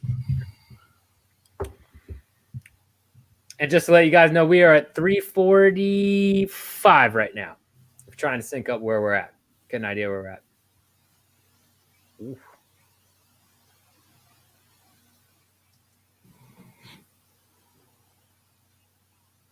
Oof. Muradov's headhunting here, though. I think he should just be laying on volume. Oh, nice combination right there. Yeah, that was sweet. Snuck that uppercut in there. Oh, nice body shot. Man. Yeah, he's ripped a few of them to the body. Yeah. Looked like I was right on the floating rib, too. Uh-oh. Since someone's been ahead of us a little bit. Yeah, somebody is that? Oh. Mm-hmm. Yeah, we're about to see crazy Andrew Sanchez. See what's going on. Oh, big right. Wow. Big. See it.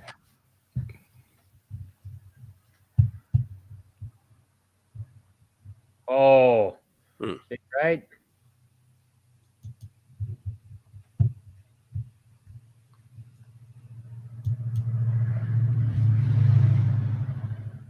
We are 20 seconds out. Okay. That's good to know. Yeah. Oh, Nice right hand by Sanchez. Oh, chicken dance. That's that danger, Andrew Sanchez. Oh my goodness.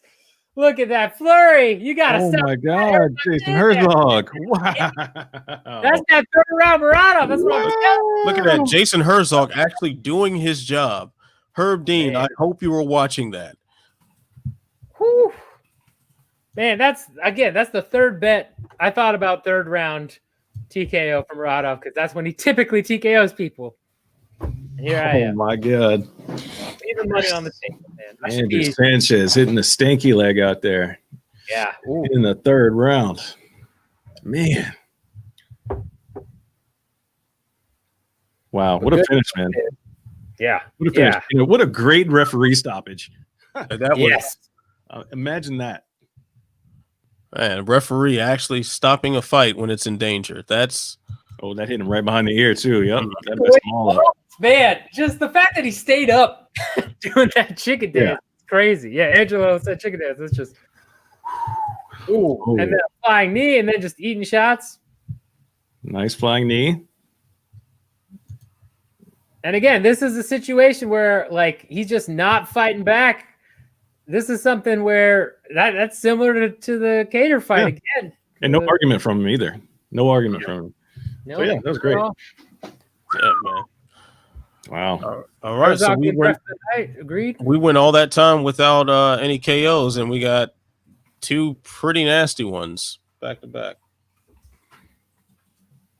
Yes. That was great. That was great. We need these finishes, man. Yeah. I'm loving this right now. Phenomenal.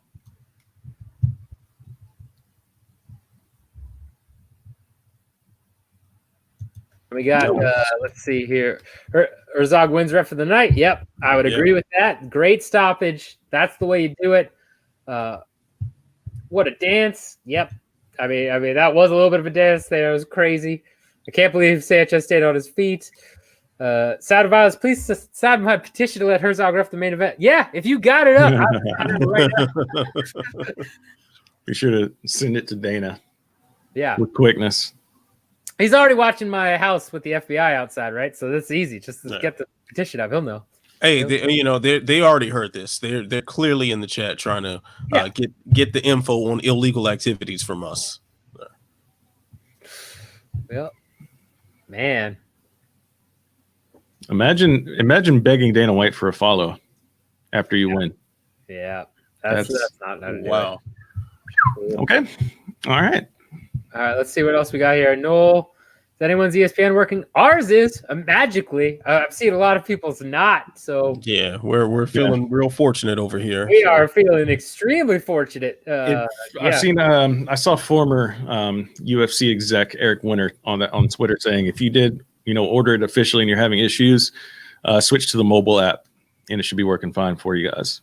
Oh, that's right. Everybody wants to gather around their phone to watch the fight. Hey, just saying, if you want to see the fight or do you want to sit there and watch buffering all night, I will pull up my phone or my iPad or whatever. Yeah.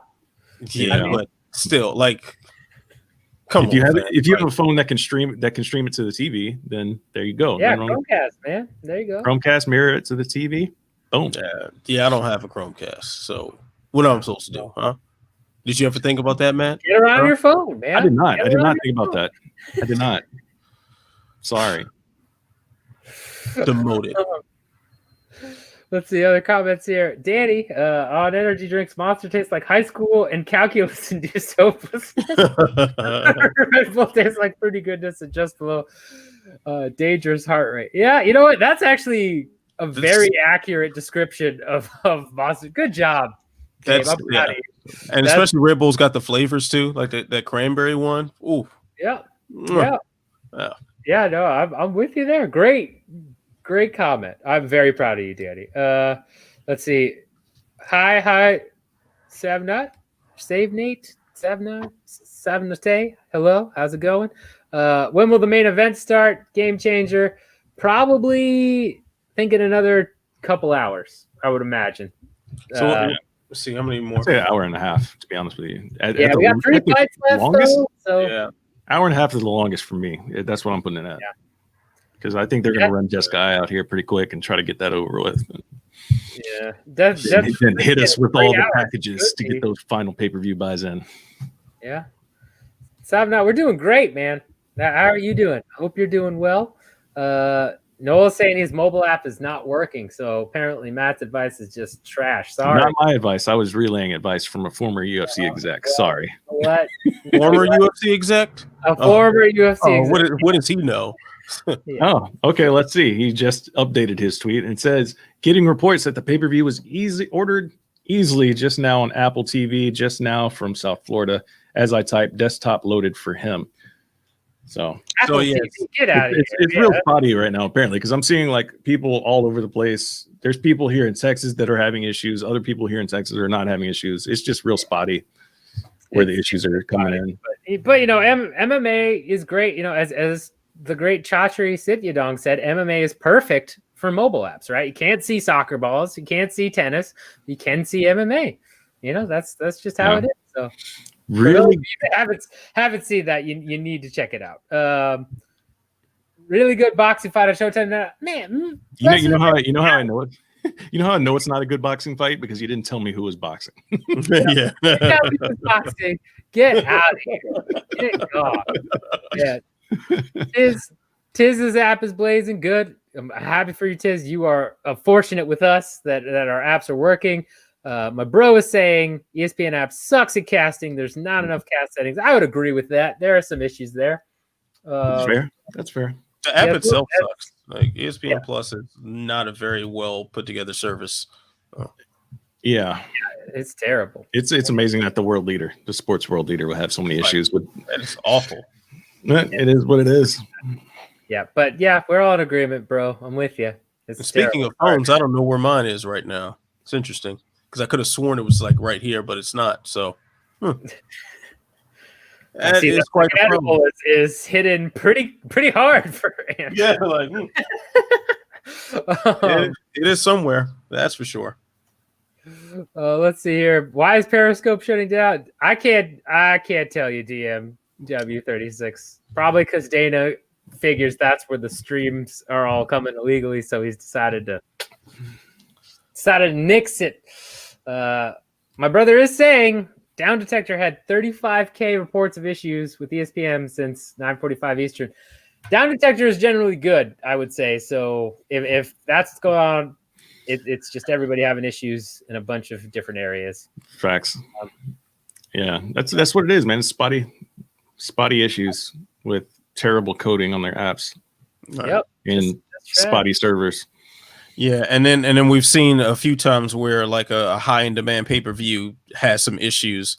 So the Mayweather McGregor pay-per-view, the UFC Fight Pass, kind of crapped out on everybody. They had to delay the fight with like a half hour or something.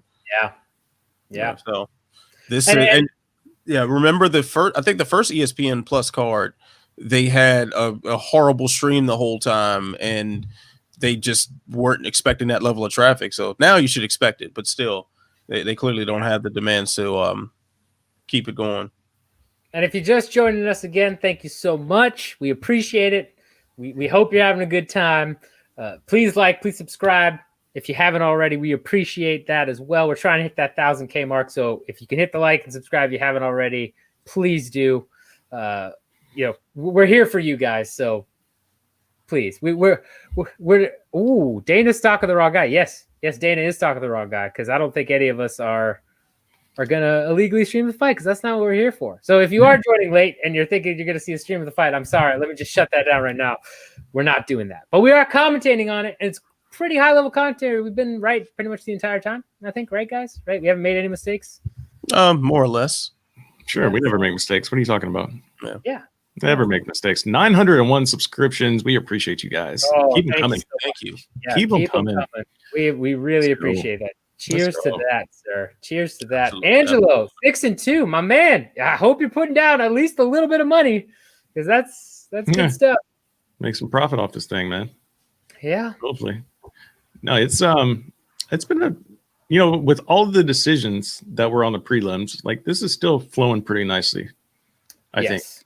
But again, we've been live streaming Yeah. and talking the whole time, so it's different than just sitting there watching it in silence, staring at your television. So I don't know. I probably have a different outlook if we weren't on live right now. That's true. Yeah, I think that makes a big difference. Yeah, I can imagine like our DM conversations right now. If we weren't doing this live stream, we'd just be saying all sorts of horrible things. So. I'd probably still be going back and forth with a certain manager. Oh yeah, yeah, trying to talk some sense into that man. It's not going anywhere really. Kind of gave up. Yeah, it is what it is. Fair enough. It is what it is. Let's see here. Update after the app went down 45 minutes for him. Ben Duffy can now successfully watch the Cornhole League. There you go. There you go. Well, I have a feeling this edition of Unleashed coming up next week will Ben will give us deep dive on his stream situation. So that's going to be fun. I wish this COVID would be gone. I'm with you, brother. I wish it was too. This thing sucks. Can't wait for it to be over. Brian, looking at a resume, I only took 6 months off of that brutal loss to Shevchenko. Yeah, that's crazy because that was a pure knockout. That was her down on the ground, out. So I'm with you there. I don't know what the thing is on that, but she forgot her bulletproof vest. She didn't bring it to the cage. Well, I mean, the vest wasn't going to help a headshot. So, I mean, that's true. Good point. Should have wore a helmet. Maybe that's the thing. Maybe she shouldn't have worn a bulletproof vest to remind Valentina to aim for the head. There you go. Hey, Lutum. Hey, bud. How's it going? Savna, I love you guys. Oh, we love you too, man. Thanks for joining. Appreciate that. No, maybe Dana should hire hackers so the ESPN app can work. Hey, you know what? That's what the U.S. government does. They hire hackers to crack their shit. White hat hackers. Go. It's That's crazy. why criminal informants exist, to catch criminals. Exactly. Yeah. Takes the mind of a criminal to catch a criminal. Or something like that. Something. We will have 1K subs soon. I hope so. That'd be awesome if we could hit that tonight. Could you imagine? Yeah. Can you imagine? That would be beautiful. How about this? Ant, hit him with your tagline. Oh, yes. Like, subscribe, share, tell a friend to tell a friend, tell that friend to tell 10 more friends. There you go. It's a beautiful thing. And see, with the math and how that works, we would be at 1,000 within the next hour if everyone did that right now. That's true. So we would appreciate it. But either way, we just appreciate you joining us here. We're not ungrateful. We love you guys. Side of Oz, dude, I had to block both of them. I can't deal with it anymore. Yeah. What you're talking about there. Yeah, that's understandable. Yeah. Yep. I didn't block them, but I just want to see all the ignorance. Yeah, I imagine we're going to wake up tomorrow. I'm going to look at the timeline and I'm like, oh, wow, he's still going. And he still has no idea what he's talking about. Wow, what an idiot. Yeah. I mean, I was told not to hurt myself watching the fights tonight. So that's a very interesting thing to say. Yeah. Very interesting. A lot of people break their legs watching television. It's true. Yeah, it's true. It's true. It was at least, well, yeah, one of the characters on Revenge of the Nerds, I think in part 2, he broke his leg playing chess. So there's some basis for what I just said. Right? No doubt. Yeah, we've got we got 50-50. Calderwood will choke in this fight, and then hope JoJo can step up to the plate and not get choked out. Yeah, that's understandable. I mean, JoJo does have a problem in big fights, right? She lost her title shot because she wanted to fight early. That was pretty much a guaranteed done deal title shot. She just had to wait. Lost that. I could see I getting the best of her here. And in fact, how did you guys? I ended up going JoJo in this one, though it was pretty much a coin flip for me. What did you two do for this fight? Who do you have winning? I got Jessica I winning. And I think the fight is going to look pretty similar no matter which one of them wins. This is likely to be a very slow, dragging, sort of just plotting affair. I don't think anyone is necessarily going to be too thrilled during this. I would love to be proven wrong, but smart money says this is what's going to happen. No, I agree 100%. Listen, I've been a fan of Jessica's style when it comes to her hand game. Like, I think she has really good boxing, but she doesn't put it all together well. She doesn't have the greatest of fight IQs, but when she gets in a nice little rhythm throwing her hands, like, she does really good things in there. It's just putting it all together with her defense and everything like that. JoJo, on the other hand, I've never really been a big fan of her fighting. It's just like, she just doesn't do it for me, right? Like I said last week, like Calvin Kattar, he just doesn't do it for me. I recognize that he's a good fighter. He just doesn't do it for me. So, like Ant said, this fight could very well be a boring 3-round decision. And we'll see what happens here in just a second, I guess, as Bruce Buffer is getting the crowd amped up. Yes, he is. Sobnate, I think you should have 100 likes. Yes, I agree. I agree with that. Adam Pitzer, feel about the new rules allowing replays in middle of fights. Yeah, before this fight gets going, I like it. I think I should have been there for a while. I like being able to do replays in the middle of fights and not having it end the fight. I think it makes sense because we've had a lot of missed calls. We mentioned earlier on the show the Ed Herman fight, right? That's a perfect example of that. That should be a done deal. So, yeah, I like the replays. How about you guys? I love it. Like, why have tools if you don't use them? It's like, why are we going to have this instant replay to make sure the wrong thing doesn't happen, only to allow the wrong thing to happen? Just doesn't make any sense. So it's about time that they got on board with common sense in the rule book. Yeah, there's no reason why you should have a 5-minute break and not be able to go look at a monitor when it's right there. Like, it just doesn't make sense. Instant clinch work here. We are at 450 right now. Ooh. Yeah. Already growing fast. I'm going to report Battle of the Gatekeepers, a little bit. Yeah. Yeah.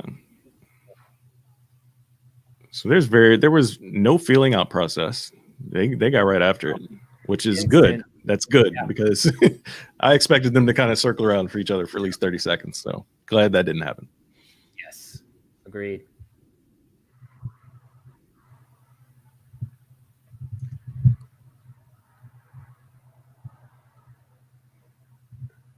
Off the takedown here. Eyes working it. Danny saying she agrees with replay, saying it's good for all society. Yeah, I agree. I agree with that. Sounds like your girl's a Black Mirror fan. Ooh. No, I don't think she's actually watched Black Mirror. That's a good question. I think she's not a big scary movie person. Mm-hmm. And while Black Mirror isn't a scary movie, so to speak, there are a lot of fear elements in there. I don't think she cares for, but sure. Yeah. Oh, nice teep. Really nice teep. Yeah, very nice teep by JoJo there. It's probably the best thing that JoJo does, in my opinion. She's got a really good teep. She does have a really good outside leg kick, as we just saw too. But like where she's throwing that teep and then falling into it with a punch combination. Mm-hmm. Let's see, little snippet. OG. Anyone know where I can watch it? ESPN Plus, my friend. That's the only place we know. Sound of Violence. JoJo working the body early is smart. Agree. Savnat or Nate. Man, the roads are slick. Well, if you are. We really appreciate the views, but if you're driving and the roads are slick, I would recommend you not doing that. Yeah. Be safe. Like, there'll be other videos. Yeah. Catch the replay. There'll be other videos. Be safe. Yeah, that's more important. Good teeps here by JoJo. Oof. And these girls are going at it. This is not. Yeah, this is not the fight we thought it was going to be. Yeah. Right now. So. Oof.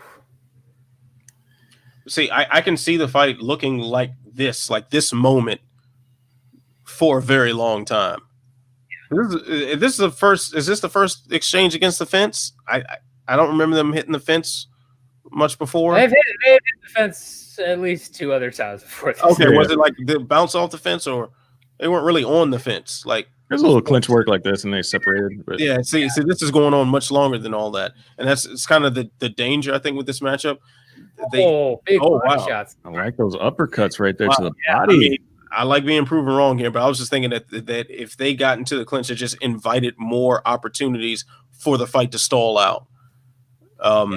But that clearly didn't stall out with that combination. And whoa, nice. JoJo breaks free. Oof. Yeah, both fighters already been tagging. Like they're trading. They are trading. They are Wait, Jessica is not being nearly as defensively sound as she normally is right now. She looks rocked to me, quite honestly. Well, that's what I was saying. And right before it started, like she leaves herself wide open at times for seemingly no reason. Like I just don't. It's mind blowing for me sometimes. Ooh, yeah. Calderwood's a little bit more active. That like step over hook that looks sweet from JoJo. He says he's not driving there, Pat. Okay, that's good. Oh, okay. All right, good. Yeah, that's important. Ooh, I'm worried about the pace though for JoJo. She's looking a little winded already. Mm-hmm. Yeah, that was a hell of a pace for a first round. Yeah. I mean, 30 seconds, 25 seconds left now. If y'all are wondering. Yeah, saying there might be a KO there. I'm with you. I mean, in terms of JoJo looks gassed already. I think I could capitalize on that. We'll see. Yeah, I looks fresh. Like she looks like she's past that getting rocked a little bit ago. Which I don't. She's kind of no sold that pretty good, but I thought I got rocked pretty hard. It looks like she's on the other side of it. Yeah, man, who won that round? That was a close round. I'd probably say JoJo. I don't know. Let me think. I'd lean JoJo. I'd say JoJo won that round. Close round. Yeah, it's close, but I would edge it out to JoJo myself. Let us know who you guys have winning that round in the comments.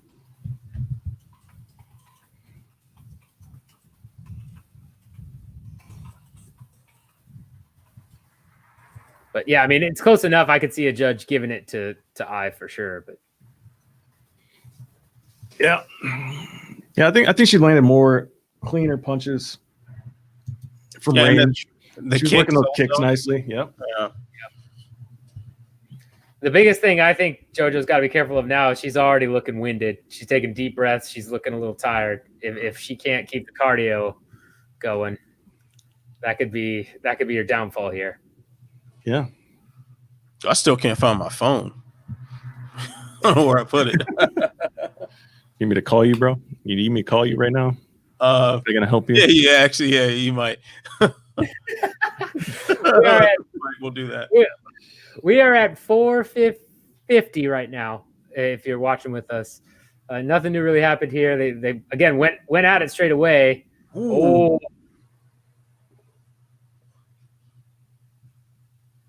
Oh, nice. Wow. Nice combination there. Yeah. These girls are trading. They're both going after it. Whoa, that front kick. Oh. That was all sorts of disrespectful. Yeah.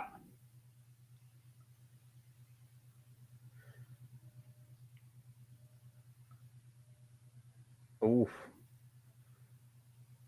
Oh, nice right hand there, too. JoJo's using that teep to keep distance well. Keep that range. Yeah. She uses that well in pretty much every fight. Yeah. Oh, but she's tired still. This is going to be interesting. Nice. Wow. She just mushed her down. Yeah. I was about to say takedown, but I was like, I don't even want to call it that. I don't know what that was. The eyes walking through these shots, head hunting. Oh. Nice dirty boxing from Jessica right there. Very nice dirty boxing. Oof. Oh. Okay. Nice uppercut. Mm-hmm. Oh, she's looking for a trip, not getting it. Our stream buffered a little bit, but we are 310 right now. If you're wondering where we're talking about, ooh, nice body hit. Oof. Nice one.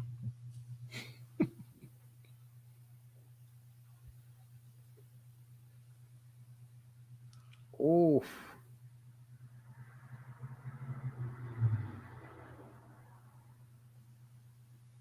This is tough. Nice Those knee there. knees are Yes, serious. beautiful.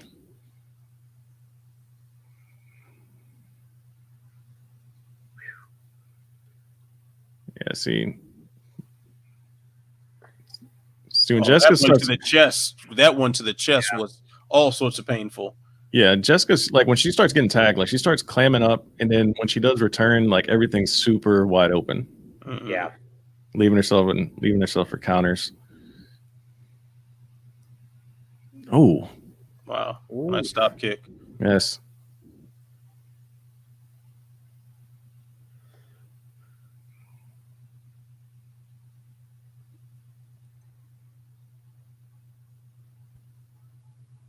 Oh, yeah, JoJo's gassed. Yeah. Got a double jab on the way in, or Conor was saying. The double jab is one of my favorite moves. It's one of my favorite things because it can set up so much. You don't see a whole lot of double jabbing in MMA. Yeah. Like you don't see a lot of single jabs in MMA, but double jab, nonetheless. Like it's a rare thing. I'd like to see a lot more of. Yes. Ooh, spinning kick there by JoJo. Oof.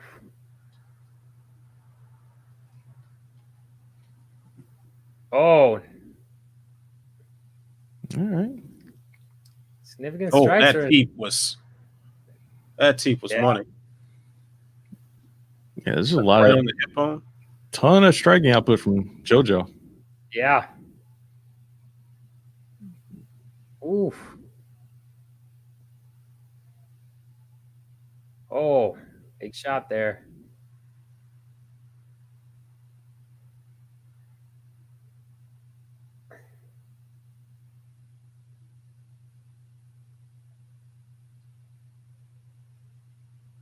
Wow. Oh, nice takedown. Okay. That's big. That's big in that round. 30 seconds left. She has to do something with it though. Yeah, She's gotten beat up pretty bad this round. yeah. That's not enough to win the round. That's for sure. Yeah. Yeah, it's yeah, she's got to do some damage here. She only got 15 seconds, so. Yes, it does, Adam. Yes, it does. I am a Lakers fan. Through and through, sir. There you go. Just look at the jersey for a second.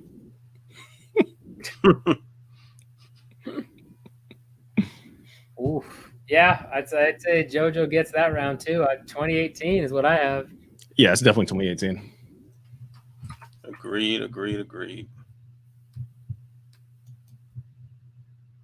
All right, we're just buffering here to catch up a little bit because I know we slowed down a minute. So let's see what's going on there. Hopefully our ESPN Plus holds up. But yeah, I mean,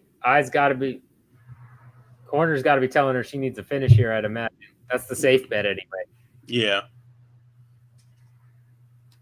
Yeah, and especially with the momentum clearly shifting in JoJo's favor, like in that round, don't take any chances. Just go out there guns blazing and try to get something going. Agreed. Live betting odds right now has JoJo at -400, Jessica I at +250. Although it's just changed, we'll see. That might be further. See what happens here.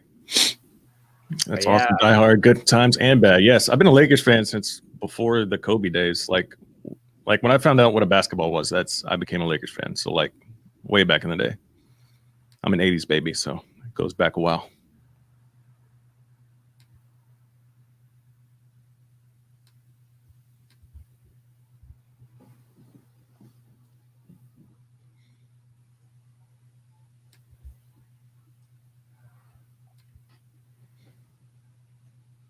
Oof. Well, if I can't get this takedown right now, this is going to be a long round for her. Mm-hmm. Yeah. And it's going to get ugly. Mm-hmm. And we are at 4:24 right now. If you wonder where we're at, third round. Oof. Drive, like, why is she not putting a knee in there? Like, she's just pressing, like, sneak a knee in there. Sneak a knee to the thigh in there. Sting the leg a little bit. Yeah, it's almost like she's doing this without purpose. Like what's the end game now that you've got her in this position? Like, what are you because she doesn't look to be too actively going for the takedown right now. Mm-hmm. Not pummeling for better positioning or striking, and there's just like you're just there laying against the fence and kind of, I don't want to say stalling, but because she's trying to be offensive, but it's just not going anywhere. Yeah. Yeah. And she has to know she's down 2 rounds, right? I mean, well, I've been reports got a 1919. I've seen on Twitter a couple people saying 1919, so maybe not.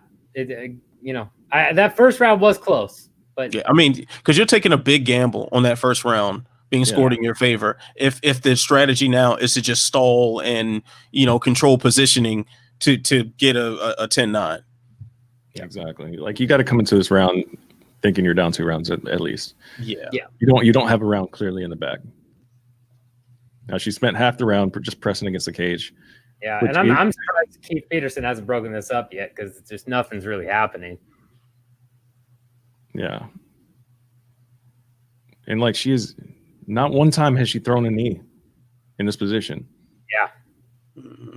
Throwing a little light punch, but that's about it. But she's not getting what she wants here. It's surprising there's not a warning from Keith on inactivity. I guess they're working now. You got a switch, but still, it's just holding up against the cage. And it's not I guess it's just not something that she's trained, because it's not a position where she can't lift a leg up. There, she finally throws one, but because I was going to say, because she keeps wrapping one of those legs around, trying to, tie up a leg and get more leverage. But I guess she just doesn't either like throwing the knee, or I don't know. It's weird. It is strange. And Keith breaks it up, and now JoJo's getting the better of these exchanges. Oh, wow. That too rattled her.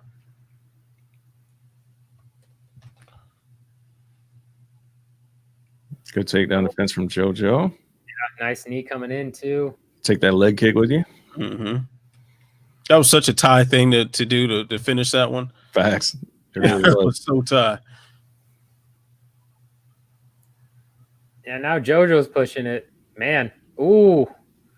That's dirty box. I mean, this has been more activity than we expected, though, for sure, right? Yeah. It's oof. Okay, yes, that was a clean right hand right there. Yeah, I think if JoJo wasn't as gassed as she was, that could have really hurt Ai, but I just don't think there was enough power behind it because she's still tired. Yep. She's throwing, but you can tell her punches are labored. She's breathing heavy. Mm-hmm. Surely. I mean, we still have a minute and 5 seconds left. Yeah. Surely, if Jessica loses this, she's cut, right? Maybe. Tough one. We're talking about someone who lost 4 in a row at one point and who will have lost 3 of her last 4 if she loses this one. Yeah, but 3 in a row to a Valentina, Cynthia Calvillo, and JoJo Calderwood. Those are. I mean, Yoel Romero isn't in the UFC, so that'll show you how your recent resume matters. But I don't know, man. I think the women's flyweight division just can't spare the people right now. That's true. Yeah, I mean, this is number 6, number 7, right? I feel like after this, she would drop in the rankings a fair amount and then get one last shot. And if she loses that, I think then she's cut. But to cut the number 6 person after they lost to number 7, even if it is 3 in a row, I can't see it. Oh, big knee. Hair pull. Yeah. Hair pull, big knee, man. Oh man. God. Get off me. That's a sweep on the cards for me. 30-27 for JoJo. Yep. I would agree. Yeah. But I report saying I was safe. Yeah, I mean, at number 6, I gotta feel like But she probably is. I hear what you're saying, though. I mean, especially with the way they're cutting fighters, right? She is one of those fighters that's not going to make a title run. And at this point, especially if she loses this fight, and she's getting paid more than most.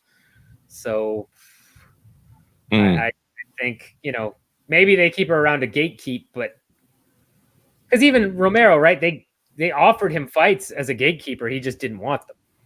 Like that was at least supposedly what happened with Romero saying how everything went down is he wanted to move up to light heavyweight. He wanted to stay in the title picture. They offered him, I think, either Derek Brunson or he was booked against Uriah Hall at one point. Yeah. Mm-hmm. Yeah. So, I mean, I think, I think that's part of it, though, because Pettis, too, I imagine they probably would have kept around if he was okay fighting, being a gatekeeper. So, yeah. Hey, my luck of the card hit, though. Said this was going to be a decision. Yeah, you did. And yes, this is an easy one to call because this is a decision for sure. And I'm pleasantly surprised at the entertainment factor on this fight. Like Facts. We were all ready to burn the place down for this matchup, as far as like declaring the absolute death of fun. But fun is very much alive. Fun. Yeah. lives. Yeah. No, that's the thing. This was not the most boring fight on the card. That's saying a lot. I think we were expecting that, so not bad. And No, it was good. It was entertaining. It was entertaining. Danny asks, got a lot of good performances from Calderwood, a lot of 29-28s Calderwood. I'd agree there. And then Danny asks, did you ever find your phone? No, I have not. I have not found my phone. Maybe I should try to find it really quick. Yeah. Let me call you back. I'll ring you again. All right, I'll be right back. Didn't move. First time I called him. I would report I is 1-3 in the last 4. Yeah, I would agree. I think it's gonna take, if she is kept, which I think they'll keep her. I think then they'll give her either someone outside the top 15 or like number 15, that kind of level. And if she fails there, I think then she gets cut for sure. But yeah. All right. So you're gonna love this, right? So I have my phone. It was so close. Like, wow. It was. First of all, Matt, I think you must have changed your number because this is or maybe I didn't store it. I don't know. I do that a lot of times. Yeah. Okay. I like have long text threads with people and never store their number. It's just the thing I do. But it was sitting. did you do that? That's for not storing my number in your phone. Sorry. I thought I stored it. I mean, listen. I don't know. I don't know what else to tell you.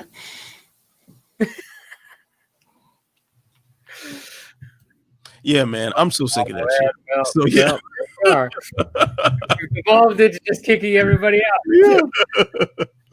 Yeah, you're gonna have to do this alone, Pat, because we clearly have unfinished business here. Yeah, seemingly so. Tiz saying, I don't see her fighting. Oh, sorry, we'll get back to your phone in a second here. But Tiz saying, I don't see her fighting for the belt, though. Agree. I don't think I fights for the belt again. I think this was. I don't see her getting a path back to a fight. I mean, first of all, Shevchenko would have to be dethroned for that to be a possibility. Yep. That's first of many steps. Also, Matt the Lesser says, shout out to Ant's Internet. No, it's not Ant's Internet. That's other Matt kicking Ant out of the shit. I was kicking him out. He didn't store my number in his phone. I mean, come on. I just forgot to or something. I don't know. Let me. Yeah. But this is a fairly new phone, so let's see here. I'm going to look to see if I have a text thread with you on this phone, because if not, then it's the phone just being old. I'm going to run to the restroom again real quick before the call, man. Before I do, I'm in report. JoJo is 2-2 in her last 4. 5 is her ceiling. Yeah. Yeah, I can see that. I think if she makes enough adjustments to her game to start to look more developed, then maybe she's got a shot of going higher. But yeah, I would agree that against elite competition, I think she's kind of a perennial gatekeeper right now. Is she the flyweight? Is she the women's flyweight Brett Tavares? Is that where she is right now? No, I'd say she's the women's flyweight Cerrone. Lightweight Cerrone. Cerrone is a lightweight, like 5 through 10 lightweight, right? Like struggles against the top 5, but and he had his title shot run. He lost it, but since then, I think right now, I mean, and now I think he's fallen even below that. But for a long time, Cerrone was like top 5 lightweight, just couldn't beat the Fergusons to get the title shot, or that kind of thing. I think he was hanging around top 5 lightweight. I think that's what JoJo is at this point. Is she's good enough to beat below 5, but above, I don't know. All right. Yeah, that sounds about right. I think though the numbers will be a little skewed simply because that division is so small. If you are the premier gatekeeper in that division, well, you're that close to a title shot simply because there's really not that much between you and the champion at that point. I mean, if somebody who should have gotten a title shot before but had that fight with Jennifer Maia, lost that by submission, so she would have been fighting Shevchenko by now.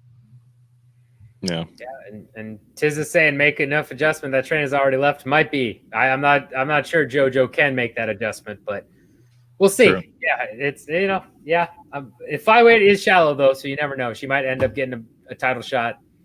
It is what it is. Yeah. I'm gonna run to the restroom. I'm gonna let you boys handle that phone incident and just fight on here for a bit while I do that. So I'll be. You never said where your phone was. You said it was really close. Oh yeah, it was behind the box of the food that I had. Oh. It was right there. It was just on the other side of it, and I didn't have the most thorough look because I just looked down and I looked around a little bit, and I was like, oh, I can't find it. So it happens. It happens to the best of us. Yep. Yeah. I walked around the house the other day looking for my phone, and it was in my jacket pocket because I didn't take it out of my jacket when I got in the house. I feel like an asshole. Yeah, been there many, many times. Mm-hmm. Or leave my phone like on my car seat or something. Yeah. Well, I don't have a car seat to leave it on, but no, I don't. Well, not like a car seat, like a baby car seat. Yeah. I keep my son away from my phone. He Right. he tweets gibberish and stuff. He'll grab and start pressing buttons. He grabbed the PlayStation controller and almost deleted my game of Mortal Kombat. So nah, man, nah. Damn all that. Yeah, so. Can't be out here deleting game saves. No, sir. So we got Chandler Hooker next. Yep, co-main time. We're on the business end now. Now it's getting sexy. Yes. Now it's getting sexy. So you were going with Hooker for this one. So no, you're going to Chandler, right? Yeah, I'm a rock with Chandler on this one, man. Okay. If he can get it down. I'm not saying it's going to be a clean win. If he's unable to get this fight to the mat, Dan Hooker's going to piece him up, and that's just what it is. Yeah.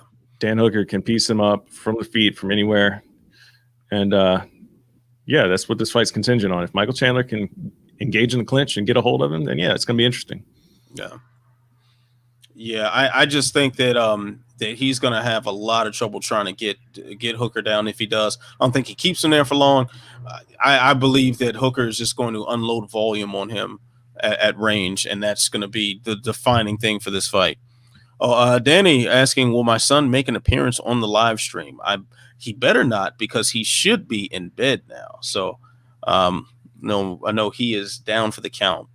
Yeah, follows his bath, which I had to try to assist with a little bit, but yeah, little man won't be making it today. He invades every other show I do, though, that's for sure. Oh, for sure. There's plenty of gifts, some fantastic gifts out there getting thrown up on and everything. Yeah, it's great. Yeah, that kid. Yep. That's he's probably dreaming about throwing up on me again. So, hey, dreams do come true. So they do. They 100% do. Who does those paintings, man? They're awesome. I do. I'm an artist, and I paint those. I painted those. Check out my website, mwellsart.com. And if you'd like to commission a painting, drop me an email. Shameless promo over. Yeah, drop you an email. Yes, sir. All right. Now that Pat Auger is back, I'm going to run to the restroom. All right. Before this co-main starts. All right. So let's see what other questions we got here. Oh, sound. If I press that, will it jump on the screen? Oh, that's all I had to do. All right, here we go. From 1 to 10, how excited are you to watch a whole bunch of videos about kayaking and riding a water slide out the mouth of snakes in Abu Dhabi? Well, get ready because we had some finishes there, so we got a lot of time to fill before the before the scheduled walkouts. So. I, for one, am a solid 4 on this. I'm assuming that snake is going to look sweet. Those water slides are going to be like, oh, cool. So I'm thinking it'll hold my interest just enough for me to not be cursing at it constantly. So I'm going to give it a solid 4. Solid, 4 out of 10. And that's generous. Yeah. Well, at least it doesn't look like they're gonna do this before the co-main. I guess they'll torture us before the main event because they've already started the video package for the co-main. No, it'll pop in there. It'll be Chandler just going down water slides. Oh yeah, it's just like showing training and then just cuts of him. To a nice steak dinner, beachside or something. I've been training super hard. He's just like, man, the steak is incredible. That'd be incredible. It would be so good. I would report if Hooker gets the win, he might earn a title or a shot. I'm assuming a title shot. Yeah, I could definitely see that. Like say Conor wins, or Oliveira is somehow is guaranteed the title shot. Conor decides he wants to box if he wins, and man, anything can happen. Hooker is definitely in the discussion. Like he is. Yeah. Unless of course, but then again, even if Poirier wins.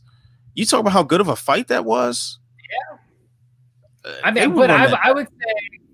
I would say I imagine he's probably one more fight out, and I would say that because you still got Gaethje there, right? Who's right. Sitting there, who looked very dominant over everyone not named Khabib. I think you probably end up doing if Hooker wins, you do some combination of, Conor and Oliveira for the fight or the title. Assuming Khabib's not coming back, and then you do Gaethje Hooker for a number 1 contender slot, or something of that. If I can't imagine he jumps Oliveira, and I would imagine the winner of this fight is the other side of the Oliveira matchup, right? I guess that's my thinking. You're on mute. You hit the mute button. Sorry. We said it a bunch of times. Like any sort of pairing you can have with the top 10, much less the top 5 at lightweight is fantastic, and it makes sense. All of it makes sense. So I'm really not mad at almost any combination that you put these mix of guys, which is why we were calling for a lightweight Grand Prix. Yeah, this division is loaded for this. This is the perfect division to do it. It couldn't be a better time with the UFC clearly begging the current champion to stick around when he obviously does not want to. Right. I mean, let the division move on with some dignity, and a Grand Prix is the best way to go, in my opinion, on that. We're getting Chandler walkout right now. While we're doing that, let's run through some of these.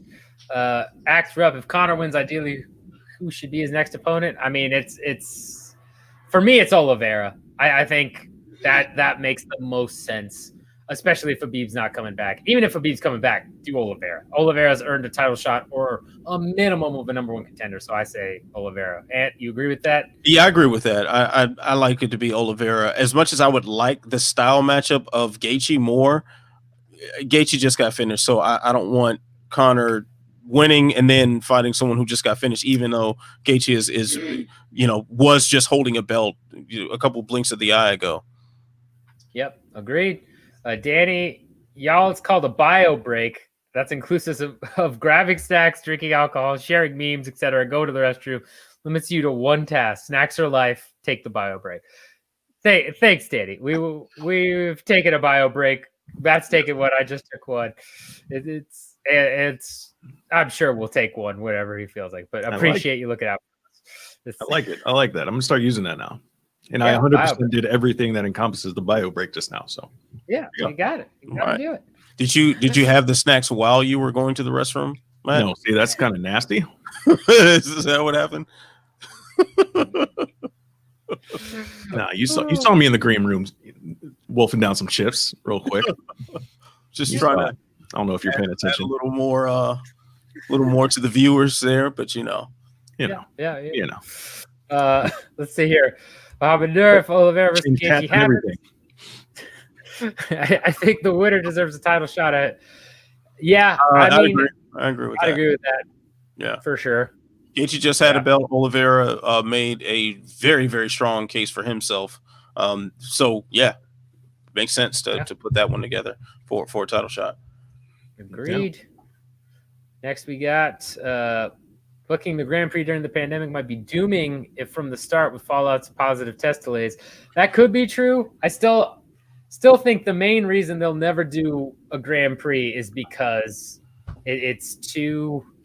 The UFC loses so much control there, right? Like if a fighter ends up going off on social media or not being the fighter they want to push promotionally, they can't. If they book a tournament, they can't rearrange it the way they like to. We've seen fights. Jose Aldo is a great example of that, right? Lost a fight to Marlon Moraes by split decision. It was close, but then gets a title shot. Why? Because the UFC views it as a promotional opportunity. With a tournament, you can't do that. If the guy you don't want to win or that isn't as big of a promotional push loses, you can't mess with it. So I agree that during a pandemic is risky in itself, but I still don't think that's why they'll ever do one again.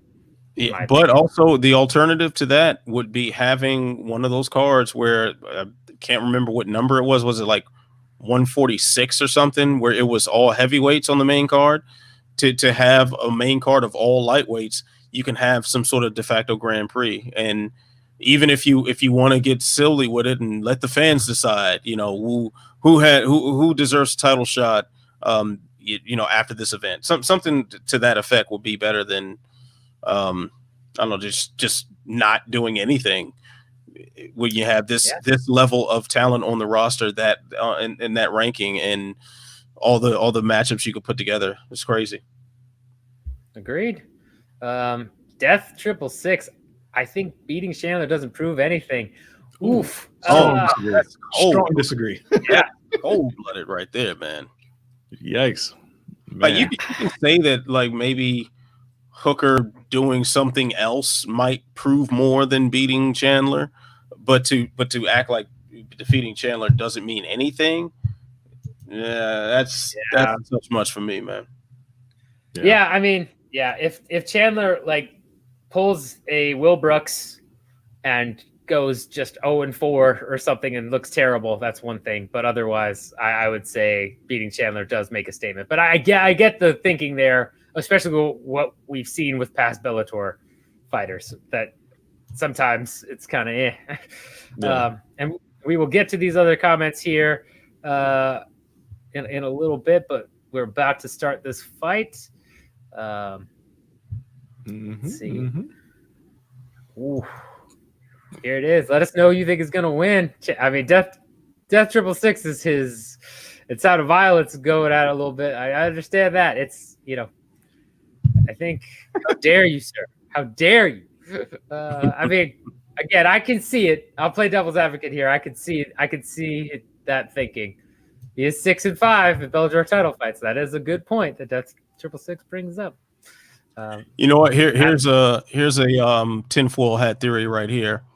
Maybe they really are trying to destroy Chandler right now with this matchup, because they are definitely mentioning him as a Bellator champion right now. Yes, that's amazing, something right? that never happens.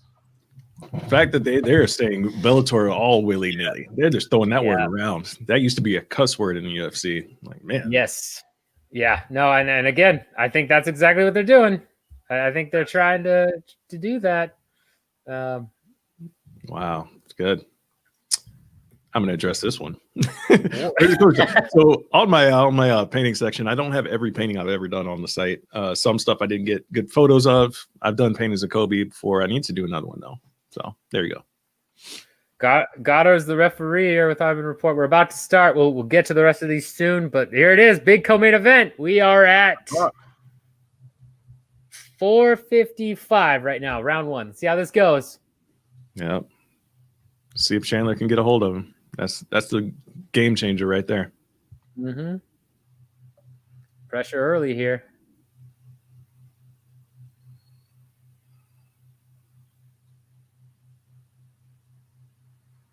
Yeah, they're both being pretty cautious right now. Mm-hmm. I mean, Hooker's content to just circle around the outside right now. I mean, it's not surprising. Yeah. I think he's trying to. I think he's trying to see. Distance. Yeah, I think he's trying to see, how aggressive Chandler's going to be with these takedowns. Yeah, and you say he's not committing to those punches at all, not even as fully feel punches. Like you at least turn your hip a little bit throwing out a feeler. He's just kind of sticking his arm out. It's just trying to gauge a reaction or something. Yeah. And also don't forget that's a big staple of city kickboxing as well. Feinting. Yeah, the feints. Yep. Yes, it's a huge part of their game. Thomas has got Chandler winning.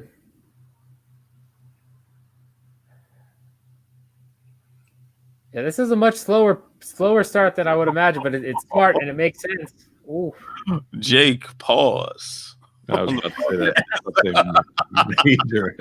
Major pause. Damn, chill out. Yeah. First time ever. No. It's been a while I though. believe it's the first time that I can remember them mentioning Bellator. Like, I'm sure Rogan has gone rogue and said it at some point, but for Buffer to say it, Anik said it at the ceremonial weigh-ins. Like, that's official, like, sanctioned UFC. You can say Bellator now. That's by Chandler. Sorry, hold on. Whoa, that was a ferocious teep right there. Yeah, big shots there. And yeah, for Buffer to say it, agreed. Like that, I don't think I've ever heard that before. Yeah, because like they didn't announce like PFL champions and stuff, right? Have they? Has anyone PFL come over to the UFC yet? Drop Dan Hooker. Drop him clean in the left hand. Oh my God, this is about to be over. Wow. Whoa. First round, Michael Chandler. What the Are you serious? Oh my God. Oh my God. That was not supposed to happen. Wow. Yeah, that busted about all my parlays. And that was my pick of Hooker winning. Good Lord, I was wrong. I will admit right now, openly here. Wow. I was very wrong. Holy crap. I mean, that's crazy. Whoa. First round knockout for Michael Chandler. Whoa. Yo, I said Michael Chandler was going to win this fight, but I did not think it was going to go anything like that. Yeah, I thought it was possible Chandler won, but nothing like that. Good God. That is incredible. That's insanity. That is incredible. That is insanity.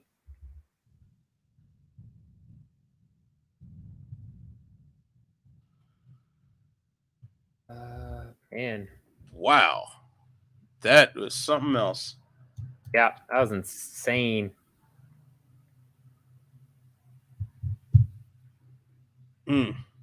Wow. That's beautiful work.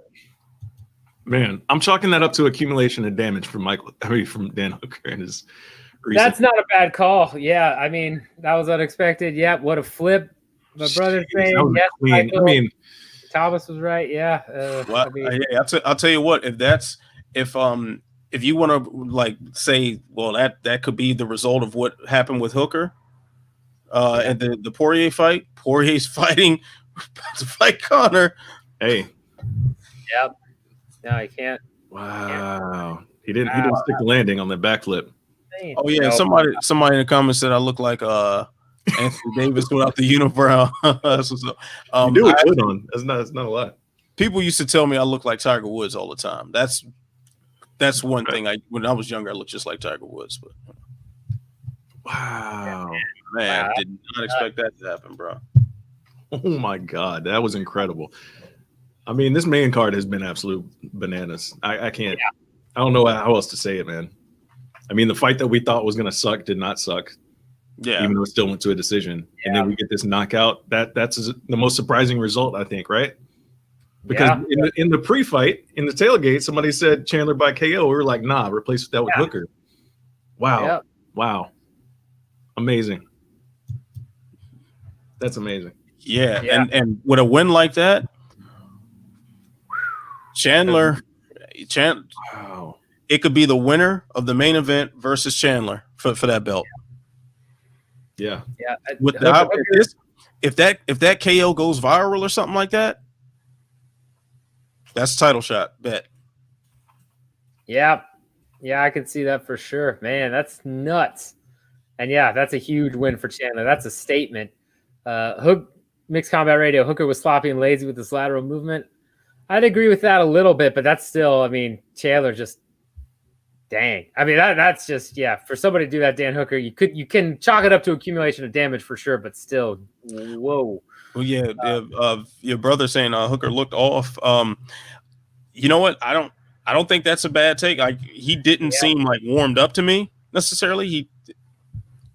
Or maybe he was gunshot. Who knows? Like it just he didn't have that free flow that we kind of expected from him.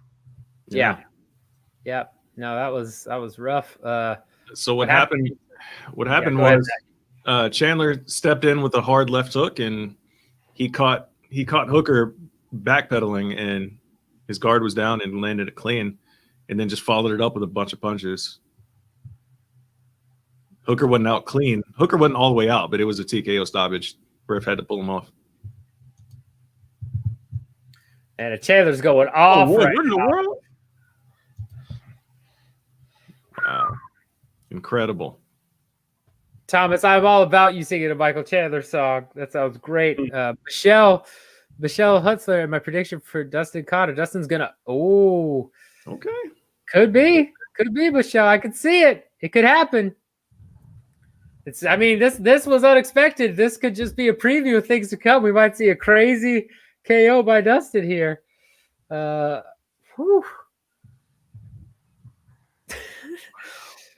Conor's going to lose. I'm seeing a lot of that. Hooker's officially a gatekeeper. He looked off, but this is a big setback for him. This is a massive setback for him. Adam Pitzer, yes and no. Hooker lost his chin fights ago and is too ready to go toe-to-toe. Needs to make his length work better. I mean, he did look off. We'll see. That's tough. I don't know.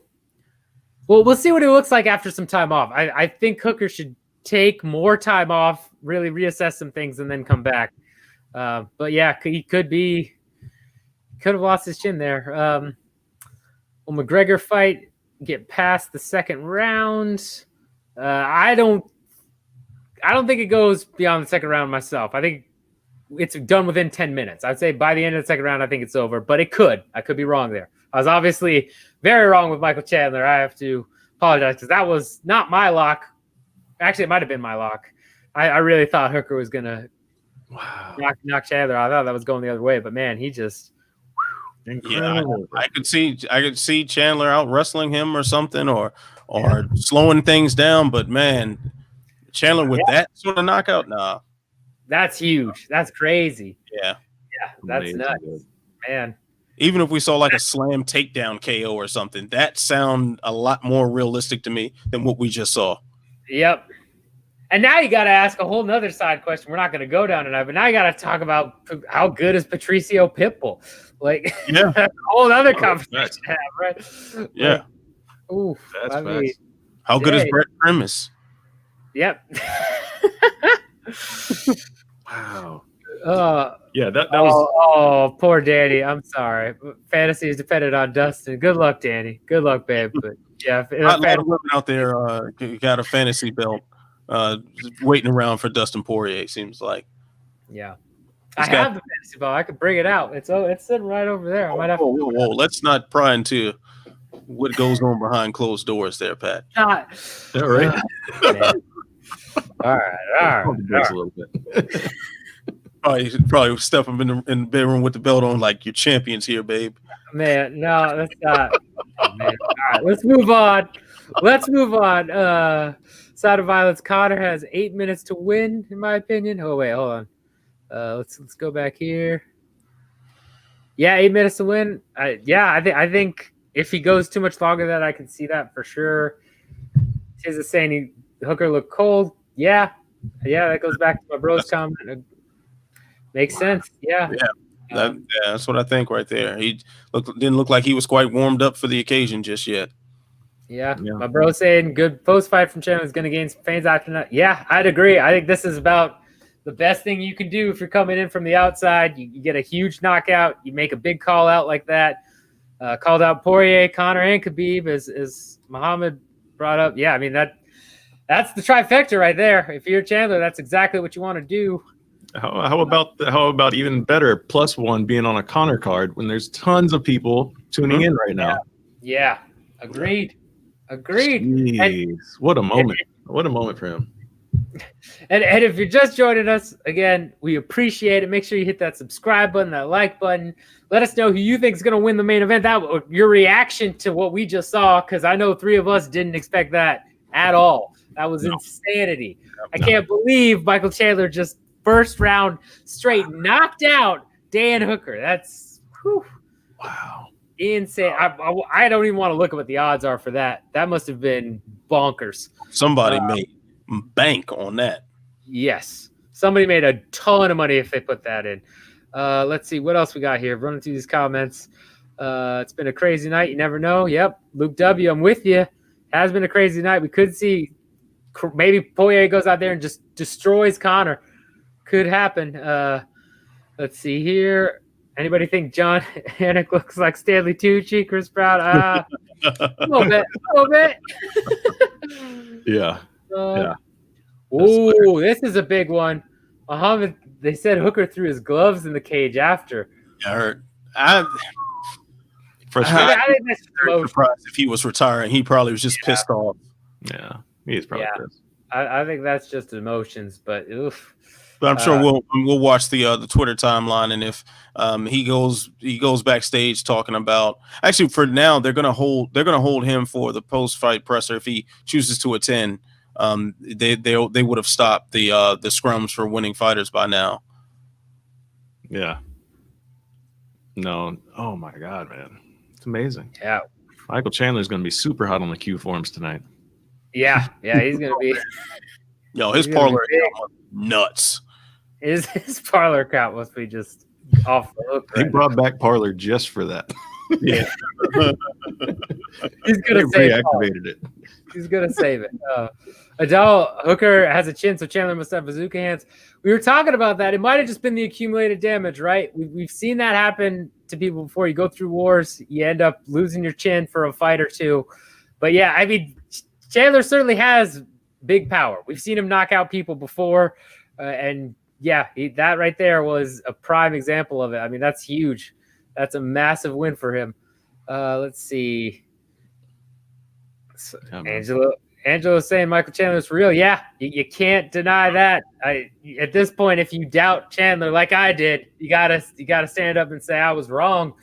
Can't doubt Chandler anymore because that was about a picture perfect performance. So yeah, if you didn't believe Michael Chandler was a quality fighter after the Eddie Alvarez fight, the last time he fought Eddie Alvarez had the belt, like the UFC belt, 3 or 4 fights later, something like that. Yeah. So yeah, like let's be real. Like Chandler's been legit. I just thought he would be past his prime for this fight, or Hooker in particular. Wow. Exactly.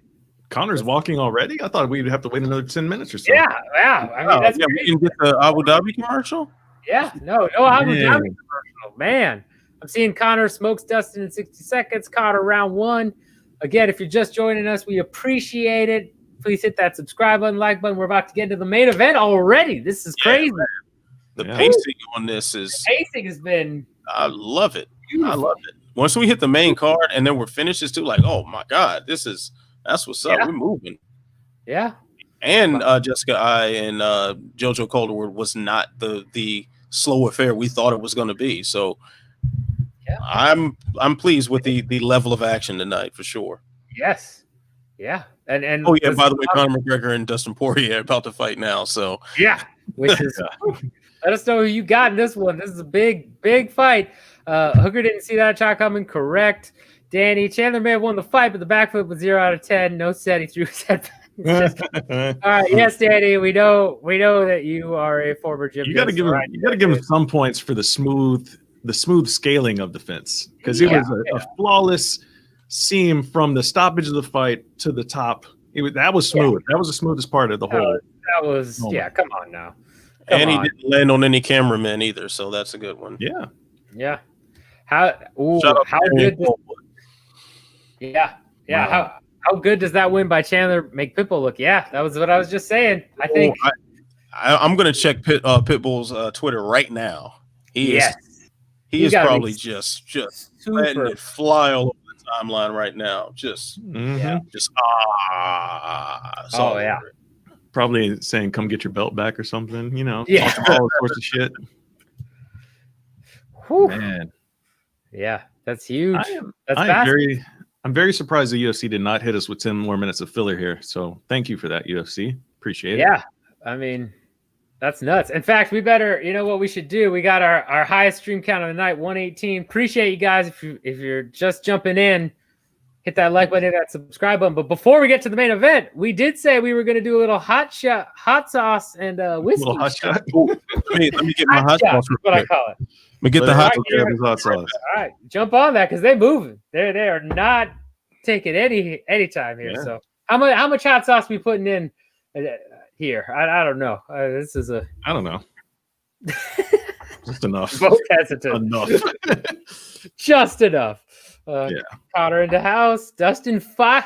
Jared, I love this. You know what, Jared? If this is correct, if Dustin gets a 5th round flying triangle, I will send you whatever bottle of whiskey you want. Yeah, proper 12, a bottle of hot sauce, and what at least another, the Dustin Diamond. Yeah, Louisiana hot sauce. That'd be big. No Cal Barrows. We are not showing the fight. No Dana White. We are not showing the fight. No Dana White. We are not showing the fight. All right, let's pour this in. We got some hot sauce in there. Pour mine in the bottom. I got some. It's not Dustin's, but it is Louisiana hot sauce. So there you go. Close enough. Close enough. What do you need? What are we gonna call this? Should I get my hot shot glass or? I mean, I got my trusty Rayush. I don't feel like getting up again. So there you go. Just do what you got to do. Yeah, just do it. You got to do. Actually, it's that appropriate. All right, there we go. So over 8 hours on air today, or whatever we're at. Yeah, and we got a post-fight show, so don't forget that. But cheers to everyone joining us. Appreciate it. Cheers. Let's take this shot. See how it goes. Spicy. I like it. Yeah, I like it. I like it more than I like it for 12. That's good. Man, that's spicy right there. That's good. That feels good. Yeah, I can do that again. Daddy like. I can do that again, but I'm not going to. Daddy going to revisit that one. I have to be sober to catch these fists flying here in a second. Oh, by the way, Patricio has already hit the timeline with the bullshit. He tweeted out, "Good work, my son. Daddy is proud of you." At Mike Chandler MMA. Amazing. Wow. And Manny Pacquiao is apparently chiming in as well. Oh, wow. Okay. Good luck tonight, Conor. Let's make 2021 the best year ever. Ooh, there you go. I'm telling you. That could just be bullshit because they are under the same management. That could be the equivalent of Ali tweeting his fighters against each other. Like that's probably what that is. Oh yeah, last minute pay-per-view sales, right? Yeah. You know, we got a lot of comments coming in. Let's hit some of these here. All right, so we got Vince saying it's not spicy. You can pour it on. I don't know. I think we did a good job, Vince. I think we did fine. Tastes good, but yeah, it was delicious. But the Dustin's not spicy. Yeah, it's not supposed to be. Like, yeah, as I was saying earlier in our review, like there's a spice meter on the back of the bottle. You see, it's mild. So it's not the hottest. You see where the meter goes all the way up to.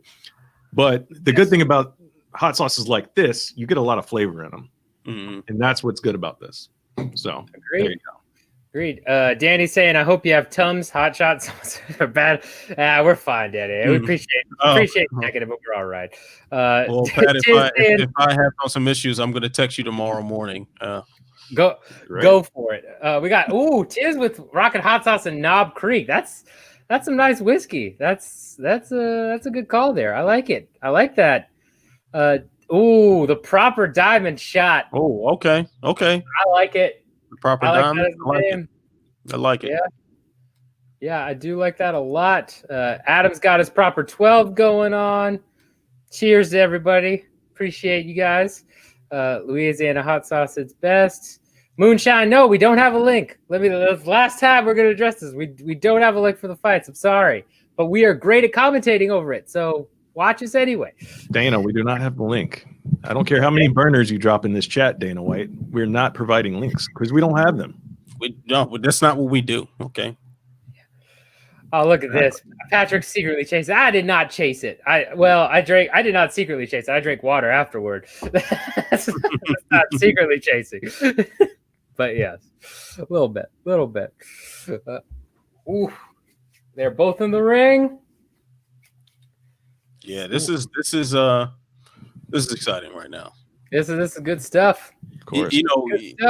Love him or hate him, the sport just feels like a better place overall with Conor McGregor around for all the criticisms that you can throw at him, for making the sport look bad at times. Yeah. Like, man, when he is fighting, it doesn't get more exciting than that. Like, just the energy around it is something else. It's indescribable, really. Like, having been at a Conor fight and seeing it firsthand, and then been at other fights, and it doesn't quite have that same spirit around it. So I've been lucky to attend 3 Conor fights in person. I think it's 3. 189. I was at Mendez. I was at Aldo, and I was at DS2. Yeah. Oh, that's the arenas, man. It's just next level. It's next level. Obviously, this is different because it's limited crowds, but man, still, yeah. But it feels bigger because we haven't seen a crowd for the better part of a year. Yeah, that's true too. That's true. That's a very true statement. All right, we are here. It is Ben Cartledge, Saul D'Amato, Derek Cleary, and Herb Dean in the ref spot. Hopefully, he doesn't botch this. Yeah, we shall see. Man. Don't screw up now. Goodness gracious, man. Man, we need to have some serious Mazzagatti conversations about him at this point. Yeah. That's fair. That is fair. Yeah. That's actually really accurate right there. Yeah. Ooh, I like this comment. Really accurate. Sound balance. Yeah. I don't know about better, but it's definitely more exciting with him around. I would agree with that. That's a good way to put it. Yeah. It really is. Yeah, better might be the wrong, but more exciting. Yeah, makes sense. Yeah. And again, if you're just joining us, thank you so much. We're going to commentate over this fight. Please hit that like button, hit that subscribe button so we get to that 1K. We've already gotten over 900 today in terms of getting over the 901 hump. We appreciate that. Make sure you hit that like and subscribe button. And it's time. It's time, everybody. Drop in the chat who you got. If you are a Dustin fan, especially, I wanna hear you, because so many people, it's just Conor all day. And drop I got the diamond emojis in the chat if you rocking with Dustin. Yeah, drop the diamond emojis. Do it, man. Oh my goodness, there's just a big fight feel, man. I love it. Yeah, I love the big fight feel.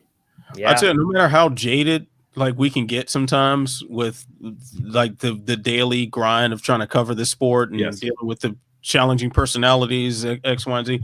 Man, like this feeling right here is kind of those moments like, oh, it's all worth it. Yeah. Just, yeah, big fight energy, man. It's a beautiful thing.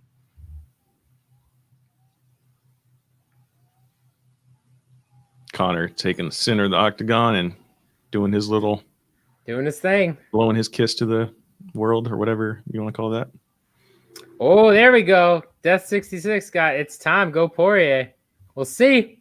Let's see what happens. Love it. I know a lot of us are rooting for Poirier, but there's some diamonds. Oh, Sound of Violence is going diamond. My brother is going diamonds. Jared's the only one that got the actual right diamond. Everybody else just diagonal squares. Yeah, Jared get the right emoji there. Close enough. A for effort. A for effort. A for effort, Vince, and Sound of Violence. I hear you there. Let's see how this goes, man. If I would be happy, I would say I would fully admit I'd be happy if Poirier won, but I don't see it. Oh, that's great. That's great. Let's see. Here we go, man. I am still once again surprised that this is not at least for an interim title, but and here, by the way, at one point, glove touches was 1.15, which I thought was crazy. Plus 115 that they would touch gloves, and there you have the glove touch right there. I should have thrown my house on that. I don't know why I didn't. It's crazy to me. Oh, Danny's going. Well, yeah, Danny, your fantasy belt's on the line. We all know that. Dustin, take him down. All right, let's see. Whoa. Connor's jumping the gun a little bit. A little anxious there. What is he doing? Yeah. Herb messing up the.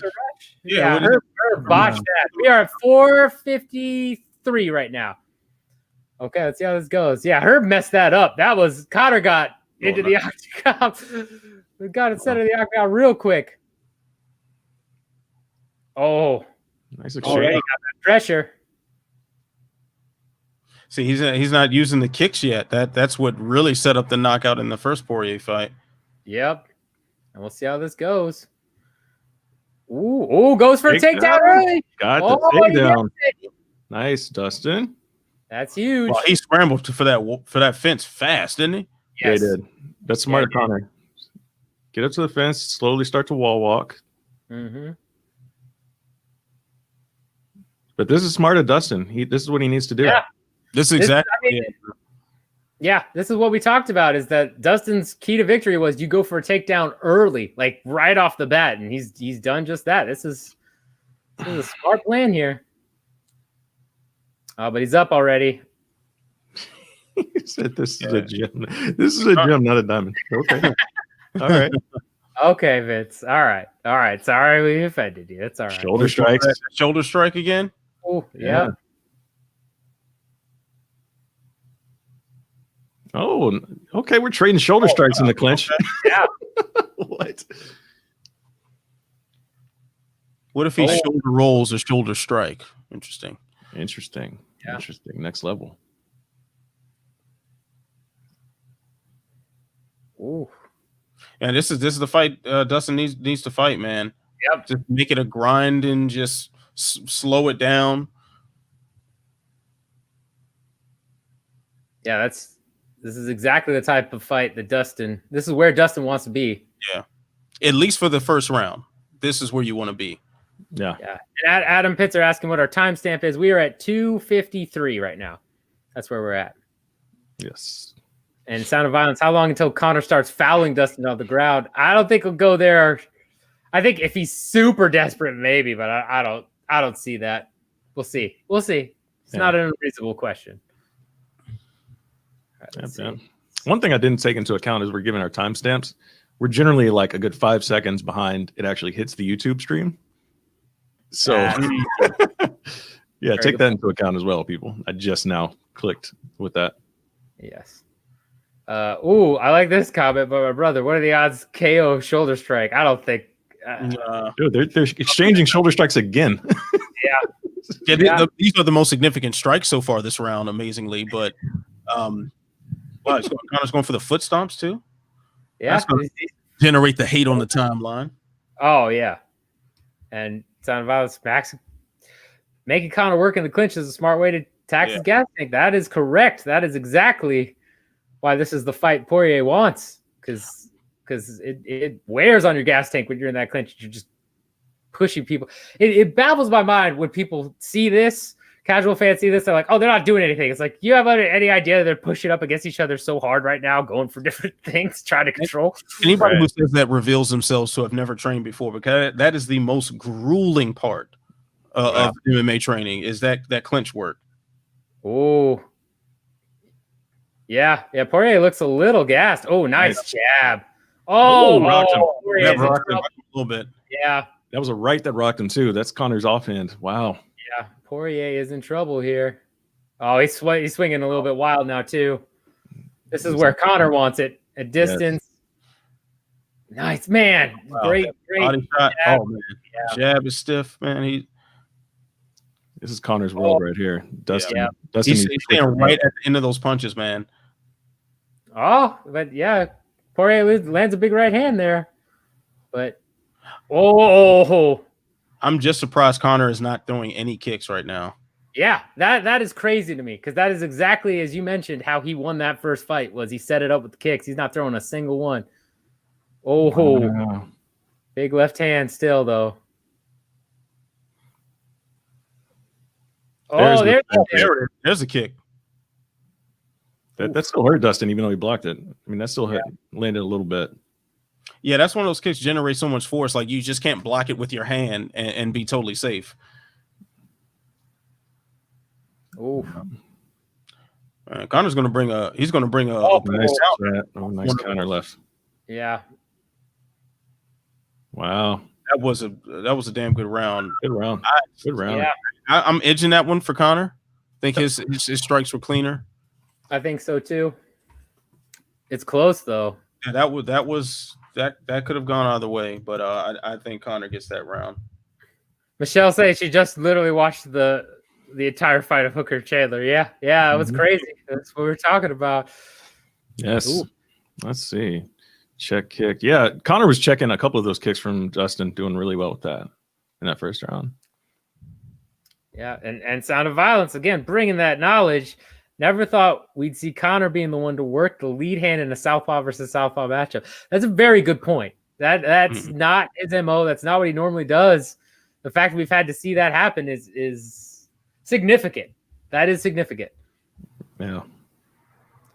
We got everybody in the chat dropping their rounds. Conor, 10-9 Conor round, 10-9 yes. Conor. I agree with all that. I think he edged. I think it was close, but I think that's still a Conor round, 10-9. So, Dustin is handling the punches a lot better this time. Like when he took that first shot from McGregor, 178, like it. We are at 450. Sorry to cut you off, Ed, but this could end at any minute. We got a double jab he got in there. Yeah. Ooh.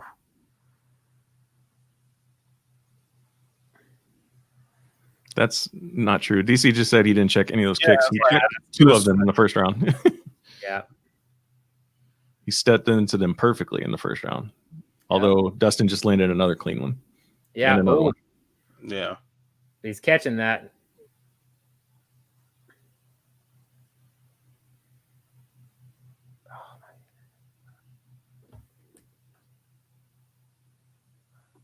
Oh, right there.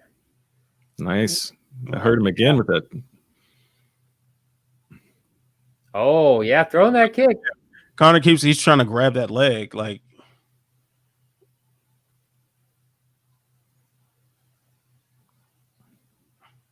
I mean, Dustin's going to keep doing it, I think, because he's not fearing a takedown from Conor. So he's going to keep throwing that leg out there. Yeah, Conor's he's got to check a couple more times to deter Dustin from throwing that.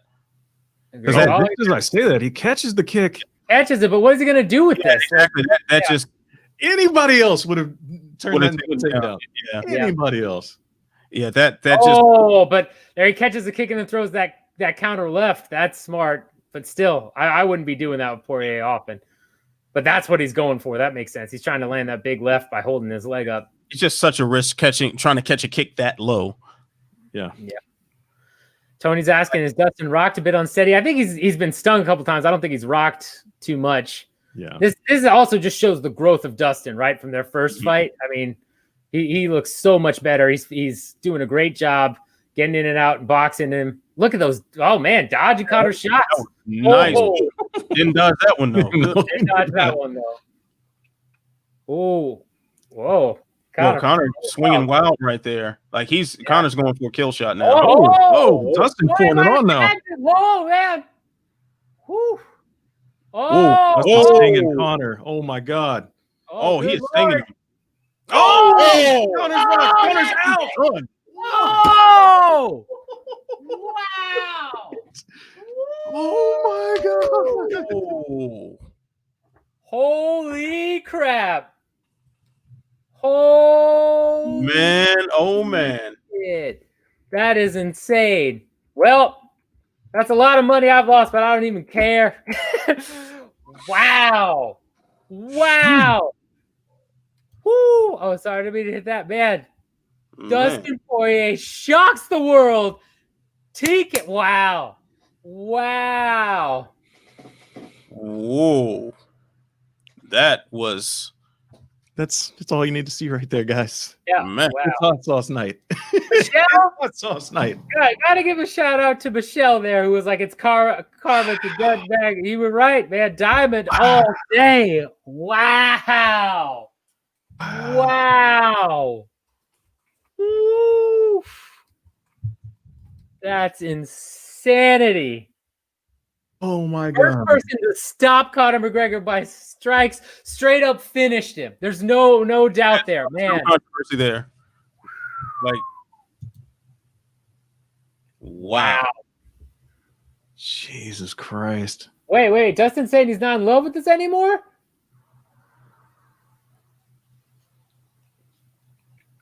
Whoa. Conor hurt his leg or something, right? Yeah. Calf kicks. Yeah, but wow. He says he doesn't like fighting anymore. Is Dustin going to retire? No. No. That'd be a That would be the plot twist. That would be the He just went over to the commentary booth and said he doesn't like to fight anymore. wow.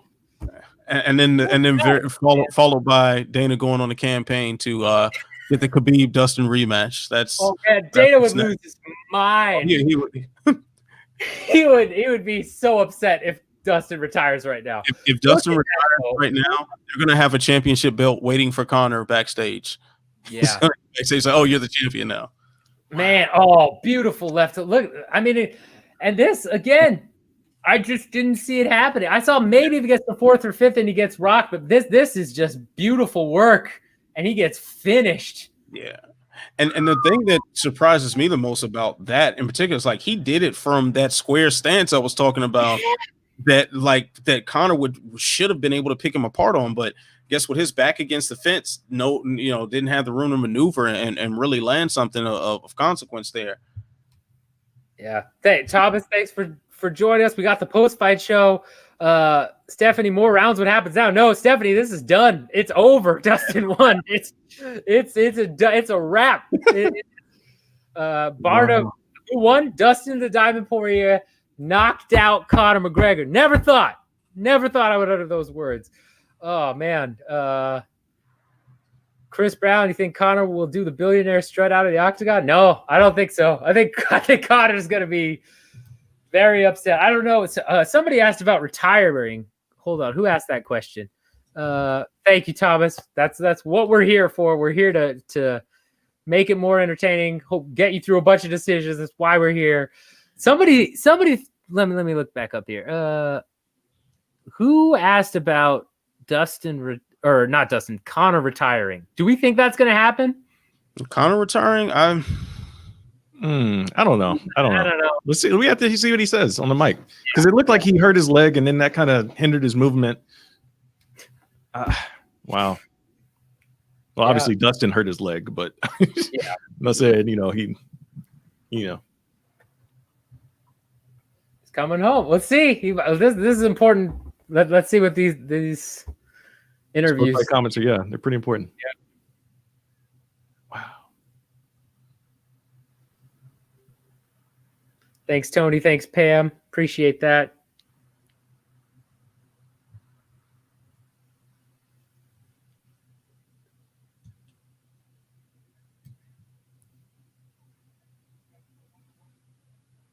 Thanks, Tiz. Appreciate that. All right, let's see. Talk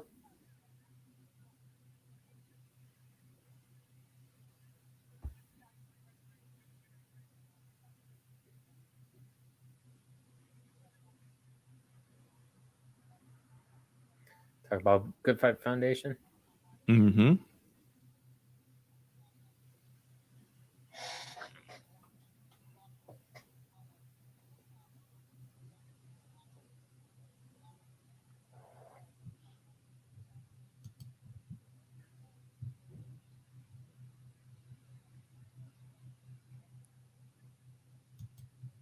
That is supposed to be technical. I'd agree. I mean, he did just that.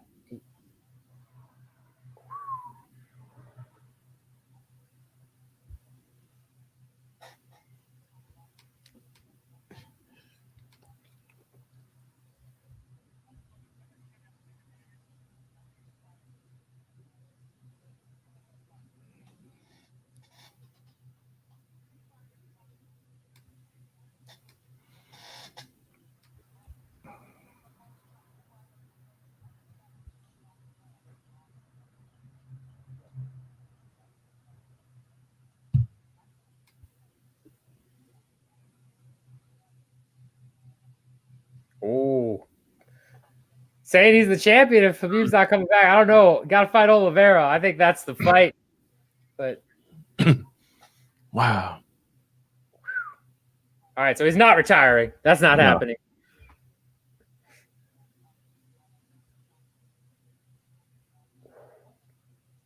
Let's see.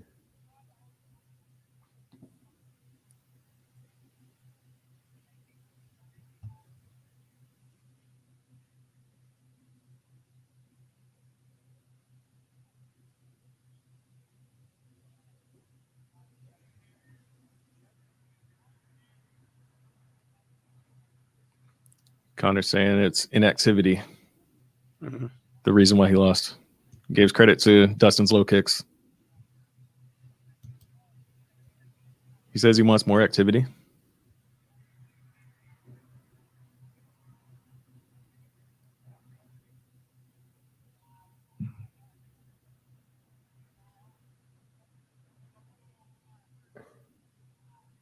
Yeah.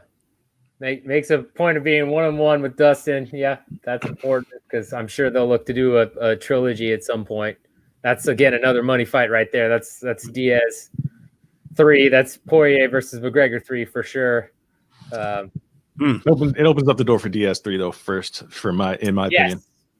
Yes, I think that'll probably be next. But all right, guys. I'd say they're going to give him Ferguson next. I don't know.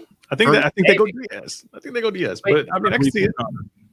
This is a great conversation to save for our post-fight show. So we're going to hop on over to that link. The link should be in there. Check the comments. For everybody watching the fight companion, again, thank you so much. This has been a crazy night, especially the co-main and main. This has been bonkers.